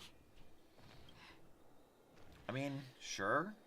I've been prepared for this for a long time. In times like these, any ordinary goodbye might just turn out to be a final farewell. I'm really sorry. There's nothing to be sorry for. I was once a warrior, and I'll find my way back to the battlefield someday. You know what I find interesting? And this is true for Anaxa, for what's his name in Genshin, and Sue. Not so much Vita, necessarily. We don't know her entire motivations yet, but a very important characteristic that I've noticed of every variant of Sue is empathy. That he has a degree of, like he prioritizes, like, the empathetic part of stuff. Like, that's a big part of how he operates. As much of an ass as, like, Anaxa is, the first thing he does when he survives is, I need to make sure that the people who died know that, A, their people are dead, but also to comfort them and let them know that they died doing exactly what they needed to do. Like, he's going out of his way, when he doesn't have to make sure these people know, regardless of what, like, you know, issues he might face from Aglaya or anyone else, that a priority for him is the people he was with. He might be an ass, but he's not without a heart, right? Like, that's the whole thing. In Genshin, it was kind of the same thing. If, like, he comes off as, like, a harsh asshole, but, like, there's a degree of, like, softness and empathy underneath that harshness that, like, you may not necessarily pick up on immediately. But, like, you see this. Like, he's consistently there to, like, save people, as many as he can, even at the cost of his own life. You look at Sue in the main timeline in Impact 3rd, what does he do? He contracts Honkai sickness. They create a serum to deal with it that costs the lives of, like, 1,000 people. And then he dedicates his life to fighting Honkai to honor their sacrifice to keep him alive. Because the weight of their souls literally kept him alive. Like, this is a very big part of his character across every variant we've seen of him. Vita being, like, the one exception because she's, like, seemingly very callous. And we don't know what her entire motivations are right now. But, like, every other variant of Sue, this has kind of been a thing for him. And I like that. That, like, he might seem like an, you know, antagonistic asshole. But, like, there is empathy there. There is a prioritization of others that you might not have gathered immediately. He just has very firm values that he sticks to. And this is actually kind of a funny reason why Sue and Mobius don't get along, is because Mobius doesn't value people in that same way. She experiments on other people. She has this whole thing about experimentation that doesn't sit right with Sue at all from an ethical perspective. And he makes that very vocal. She's one of the few people that they cite that he has an overt problem with, and it's because of ethics. And I like that. I like that this is a thing that kind of sticks to him, that regardless of what universe we're looking at, Sue has principles that he sticks to, and he maintains that. It's interesting. It's a mindset that I keep trying to impress upon people IRL all the time. You don't have to like someone to recognize that they're doing a good thing or how good it is. Yeah, like, you don't have to.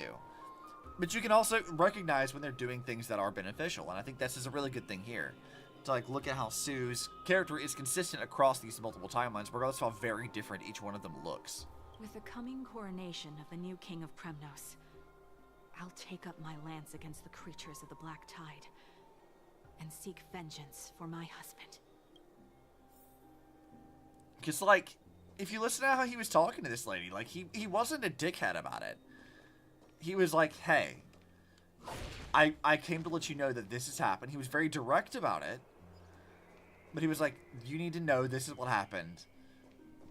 And he did exactly what he needed to do. Like, that's a very empathetic thing to do here. Oh, hello, young ones. Is there anything I can help you with? Are you the father of Kainani and Kinani? That is not how I thought that was pronounced. Ah, yes. Did my daughters cause trouble at school again? Alas, forgive this old brain of mine. Both of my daughters graduated long ago, and they are now scholars at the Grove. As I get older, memories from years past. So far away. Are you talking about like getting caught up? Because yes, I am very, very far behind. bites. What are you biting? What's the matter, young? Took your points? Why so Biting quiet? more, Charlie? What are you talking about? Daughters really get into some trouble? If they refuse to apologize, just let me know. Yeah, bite Their insane. old dad can still talk some sense into them. What should we do? I really can't tell him. No, he needs to know. Tell him. Mr. Fabio, the Black Tide took Kenani and Artakama. What? Why not, Scree? Yeah. They fought until their last breath against the Black Tide to defend the grove. Bite up so I get more points? You don't get more points from biting me. That's not how that works. As the Chrysos heir stationed at the grove, I failed to protect them. Mr. Fabio, if you're upset. See, look at this. Another point of why I like Anaxa already. He recognizes the sensitive situation. He's like, look, if anything, be mad at me. I will be the bad guy that you can be mad at to grieve. Like, he's taking responsibility. Like, he may not even have to do that, but he's taking responsibility for it anyway. I respect this. Don't put it that way. Even if my Artakama wasn't one of the Chrysos heirs mentioned in the prophecy, she was still a heroine, wasn't she? Nothing to say about Kenani? Like, you get a good sense of what Anaxa's priorities are. I do like him. What's wrong? I'm busy. There's a lot going on in the city and I've got my hands full. Mister, we're sorry to bother you, but... No, wait, Lady Castors, did Lady Aglaia send you because of some mistake I made at work? No, no. Keep your cool, Titus. I'm Anaxagoras from the Grove of Epiphany, and a colleague of your father, old Titus. A few days ago, your father passed away. Wait, what? My old man died? That's no shocker. At his age, he was due for the River of Souls any time. How can you say that? He's your... Just up and left me behind. That old man. I've been telling him for ages to stay in the Holy City and enjoy his retirement. But no, he just had to go off to that grove and mess around with those scholars. Still wouldn't budge after all those arguments. That stubborn old thing. I already got him a retirement home and was waiting for him to come around. All my effort is wasted now, and he didn't even give me a chance to say goodbye. Anger's part of the grieving process, buddy. That bull-headed old man. Stubborn as a mule. I mean, it sounds like the apple didn't fall too far from the tree, to be fair. That is it. That's all the colleagues' families that I remember. Those who sacrifice their lives and their families are truly admirable. Good work, Miss.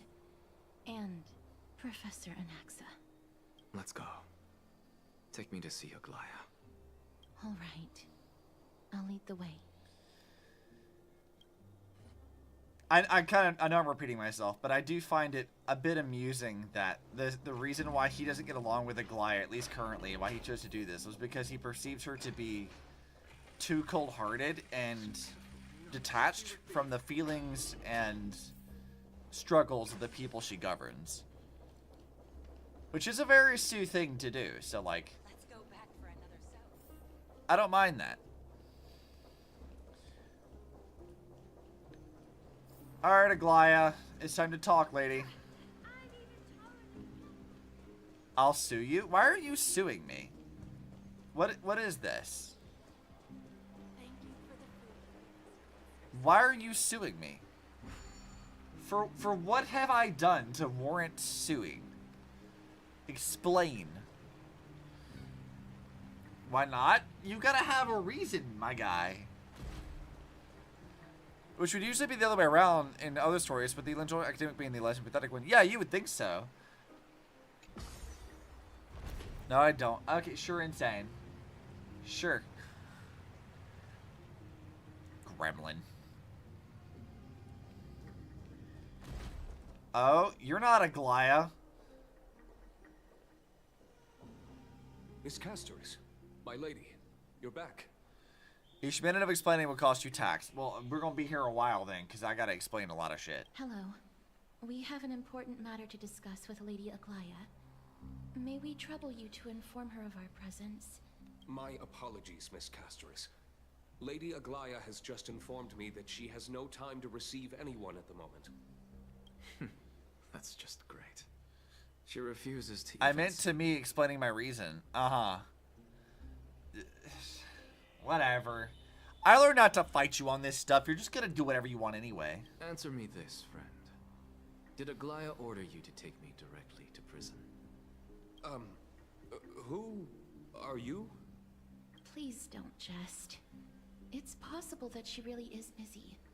Let's wait here a moment, and I'll try to contact her using the slate. I'll text her. Alright, you're learning. I don't know about that. I think that might be taking it too far. To Artemis and company, of the grove circumstances we are now fully cognizant, and for thy most diligent efforts we harbor the deepest gratitude. Indeed, no words could adequately convey the depth of our appreciation. You writing literature? Oh god, there's more! Why are you waxing poetic? The elegant style must be the garment makers. Dear garment maker, please inform Lady Aglaya thus. Message received, we will take our rest today. Please send her our regards. Very well. I like her little stickers. That's fun. God, this reads like an actual, like, formal email. It's fortunate we don't have to confront that woman while I'm hauling around this sick body. Castoris, and this friend I haven't gotten the chance to know, I'll take my leave for today. That Titan made a myriad of adjustments on their own. My head still aches from that. I don't want to stay a second longer in this noisy city if I can. I mean, fair? Please be careful. Akuma isn't the grove. This place is covered by her golden threads. I know. That woman is extremely confident I won't escape her grasp.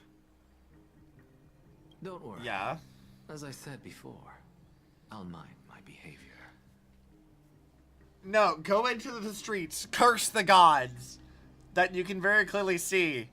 Do it. It'd be great. Piss off Aglaya more. I want to see you fight. I think it'd be funny.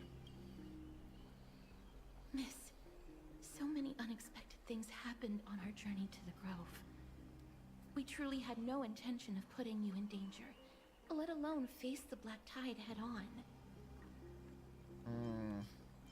We made it back alive, so much for the Black Tide. Please do not underestimate the threat the Black Tide poses. Man, Cass is just not here for my joking. The Black Tide is not just an enemy of Akuma, but all of Amphoreus. Even back when the forces of strife coveted the Holy City, their warriors still undeniably halted the Black Tide outside Castrum Krymnos. Nigador's core flame now sits vacant, and the Black Tide has returned. The Grove is an academic city with the best understanding of the Black Tide. It shouldn't have fallen so easily, and yet it was taken overnight, leaving the city in blood and tears, haunted by the spirits of departed heroes. The trial of strife is imminent. I pray Mighty will be able to steal his resolve soon. Oh, yeah, I forgot that was still happening. And that black-robed swordmaster. Lady Tribi once traveled across thousands of cities in Amphoreus to repel the Black Tide. But even they have no recollection of this powerful enemy in all their journeys. Perhaps the fall of strife has triggered even more terrifying events in unseen places. As for me, I detected a strong stench of death from that entity. But it wasn't because it had a connection with Thanatos. I'm afraid it's purely because it has sent countless others to their deaths. Speaking of Thanatos, Miss, there is something else I wish to verify with you. Oh? What is that, Cass? You must have an idea of the curse I bear by now. I was born as the shadow of death, a poison shunned by all living beings. And yet I was able to touch you earlier. Yet when you caught me in the grove... Oh yeah, look, she's blushing. Look at that. I'm curious why you weren't affected by my power, Miss. I totally forgot about it until you brought it up. I'm used to it. I'm just special like that. Now that you mentioned it, I think the same thing happened in the Vortex. My apologies for the abrupt question. For all my life, I've always wondered, what is my connection to Oh, death? another falls to Stella's And charm. why Yeah, am I exactly. inextricably linked to Thanatos. We have a new wife acquired. Achievement unlocked. Miss, Built you different. must be tired after Truly. being removed these past few days. I saw that blush, Cass. You can't Leave hide that aside from me. the tragedy at the grove for now, and rest for the day. I saw that blush earlier. Constructed incorrectly. It's fine. Nameless recollection. Oh yeah, we have another one of those. Cass is right, I should get some rest. I wonder how Don Hung's holding out these past few days. Oh yeah, Don Hung's still around. I forgot he was even here. Completely forgot.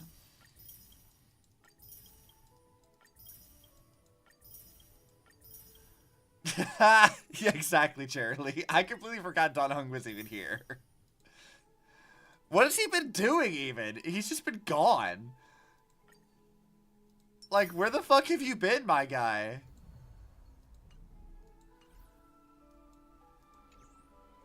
Oh, right. I was supposed to, like, go insert new memories here. So look over Mim in the distance there. It's way past bedtime. Why are you still up? Shit. Should I be glad for this midnight rendezvous or be concerned about your sleep schedule? Shit. Mim is calling me out. No, Mim. Mim, what? Girl. Girl, no. What the fuck, Mim? I know it's like 12:20 in the morning, but shit. Don't underestimate me. I'm the master of staying up late. You admonished me, but you didn't sleep either. I'm sleepy now. Look at my eyelashes are about to tangle. But hey, if you got something in your mind and can't sleep, don't worry. I'll stay up with you all night. I'm pretty sure Ellie says something very similar to us in her, like, bridge interactions. The night stretches on forever. Don't sit here feeling lonely. How about a smile? Mem, I don't know how to feel about you calling me out right now. I don't know how to feel about this. Yeah, we can drag an axis thing over here. Confirm. I'm not gonna read this right now because we have other stuff to do. So just know that we have the first of his things. And I'll just probably read that on my own time, because those take forever. Mem, what now? Is this a story of a new companion? That one who looks like a scholar of some kind. Magical girl? Boy, yep. That's the one. I have no idea what that means, but you're trying to make me laugh, right? It's magical boy. I'll just play along, teehee. My god. Sue becomes a magical girl. Look, they're setting us up to put him in a dress. Let's go. Alright, I just remembered. That one is a magician. On the topic of the Flame Shoe's journey, he always seems opposed. Perhaps because he didn't believe in the prophecy. Everything in this world is false except me. Sure. Time for a quiz. What do you think is the relationship between Anaxa and us? Meal buddies. Teacher and students. Between us, as far as like the flame chase people are concerned. I think there's a bit of kindred spirits here. Like I think that does seem actually what it kind of is. Kindred spirits, well, I suppose you could say that. Though the ideologies are completely different, when it comes to the stubbornness, he is strikingly similar to the other heroes. Aglaia even permits the Chrysos heir to study under Anaxa. A good rival is a good friend. Everyone probably can agree to that, at least. So for me to lay down, I'll probably lurk. Getting for you to get caught up so we can talk about up-to-date theories. Yeah! We're probably going to wrap up here pretty soon, but we will be doing another Star Rail stream on Saturday. Saturday will probably be going a lot longer because I don't have a whole lot to do on Sunday. So we'll try to make a good amount of progress. We may even start earlier. Right now, I think it's set for 8 p.m., but I might start earlier in the day, depending on how long art goes earlier in the morning. We'll figure it out. Because I will need to set time aside to, like, you know, go make food and other stuff. But Saturday should be a much longer lore story stream. Yeah. Okay, thanks, Mem. Let me collect this. If I may, with no context, let me advise you to look into subjects that will help you understand things later. Okay.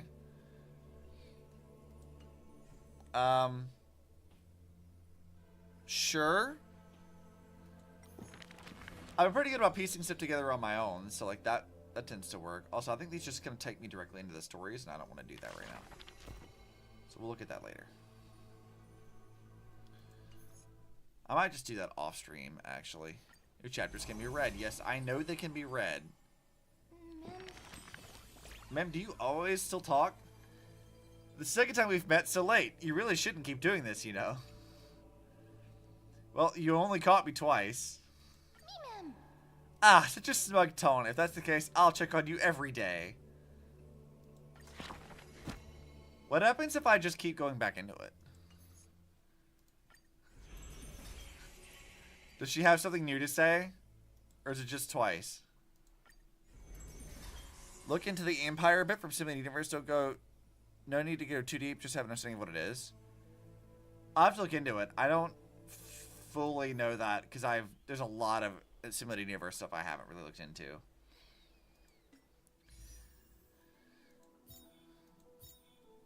Let's see. We still have 13 days for Hyacine, and then maybe we'll get Cipher after that. I want Cipher. But yeah, I think this is where we're going to wrap it up. So that'll be it for today's stream. Remember that we do art Saturday morning at 11 EST, and then we'll be doing Star Rail for sure at 8, maybe earlier. So, we'll see. Until then, I'll see you guys in a few days. Bye.